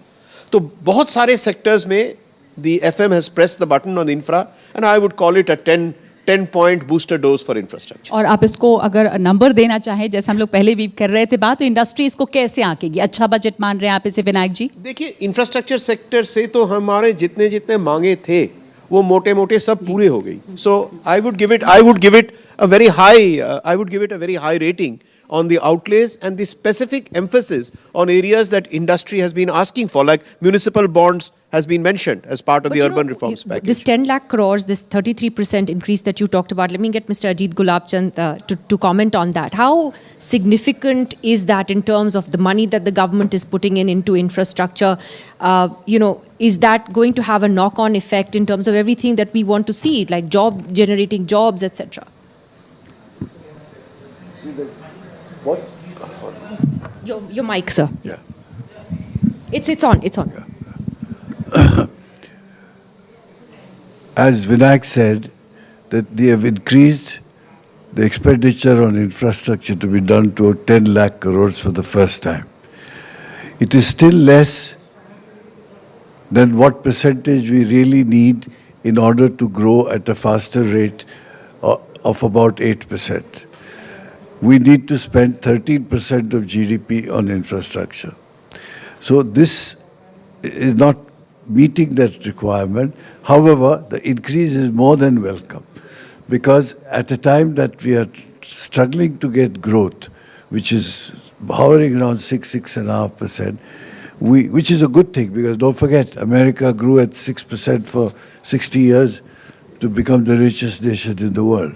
So it's not such a big thing. But the fact is that this extra infrastructure will bear a lot of fruit. That continuous increase being done in this area is, in my opinion, a good sign. Besides, the budget does not have so many disruptive things, which might make you think that they haven't done enough. But it's better a quieter budget than something that disrupts. When you say disruptive, what do you mean? What would have worried you? Well, it needs a lot more. The reform that we are looking for, which create, for example, when you delicensed everybody in 1991, you created a reform that has rippled for 20 years. Something like this is a little disruptive but helps. But nothing like that has been done. So in terms of not messing around with the budget too much, given the issues of fiscal deficit, current account deficits, not adequate growth as we would like it, though it is better than most of the world, I think a quiet budget is a good one. A quiet budget. Mr. Vinod Agarwal is sitting next to you. Mr. Agarwal, how do you look at your first comments on the budget? How do you look at it? I think for a lot of people right now, the tax thing is the big headline because it affects the salaried middle class. And in that sense, when Nirmala Sitharaman said before the budget that she understood what the middle class wanted and she understood their pain, has she, you think, finally listened to them? Absolutely. I think this is a very good budget, first of all, I would say. And from the auto sector point of view, the allocation on infrastructure, it has been increased substantially, and it is happening over last few years. And the second is, as you know, the auto industry is also going through a lot of transformation and migration to the better fuels. So the focus on all the biofuels, decarbonization, sustainability agenda, green fuels, I think that is very, very commendable. It will help the industry to get into these green fuels. And then, of course, there are a lot of things which are there. For example, the inclusiveness, going to the remote areas. I think a lot of allocations have been made to all these sectors which might have been ignored earlier. So therefore, I would say it's a very, very good growth-oriented budget. And this will put the country for the economy of 5 trillion. तो आप सभी लोग काफ़ी उम्मीद से हैं और hopeful हैं और उसको अच्छा बजट मान रहे हैं और आप लोगों को लग रहा है कि ग्रोथ को, विकास को ये एक गति देगा। अंशुमन जी, आप कैसे रेट करेंगे और क्या आपको लग रहा है कि जो वित्त मंत्री निर्मला सीतारमन ने बात की थी मिडिल क्लास के दर्द को समझने की, तो उस दर्द को उन्होंने समझा है और लोगों में खुशी होगी? क्योंकि ज़्यादातर लोगों के लिए, जैसा निधि ने भी कहा, कि हेडलाइन यही है कि टैक्स में बदलाव है, न्यू टैक्स रिजीम की तरफ एक पुश भी दिख रहा है, पर स्लैब्स में बदलाव है और कुछ छूट लोगों को मिलती हुई दिख रही है। सबसे पहले ये जो बजट है इसने सारे इम्पोर्टेंट टॉपिक्स जो करंट टॉपिक्स हैं सारे कवर किए हैं। आई वुड गिव, चाहे वो ग्रीन एनर्जी के बारे में हो, चाहे taxation, infrastructure is a big thing. Some of the important ones I thought everybody talked about infrastructure, no doubt huge allocation. Skill development, so government की जो कैपेसिटी है, हम कितना भी पैसा एलोकेट कर लें, बट गवर्नमेंट की कैपेसिटी नहीं उसे इम्प्लीमेंट करने की। जितना भी बजट की बातें कर लें, and of the day implementation is what counts. So they talked about skill development, I thought that was very important. Women's empowerment is extremely important. No country has developed or grown where they've not taken women along with them. Tourism is a big one. प्रधानमंत्री आवास योजना को 66% allocation हुआ है, जिसमें काफ़ी urban poor people के लिए हाउसिंग बनी है। So lot of important aspects. And of the day all this is fine, implementation will be what would really help us to rate how the budget is, you know. जी विनोद जी, ये growth oriented budget है, इससे growth को आप कह रहे हैं कि बहुत बल मिलेगा, तो अगर मैं पूछूं कि इसमें से आपको सबसे अच्छी चीज़ बजट में, अगर आम लोगों को हम समझाना चाहें, और इंडस्ट्री से कितना आशावान है इंडस्ट्री जो है, कितनी उम्मीद से, क्या अच्छी बात है और क्या है कोई ऐसी चीज़ भी आपको लगी जो बेहतर हो सकती थी इस बजट में? देखिए, जो ऑटो सेक्टर है, auto sector depends a lot on the economy. And if the budget spurs the growth in the economy, I think it is good for the auto sector. But can be better, of course, one can always say that this could have been done or that could have been done. But I would say overall this is a very, very balanced allocation of the resources at the FM finance end. जी, अजीत गुलाबचंद, अगर मैं आपसे ये समझना चाहूँ कि ये अगले साल में चुनाव भी है, एक तरह से हम चुनावी साल में हैं और लोगों को लग रहा था कि एक पॉपुलिस्ट बजट हो सकता है इसमें, तो इसमें कुछ आपको ऐसा लगा है कि लोगों को खुश करने के लिए कुछ ऐलान कर दिया गया है? सरकार अपने सिटीजन्स को खुश करने के लिए कुछ कर रहा है तो अच्छी बात है ना? क्या ऐसी चीज़ इसमें लगी जिससे लोग खुश हो जाएंगे टैक्स के? Certain reliefs have been given in tax exemptions so that leaving money in the hands of the people is not only good for them, it's also good for the economy, because they tend to invest it better whether they spend it or whether they save it. So from that point of view, it has been understood, and where the pain points are is in the middle class and the lower middle class and professionals which earn but go through intricate processes of filing tax returns, etc. I think this has helped. That by reducing their pain a little bit on one side and also giving them, well, considering there has been a much higher inflation, the relief was even called for just to stay at the same place. I think it's a good thing. लोगों की जेब में ज़्यादा पैसा बचेगा, spending बढ़ेगी, ऐसा लगता है। But Mr. Chatterjee, always, whenever you leave money in the hands of the people more, you will get a growth in that country. This has been our that would spur demand experience of the last 30 years. But Mr. Chatterjee, again, There's also one more point I'd like to... Please go ahead, sir.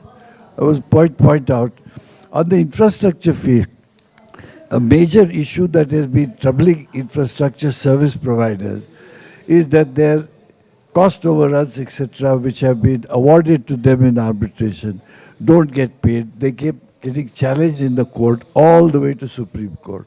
So it can take as long as 7 to 10 years to get your money.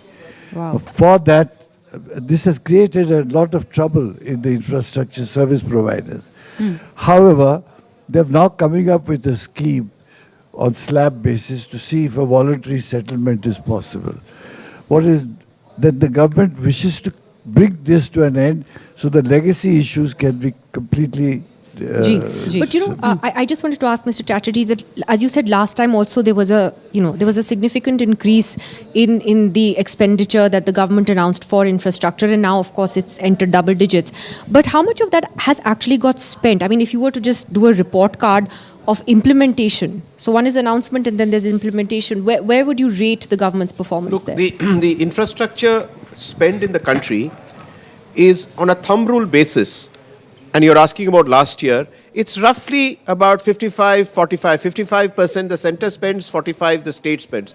If you see the data for the first 9 months, the central spend has been pro rata on track, but the state spend has been lower. And that is one of the reasons you will find that this budget, the FM has gone out of our way to create a structure to incentivize states to spend more. And if I may just take a few seconds more to point out some signaling in this budget. There has been some very clear signaling.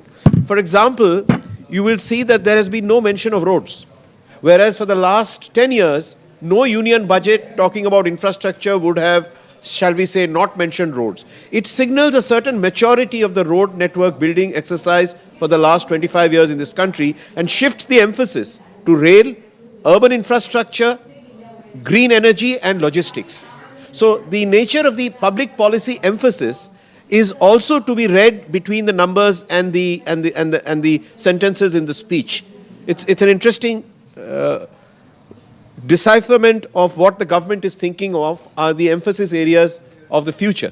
Yeah, exactly. So you're saying they're moving away from the traditional infrastructural sort of areas of focus. There's no mention. Irrigation, roads, there is really no mention. But what is the big ticket mentions here? Green energy, railway, there's no mention of metro rail either. So green energy, urban infrastructure and 75,000 crores for logistics. और मैं क्या पहले आपसे राजीव जी ये कहूँगी, एक तो request करूँगी कि हिंदी में बोले हमारे हिंदी दर्शकों के लिए इस समय, और आपको इस बजट में सबसे अच्छी चीज़ जो ग्रोथ को एक तरह से बूस्ट देती है वो क्या लगी है, कैसे रेट करेंगे आंकेंगे आप इस बजट को? Mike sir. My Hindi is not as good as many we have. जितनी भी आप बोल सके अंग्रेजी के साथ साथ जी. तो बजट तो बहुत प्रोग्रेसिव है, तो कैपिटल एक्सपेंडिचर तो बढ़ा दिया है, तो रोड्स की बात नहीं हुई मगर सस्टेनेबिलिटी की बात हो रहा है, एग्रीकल्चर की बात हुई है, रूरल डेवलपमेंट की बात हुई है, और दूसरा चीज़ है ज़्यादा सा एम्फेसिस भी टेक्नोलॉजी, स्किलिंग, एजुकेशन पे भी हुआ है. टेक्नोलॉजी की बात कर रहे थे प्राइम मिनिस्टर ने, तो 3 AI लैब्स बन जाएगा, सेंटर ऑफ एक्सीलेंस.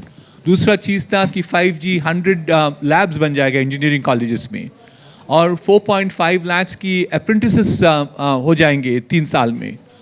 तो ज़्यादा सा एम्फेसिस भी कैपिटल एक्सपेंडिचर तो एक था, मगर ये प्रोग्रेसिव फ्यूचरिस्टिक चीज़ जो भी होता है एजुकेशन, स्किलिंग, टेक्नोलॉजी की भी हो रहा है.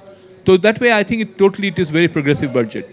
और अगर मैं ये पूछूं कि इस समय जो शेयर बाजार का रिएक्शन है उसमें काफ़ी उछाल देखा गया है, तो एक बजट जो है वो पॉजिटिविटी के साथ आया है, आप कह रहे हैं? It's up more than 1,000 points. With the positiveness, that's the reason why you see there's a progress in the share market too. तो शेयर मार्केट में ये उछाल है, और मैं आप सब लोगों से एक कमेंट चाहूँगी इस बारे में पहले मुकेश जी, कि शेयर बाजार में भी उछाल देखा गया और काफ़ी उछाल देखा गया है, तो इंडस्ट्री कैसे इसे देख रही है, ये टैक्स में कटौती जो है वो, और जो बिग टेक अवेज है इस बजट के वो आपके लिए क्या होंगे अगर समराइज करें तो? अगर एक तो टैक्स में कटौती है, दूसरी सिंप्लीफिकेशन के नाम पे काफ़ी चीज़ें की हैं. सिंप्लीफिकेशन ऑफ टैक्स जैसे कमिश्नर अपील्स जो डिस्पोज करती थी फर्स्ट अपील, वो अभी डेलीगेट कर रहे हैं जॉइंट कमिश्नर को. जो छोटी अपील्स होंगी इंडिविजुअल्स और पार्टनरशिप फर्म्स की, उसकी रेजोल्यूशन जल्दी होगी.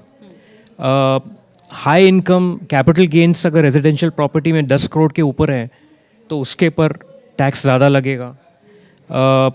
इंश्योरेंस पॉलिसी हाई वैल्यू पे उस पर ज़्यादा लगेगी. TDS का लिमिट चेंज कर दिया है, 30 से 20% ला लिया है, क्योंकि पैन नंबर नहीं होगा तो उस पर TDS लगता था. तो काफ़ी छोटी छोटी चीज़ें की हैं.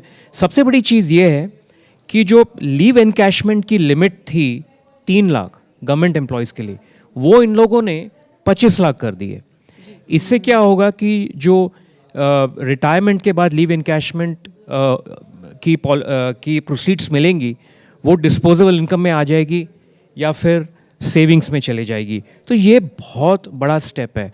और आखिरी चीज़ ये है कि स्टैंडर्ड डिडक्शन बढ़ाया गया है। स्टैंडर्ड डिडक्शन, अगर आपकी सैलरी 15 लाख से कमती है ऑन एन एनुअल बेसिस, तो उस पर स्टैंडर्ड डिडक्शन बनाना है। तो ये छोटी छोटी चीज़ें डिस्पोजेबल इनकम बहुत बढ़ाएंगी।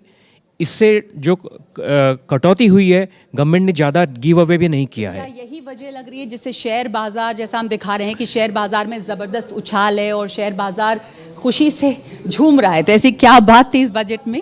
बात यह है कि शेयर बाजार looks at two levels of push to the economy, investment demand and consumption demand. Ji.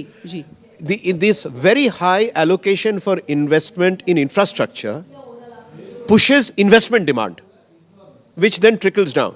And what my friend here has just said is that the positiveness created in the reformatting of the tax slabs is positive for the salaried, the bulk of the middle class. So the share market is expecting higher consumption expenditure. So the combination of higher investment expenditure and consumption expenditure working together, I think is leading to an uplift of sentiment all around, including the share bazaar. Would you say that in that sense, it's actually quite a people-friendly budget? We are also going into a general election next year. So in that sense, would all of you say that it keeps an eye on what people would want? I'll get a comment from all of you. Okay, so I'll just come in on this. It is certainly people-friendly in what I just said. But please also note that there is always a hidden fear and an apprehension that in a country running up to general election, we have seen, across the many years that I'm sure you have covered, that often there is a tendency to be populist.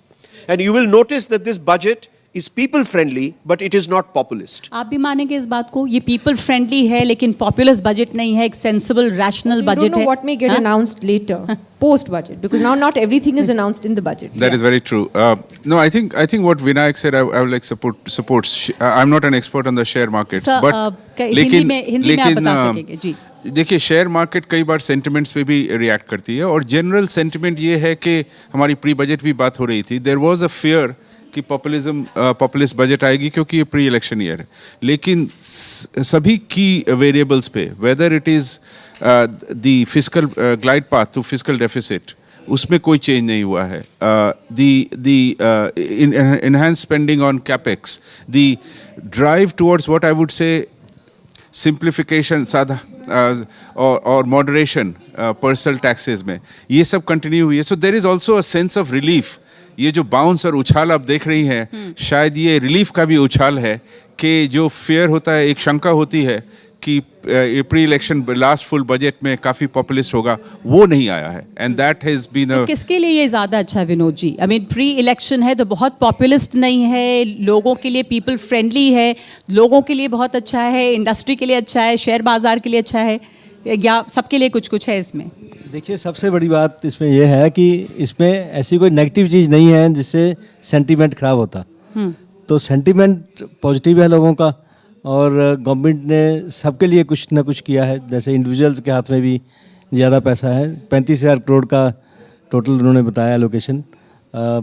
तो इसलिए जिस share market positive react कर रही है, it's a growth oriented. First of all, economy should do better based on this, and physical deficit also is within control. It is as per their targets. Sorry to interrupt. I mean, generally I see that industry always says 10 out of 10, 11 out of 10. It's all fantastic. We have Sanjay Kapoor joining us as well. If there was something that you wish the budget had, but it wasn't there, is there something you feel it was missing? Something you would have liked to see that wasn't announced, or are you also gung ho about it? So I think, so far what we've seen is a very growth-oriented budget, great push in terms of infrastructure, sustainability, green growth, youth, women. At the moment I can't say anything that hasn't been sort of, that we've been expecting. We were, from an industry perspective, from the auto component industry, we've had a great push towards future technologies. PLI schemes have been rolled out, FAME 2. So, we're all heading in the right direction. We've had great growth within our industry. I think a focus on exports, which has already sort of been announced, focus on domestic consumption with all, everything else that's been announced, will definitely push the industry in the right direction. तो आप कैसे rate करेंगे इस budget को? आपके लिए सब कुछ अच्छा है, इसमें ग्रोथ ओरिएंटेड बजट है, जैसा IMF ने पहले इंडिया को एक ब्राइट स्पॉट बताया था संजय, आपको लग रहा है ये बजट ऐसा है जो इस राह पे बढ़ता हुआ दिख रहा है भारत? So हमारे if we look at it, it's definitely a great budget from everything that's been announced so far.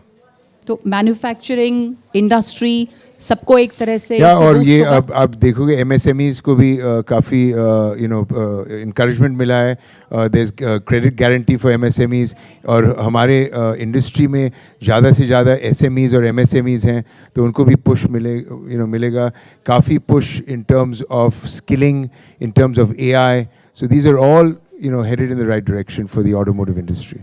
Right. Mr. Reddy, anything you would have liked to see? Certainly, like to see, I'll say that. Before that, coming back to the mood elevation in the nation, irrespective of the percentage of people who pay tax in this country, income tax is very sentimental to many people.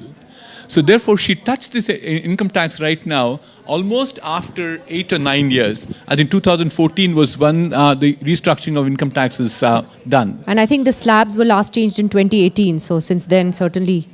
if I'm not mistaken. On the but slabs, very tweaking, just a tweak, Now the percentage has changed. Even at the highest slab, she's given a relief of 4% of taxes. From 42.7, it comes down to about 39 or so. So I think that's the one which she certainly has done well in terms of touching the sentiment. To that extent, one could call it also, it's a populistic budget. It may not go into the common Aam Aadmi to say that it touches him. They can always tweak it later on, all right. So that's one positive that I saw. Several things people talked about, positives, all right. But one thing that I personally felt, and CI also has recommendations on it, is on higher education.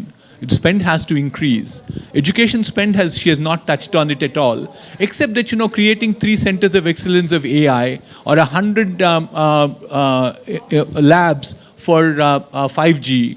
These are probably teachers training, digital libraries, etc. These are some of the tweaks that happened, but I think in higher education we said we should have FDI investments to come by. Section 25 companies have to have equity with them, or there should be funding of higher education, or market should determine what should be the course fees for private institutions. They can't be one other authority. Those were some of the areas which I would have wished I saw from the budget too. Mukesh ji, ये इस budget में share बाजार का mood बहुत अच्छा है. ऐसी क्या बातें लग रही हैं जिससे इन्वेस्टमेंट की हम बात कर रहे थे बजट की पहले भी यहाँ पर कि एक ऐसा बजट चाहिए जो इन्वेस्टमेंट को भी अट्रैक्ट करे, तो ऐसा क्या है इसमें जो विदेशी निवेश को भी और इन्वेस्टमेंट्स को बढ़ावा दे? मैं सुन रहा था पीपल्स बजट, पॉपुलर्स बजट. मेरे ख्याल से ये पीपल्स बजट है, पॉपुलर्स बजट नहीं है. दोनों में से कोई नहीं है. ये एक यूनिक बजट है. अच्छा. जिसमें इन्वेस्टमेंट थ्रस्ट मिल रहा है. विनायक जी ने बात किया इंफ्रास्ट्रक्चर को इन्वेस्टमेंट थ्रस्ट कैसे मिल रहा है, और डिमांड और कंजम्पशन को थ्रस्ट मिल रहा है टैक्स रेट्स चेंजिंग के कारण. So I think it's a unique budget before elections. What is a populist budget at the end of the day? Populist budgets historically are known to be budgets where before election you give away, you enhance the allocation. Basically, these are freebies that are given. Now, one thing is to say that you're meeting a social objective by giving away these freebies. That is not what she has done. She's put it out very intelligently, say, let me try and do it a much more productive manner. Let me put more money in the hands of middle class, in the hands of higher middle class, and boost consumption. तो जो tax slabs change हुए हैं वो एक तरीका रहा है जिससे लोगों की जेब में पैसे ज़्यादा गए हैं, हालांकि फ्रीबीज नहीं है. फ्रीबीज नहीं है इस बजट में. एटलीस्ट अनाउंसमेंट तो कोई फ्रीबीज अनाउंस नहीं किया था. So investment led budget, propelling domestic manufacturing growth, giving away benefits to MSME, self-employed people. Really, these are the important themes for the budget which is driving the market. Mr. Chatterjee, I mean, given then the global economic situation at the moment, the fact that there are so many headwinds elsewhere, how do you think this budget then helps India to stay on that trajectory to 6.5 to 7%? I mean, is that outlook still a tad optimistic, or do you think that this will really set us on that path of growth? Look, fundamentally, in PPP terms, we are the third largest consuming market in the world. So remember, India's economics is largely governed by domestic demand. As I said, both investment and consumption. So it does everything. This budget does everything to increase sentiment for domestic expenditure, both investment and consumption. So to that extent, तो हम लगातार budget पे चर्चा कर रहे हैं। कुलदीप जी हमारे साथ हैं, कुलदीप कुमार जी टैक्स एक्सपर्ट हैं। सर, सबसे बड़ी कहानी इस बजट की यही है, मुझे आपसे ये जानना, आप हमारे दर्शकों को बताएं कि 5 लाख से बढ़ा के 7 लाख किया गया है, ठीक है। उसके अलावा एक स्लैब भी अनाउंस किया गया है जिसमें कि 3 लाख तक नो टैक्स, 3 से 6 के बीच में 5%, 6 से 9 के बीच में 10%, 9 से 12 के बीच में 15% और उसी तरह 20 और 30% है। इसका क्या मतलब है, लोगों को ये आप कैसे समझाएंगे? देखिए, अभी तक क्या था, जो 2019 के बजट में जो न्यू टैक्स रजीम उन्होंने इंट्रोड्यूस किया था, उसमें था कि आप करीब 17 के करीब डिडक्शन थी, आप उसको गिव अप कर दीजिए। वो डिडक्शन क्या थी, आपका HRA हो गया, LTA हो गया, स्टैंडर्ड डिडक्शन हो गई, या आप ATCC की 1,50,000 की डिडक्शन हो गई। अगर आप NPS में इन्वेस्ट करते हैं 50,000 की एडिशनल डिडक्शन मिलती है, वो हो गई, या हाउसिंग इंटरेस्ट के लोन के इंटरेस्ट की डिडक्शन हो गई। अगर ये सब करीब 17 की डिडक्शन थी, अगर आप गिव अप कर देते हैं तो आप एक न्यू टैक्स रजीम में जा सकते हैं। जो उस न्यू टैक्स रजीम के रेट क्या थे, वो 2.5 लाख तक कोई भी टैक्स नहीं था, 2.5 से 5 तक 5%, और 5 से 7.5 लाख तक 7.5%। तो 2.5 लाख की स्लैब बढ़ती जाती थी और 15 लाख तक ऐसी स्लैब बढ़ती थी, और जो टैक्स रेट था वो भी 2.5% बढ़ता जाता था। तो 15 लाख के ऊपर वो टैक्स का रेट 20% हो जाता था। तो उसका फ़ायदा क्या था कि जैसे जो कोई डिडक्शन नहीं क्लेम कर रहा तो वो उसको ले सकते थे, लेकिन सबसे बड़ी समस्या थी कि कोई एक नौकरी पेशा या कोई एक जिसको कि नॉन टैक्स या नॉन फाइनेंस की बैकग्राउंड है, तो उसको बड़ा मुश्किल होता था कि मैं पुराने रजीम में जाऊं या नए रजीम में जाऊं। तो उन्होंने, गवर्नमेंट ने क्या किया, उन्होंने कि उसको नए टैक्स रजीम को अट्रैक्टिव बनाने के लिए पुरानी टैक्स स्लैब को नहीं देखा, मुझे बिल देखना पड़ेगा, मुझे लगा पुरानी टैक्स स्लैब में कोई चेंज नहीं किया, जो न्यू टैक्स रजीम है लोग उसको चुने। तो उसके लिए कि 3 लाख तक आपको कोई टैक्स नहीं है, मतलब कि जो स्लैब है वो 2.5 लाख से 3 लाख होगी एक तो, और दूसरा जो 87A में एक रिबेट है। अभी वो क्या होता था कि अगर आपकी इनकम आज की डेट में 5 लाख से कम है तो आपको कोई टैक्स नहीं देना है, तो 5 लाख की सीमा उन्होंने 7 लाख कर दी। जो 87A की रिबेट है वो 12,500 से बढ़ाकर 25,000 कर दी। तो आज की डेट में अगर आप 7 लाख की आपकी इनकम है, आप कोई डिडक्शन एग्जम्पशन क्लेम नहीं करना चाहते तो आपको कोई टैक्स पे नहीं करना पड़ेगा। उसके अलावा जो बाकी की स्लैब उन्होंने रेशनलाइज किया उसका थोड़ा बहुत बेनिफिट आपको मिलेगा। लेकिन अब वो सोचिए कि एक मिडिल क्लास, सैलरीड क्लास, जो कि ATC की डिडक्शन वैसे ही मिल जाती है, क्योंकि अगर आपका हाउसिंग लोन है, आपकी प्रिंसिपल रिपेमेंट जा रही है, या ATC की डिडक्शन आप 1,50,000 ले सकते हैं, आपने NPS में रजिस्टर किया होगा 50, उसकी डिडक्शन मिलती है, आप HRA की डिडक्शन भी क्लेम करते हो, स्टैंडर्ड डिडक्शन भी क्लेम करते हो। तो क्या उन सब डिडक्शन को क्लेम करने के बाद और इस नए रजीम में कंपेयर करने के बाद क्या 7 या 10 लाख वाले को बेनिफिट होगा या नहीं होगा, ये मैं आपको थोड़ी देर में इसको एनालाइज करके बता दूंगा। आपके पास आना चाहूंगा ये सवाल को लेकर, क्योंकि जब ये घोषणा की गई वित्त मंत्री की ओर से सबसे ज्यादा तालियां बजी इसी चीज को लेकर के, और उन्होंने खुद भी कहा कि आप सब जानना चाहते हैं, यही सुनना चाहते थे, इसलिए मैं आखिर में इस बात को घोषित कर रही हूँ, अनाउंस कर रही हूँ। लेकिन क्या वाकई इससे फायदा होगा? क्या ये फायदा ज़्यादा करके जो न्यू रेजिम है उसके लिए नहीं है, क्योंकि लोग ज़्यादा करके उसमें ऑप्ट नहीं कर रहे थे न्यू रेजिम को, लोग पुराने रेजिम में टिके हुए थे। नहीं, मैं आपको एक तो क्लियर कर दूं डाटा, जो पिछले साल ये न्यू रेजिम आई और पिछले साल पैराडाइम शिफ्ट हुई, बहुत लोग न्यू रेजिम में चले गए, जो लोग घर मकान नहीं ले रहे, जो लोग बहुत इन्वेस्ट नहीं कर रखे, जिन्होंने बहुत इंश्योरेंस पॉलिसीज नहीं ले रखी है, ऐसे बहुत लोग हैं भारत में, वो सारे लोग न्यू रेजिम की तरफ शिफ्ट कर गए थे। और अब जो बेनिफिट बढ़ा दिया गया, अब सारे मैक्सिमम लोग ही न्यू रेजिम की तरफ शिफ्ट कर जाएंगे, नंबर 1। नंबर 2 आपको बताता हूं, रिबेट जो ये 87A का है, इसका 2 लाख का डायरेक्ट बेनिफिट मिला। सेकेंड, आपको स्टैंडर्ड डिडक्शन जो कि पुराने रेजिम में था वो भी इसमें लागू कर दिया गया, उसका 50,000 का डायरेक्ट बेनिफिट मिल जाता है। तो पहले वो 2 लाख का बेनिफिट मिलता है, ये 50,000 का और एक बेनिफिट मिलता है। तीसरा, आपके स्लैब्स कम कर दिए गए, हर स्लैब में आपको एक स्लैब को पूरी तरह से इरेडिकेट कर दिया गया।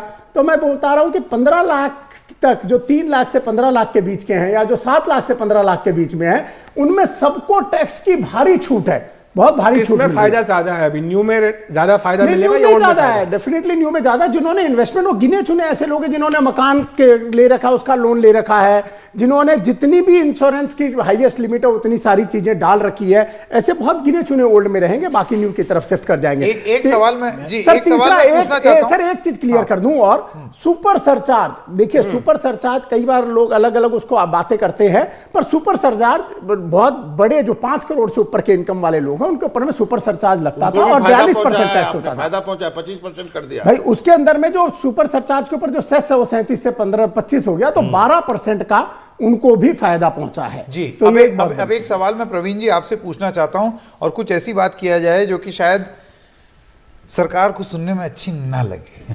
और वो बात ये है मनरेगा का बजट। हाँ जी। मनरेगा का बजट 2022-23 में 73,000 करोड़ था। ये रिवाइज हुआ, थोड़ा सा बढ़ा 2022-23 में, करीब 89,400 करोड़ हुआ। इस साल 2023-24 में ये 60,000 करोड़ पर आ गया। जी। मतलब मनरेगा से बिल्कुल मन उठता हुआ दिखाई दे रहा है। मन इसका इम्पैक्ट देखिए, ऑब्वियसली हम सभी ने ये देखा और इस पे शायद एक आम सहमति होगी कि बहुत बड़े तबके के लिए वो एक लाइफ लाइन के तौर पे था, एक बहुत ही दुर्गम परिस्थिति में। और ये स्थिति जो है, ठीक है, उससे हम उबर से गए हैं, लेकिन पूरी तरह से उनकी आर्थिक स्थिति में जो ऐसा कोई सुधार तो हुआ नहीं कि आप कहें कि इसको हटा दो या कम कर दो। अभी भी जो 100 डेज का एम्प्लॉयमेंट मिलना चाहिए, कितने लोगों को मिलता है उसमें, कितने परिवारों को मिलता है? 10%, 15%, उसी के आसपास का आंकड़ा है। तो देखिए, जो सारी चर्चा अभी तक हुई और हम लोग जो सुनते रहे, पीपल फ्रेंडली या जो है सबके लिए अच्छा, आम जन के लिए अच्छा, हिंदुस्तान का बस 10% आम जन है क्या? बाकी 90% का क्या होगा? अगर हम सोचें कि सरकार इस स्कीम को समाप्त करना चाहती है, इसका बिल्कुल वो नहीं करना चाहती, लेकिन रोजगार तो एक समस्या है ना, बेरोजगारी। अब सीएमआई के मैं सुबह डेटा देख रही थी किस तरह से बिल्कुल राज्य स्तर पर और हमारे केंद्र स्तर पर, राष्ट्रीय स्तर पर ये एक चिंताजनक आंकड़ा है।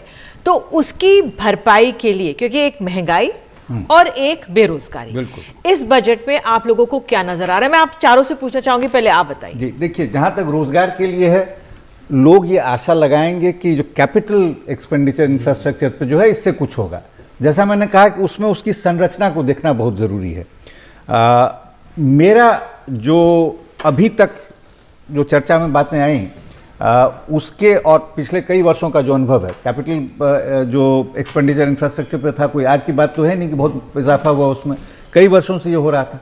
रोजगार का उस पर क्या असर हो रहा है, रोजगार पे उसका क्या असर हो रहा है? अगर आप उसको देखिए, जैसे आपने सीएमआई कहा, पीएलएफएस के आंकड़े हैं, जितने सारे आंकड़े देखिए, इस पर एक आम सहमति सी है कि स्थिति जो है भयावह है। और उसके लिए क्या होना चाहिए था कि आपको रूरल रोजगार का जो एक प्रावधान है, उसको तो स्ट्रेंथन करना ही करना चाहिए था।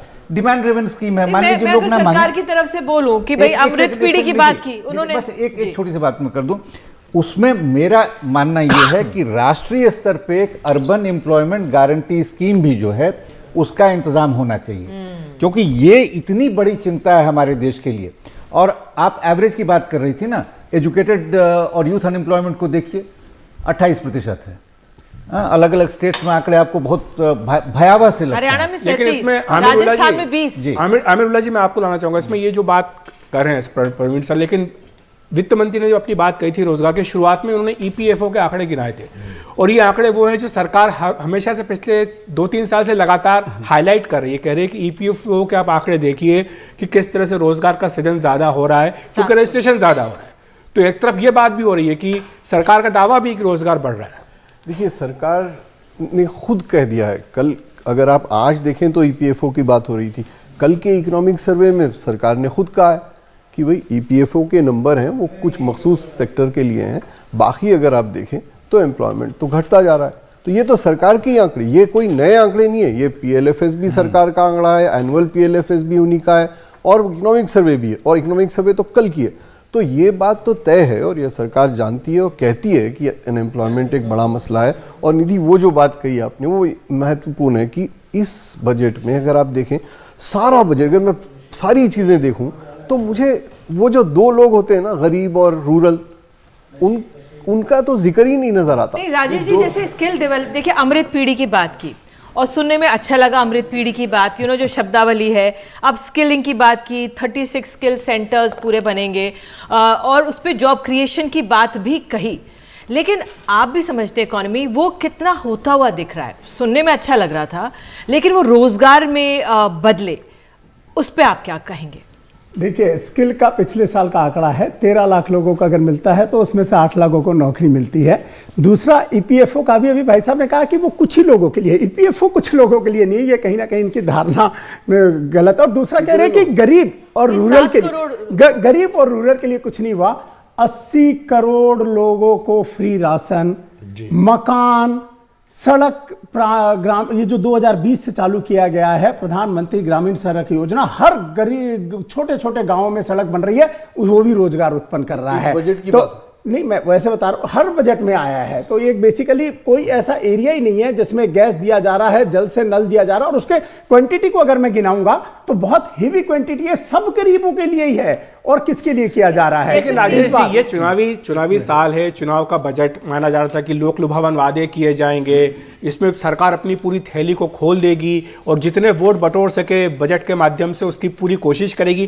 क्या आपको लगता है कि ये चुनावी बजट है? देखिए, चुनावी बजट कभी नहीं आया है। नहीं, ये तो मीडिया का अपना एक विश्लेषण होता है कि चुनावी बजट कभी नहीं आया। हर बार सबका ध्यान रखा गया, सबका विकास किया गया है कि रोजगार भी बढ़े, गरीबों को भी जो जो जरूरत की चीजें, मूल सुविधाएं जो है वो नहीं मिलती थी भारत के अंदर में। आज भारत के अंदर हॉस्पिटल बड़े कम संख्या में थे, तब आयुष्मान भारत लाना पड़ा, कोई ऐसे नहीं लाना पड़ा। हेल्थ के बजट में क्या हुआ? कुछ नहीं, पब्लिक हेल्थ, एजुकेशन, दो तीन चीज हमें बता दी है। प्रवीण सर, आपसे बात शुरू करता हूँ। इस बजट में जो है पब्लिक हेल्थ, एजुकेशन पे काफ़ी कम सुना गया, ना के बराबर सुना गया।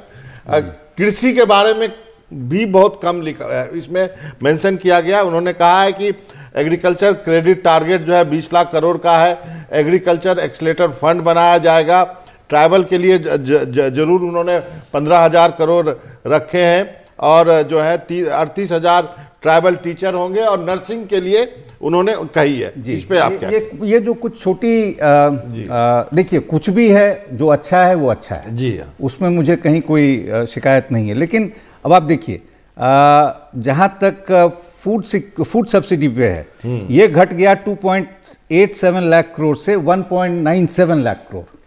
ठीक है, नरेगा पे संकेत ने पहले ही बता दिया कि 60,000 करोड़ पे पहुंच गए। NSAP, नेशनल सोशल एश्योरेंस वाला जो है, इस at the same level 9,636 crore. जल जीवन कृषि सिंचाई योजना पिछली बार बजट में 12,900 करोड़ था, इस बार वो घट के 10,700 करोड़। बिल्कुल, तो इसी ये जो लिस्ट जो आपके पास है, यही लिस्ट मेरे पास भी है। PM श्री योजना जो है, उसके तहत वो एक 27,000 का पूरा विंडो था 5 साल का, उसमें से इस साल का एलोकेशन जो है वो 4,000 करोड़ है। पिछले साल 5400 करोड़। तो मिला जुला के अगर आप देखिएगा ना, जो कृषि को लेके, या जिसको आप कहते हैं कि तमाम जन कल्याण की योजनाएं हैं, और मेरे जन कल्याण में जो सिर्फ 10% नहीं है, मैं 90% पे ध्यान देता हूं, उनकी बात करना चाहता हूं। उनके लिए जो बिल्कुल कारगर स्कीम होते हैं, जो डायरेक्टली उनको इम्पैक्ट करता है। श्री योजना शुरू हो रही है सर। अच्छा, ऐसे में रोकती हूँ, हापुड़ चलते हैं। अच्छा, ठीक है, हमारे सहयोगी सौरभ वहाँ पर किसानों के साथ मौजूद हैं। आइए सीधे आपको। अच्छा, अभी आए नहीं है, अभी वो हापुड़ पहुंच रहे हैं। अच्छा, कृषि क्षेत्र में स्टार्टअप आएंगे, श्री योजना होगा। देखिए, ये सब जो बातें हैं ना, वो तो मिलेट का है, मिलेट को इंटरनेशनल मिलेट ईयर है। 7 चीजों के बारे में उन्होंने। लेकिन उसमें एक आप जो बात कह रहे थे कि ये बजट कम कर दिया, तो आप जानते हैं कि जो PM अन्न योजना थी, जो कि कोरोना को लेकर के शुरू की गई थी, उसका चूंकि मर्जर किया गया, और ये तो घोषणा भी 3-4 महीने पहले कैबिनेट में हो चुकी है, तो जाहिर सी बात है कि आप अगर जब योजनाओं को मर्ज करेंगे तो बजट पे तो रिफ्लेक्शन दिखेगा उसका। लेकिन ये बात पूरी इस तरह से आनी चाहिए। लेकिन आपको ये भी देखना होगा, उससे जो है, जो एक्सपेंडिचर है उन लोगों का टोटल, उस पर क्या फर्क पड़ता है। जो अनाज अगर कम होगा तो भाई बाहर से तो आप खरीदेंगे ना, कहीं बाजार से, तो उस पे जो क्या होता है, जो टोटल ये है, नहीं, इस पे जो एस्टिमेट्स है, जैसे आप लोगों ने शायद, संकेत ने शायद अरुण कुमार से बात की थी इस पे, ये कि इसका क्या इम्प्लीकेशन होगा पॉवर्टी पे, सिर्फ इस वजह से कि उनका जो जेब खर्च अनाज लेने में कितना होगा, उसमें बढ़ोतरी हो जाती है। तो आपको इन सारी चीज़ों को तो देखना ही होगा। तो मैं सिर्फ ये कह रहा हूँ कि ये रैशनलाइजेशन ठीक है, आप मान लें कि चलिए अच्छी चीज़ है, 2 स्कीम्स से आपने उनको मिला दिया, एग्रीगेट में इम्पैक्ट क्या होता है उसका, आपको ये तो देखना पड़ेगा ना। और बाकी सारे हेड्स आप देखिए ना, जितने सारे हैं, मान लीजिए 20 बड़ी ऐसी योजनाएं जो आप कहेंगे कि जन कल्याण के लिए बहुत महत्वपूर्ण है, डायरेक्टली इम्पैक्ट करती हैं, उसमें आप देखिए 2-3। तो क्या इसमें एक जो चर्चा का विषय ये भी होना चाहिए, इस पर मेरे ख्याल से हम लोग बात नहीं कर रहे, कि जो बजट घाटे को लेकर के उन्होंने बात की थी कि हम इसका टारगेट जो है धीरे धीरे करके कम कर रहे हैं, और उन्होंने उम्मीद भी जताई है कि वो 2024-25 तक इसको और नीचे लेकर के आएंगे। तो आपको लगता है कि शायद ये भी एक कारण है कि हाथ खींच रही है सरकार कई जगह से? देखिए, दो चीजें हैं ना, कि आप या तो कहीं से रिसोर्सेज को मोबिलाइज करेंगे, जगह अगर खर्चा बढ़ाना है, उसके बिना तो आप खर्चा बढ़ा ही नहीं सकते हैं। लेकिन ये क्या हो सकता है, वो संभावनाएं क्यों नहीं सरकार तलाशती हैं? तो राजेश जी, क्या आप सहमत हैं इस बात से कि सरकार जो है वो लोक कल्याण के और जन कल्याण, जिसको कि बहुत बड़ा इलेक्शन प्लान सरकार का बताया जाता है कि ये लोक कल्याण की सरकार है, जन कल्याण की सरकार है। अभी बीजेपी की नेशनल एग्जीक्यूटिव मीटिंग हुई, उसके गेट के मेन गेट पे सबसे बड़े बड़े अक्षर में ये लिखा हुआ था। तो लेकिन ये कह रहे हैं कि ये तो खर्चे सरकार कम कर रही है जन कल्याण सर, खर्चे एक तो क्या है कि हम इस तरह भी नहीं लुटा सकते कि हमारी पाकिस्तान वाली हालत हो जाए, हमारी श्रीलंका वाली हालत हो जाए, ये हम नहीं कर सकते। हाँ, ये देश का सोचते हैं हम, इलेक्शन का नहीं सोचते, ना हमने कभी सोचा है। ये जितनी भी चीजें हैं देश को लॉन्ग टर्म में ध्यान रखते हुए, जिस तरह से हमको फिस्कल डेफिसिट कम करना चाहिए, 6 से 5.9 और आगे 4.5 तक लाना है, तो वो हमने लगातार हमने उस चीज पे पहल करी है। दूसरी चीज है, बहुत लोक लुभावने चीजों की जगह पे, अब भाई साहब अभी जब कह रहे थे ये जो 80 करोड़ को जो देते हैं, दोनों को ऐड करके देख लीजिए, सामने सामने डाटा क्लियर है कि वो ज्यादा है पहले से। फिस्कल डेफिसिट टारगेट मीट करना चाहते हैं, 5.9 का टारगेट है। सर, आप कुछ करना चाहते हैं? मैं ये कहूँगा, अगर आप देखें इस बजट में एक सिल्वर लाइनिंग और थी कि जो कैपिटल एक्सपेंडिचर का उन्होंने जो किया है 7.5-10 लाख करोड़ कर दिया है, वो भी कुछ हद तक एम्प्लॉयमेंट जनरेट करेगा। लेकिन मैं ये बात मानता हूँ कि अब जितना इनमें पैसा जा रहा है, कहाँ खर्च होता है, सड़कें बनती हैं, कितना रोजगार जनरेट होगा, लेकिन सरकार ने जो पीछे उनकी जो पॉलिसी थी उसको उन्होंने आगे बढ़ाने की कोशिश करी है। एक क्वेश्चन आपने मुझसे पूछा था कि पुराने रजीम को और वर्सेस न्यू रजीम का, तो पुराना जो रजीम है अब किसी के लिए भी बेनिफिट नहीं रहेगा। मैं आपको एग्जांपल देता हूँ, जैसे फॉर एग्जांपल अगर आपने स्टैंडर्ड डिडक्शन तो आपको मिल ही जाएगी, चाहे आपने 2 लाख की आपको हाउसिंग इंटरेस्ट की डिडक्शन ले लीजिए, सेविंग इंटरेस्ट की 10,000 की डिडक्शन ले लीजिए, और इसके अलावा आप HRA की डिडक्शन भी लीजिए। आप सब डिडक्शन जितनी भी ले लीजिए, सब ले लीजिए, उसके बावजूद भी आपको नया टैक्स रजीम टैक्स की सेविंग देगा। अब इसका इम्पैक्ट ये होगा कि अब सरकार आपको अपने इंश्योरेंस के लिए, अपने हेल्थ के लिए आपको इंश्योरेंस लेना है, अपनी लाइफ की सिक्योरिटी के लिए इंश्योरेंस लेना है, तो वो जो लोग अपनी सेविंग अपने फ्यूचर सोशल सिक्योरिटी के लिए जो करते हैं या प्रोविडेंट फंड में सेव करते हैं, उनके लिए कोई इंसेंटिव सब खत्म हो गया। इसका मतलब पैसे खर्च करें, सब पैसे खर्च करें, ताकि लोग खर्च करें तो कंजम्पशन बढ़े, कुछ उससे हो। शायद इस बजट में ये कोशिश है, लेकिन इससे पहले भी जो सरकार करने की कोशिश कर रही थी कि कैसे लोगों को ये डिडक्शन से, लोग झूठे क्लेम कर लेते हैं, कुछ कर लेते हैं, वो इनसे दूर होना चाहते थे। तो मेरे ख्याल से सिंप्लीफिकेशन के लिए ये एक अच्छा डायरेक्शन में जा रहे हैं, लेकिन कैसे इस यंग वर्किंग पॉपुलेशन को अपनी सोशल सिक्योरिटी कैसे करें, क्योंकि उनके लिए कुछ भी नहीं है। आज से 2030 के बाद या 2035-40 में जब ये लोग अपने उस एज में जब इनको सपोर्ट की जरूरत होगी, तो अपने लिए कैसे सेव करेंगे वो? तो मेरे ख्याल से उसके लिए हमें कुछ ना कुछ सरकार को कुछ ऐसा इंसेंटिव देना चाहिए ताकि कुछ ना कुछ लोग सेव करें। मेरा एक सवाल है, जैसे कि जिसको पेंशन नहीं है जिस नौकरियों में, वो उसके लिए आपकी क्या एडवाइस है? जिसके लिए पेंशन नहीं है, सरकारी पेंशन नहीं है, जिसके बाद जो एनपीएस वो कहाँ जाए फिर? तो वो अपना अनाज ले सरकार से, उसका तो सिंपल ही है, जब इनकम टैक्स कहाँ से देंगे आप? आप तो ज्यादा इस डायरेक्शन में चले गए। लेकिन राजेश जी, क्या वाकई ये मकसद है सरकार का कि आप चाहते नहीं कि हेल्थ इंश्योरेंस में लोग पैसा लगाएं, लोग अपना प्रोविडेंट फंड में लगाएं, लोग अपना जो फ्यूचर है वो सिक्योर करें, और इसलिए लोग चाहते हैं कि न्यू रेजिम में सब चले? सर देखिए, मैं आपको बताऊं, न्यू रेजिम में तो आपको शिफ्ट करना होगा, कुछ सिंप्लीफिकेशन पूरे वर्ल्ड में है। हम इतने सारे डिडक्शन, इतने सारे वो कर नहीं सकते हैं। आज आप लोगों के लिए बड़ी प्रॉब्लम हो जाती है उसको सॉल्व करना। ये इतना सिंपल है कि आदमी को रिबेट मिल रही है, और जितने बेनिफिट है उससे ज्यादा बेनिफिट यहाँ दे दिया ना, जो सारे बेनिफिट तो पिछली बार ही। ब्रेक लेने के लिए कहा जा रहा है, लेकिन ये बहुत अहम है कि क्योंकि विश्व भर में जिस तरह से हालात हैं, हम बेहतर कर रहे हैं, लेकिन वाकई में एक सेविंग का माध्यम होना चाहिए। किस तरह से हम बचत कर सकते हैं, क्योंकि जो विश्व भर के आर्थिक अर्थशास्त्री वो कह रहे हैं भी थोड़ा पैसा संभाल के खर्चो, सरकार कर रही है, लेकिन आम जनमानस कैसे करे, ये समझेंगे आपसे एक ब्रेक के बाद।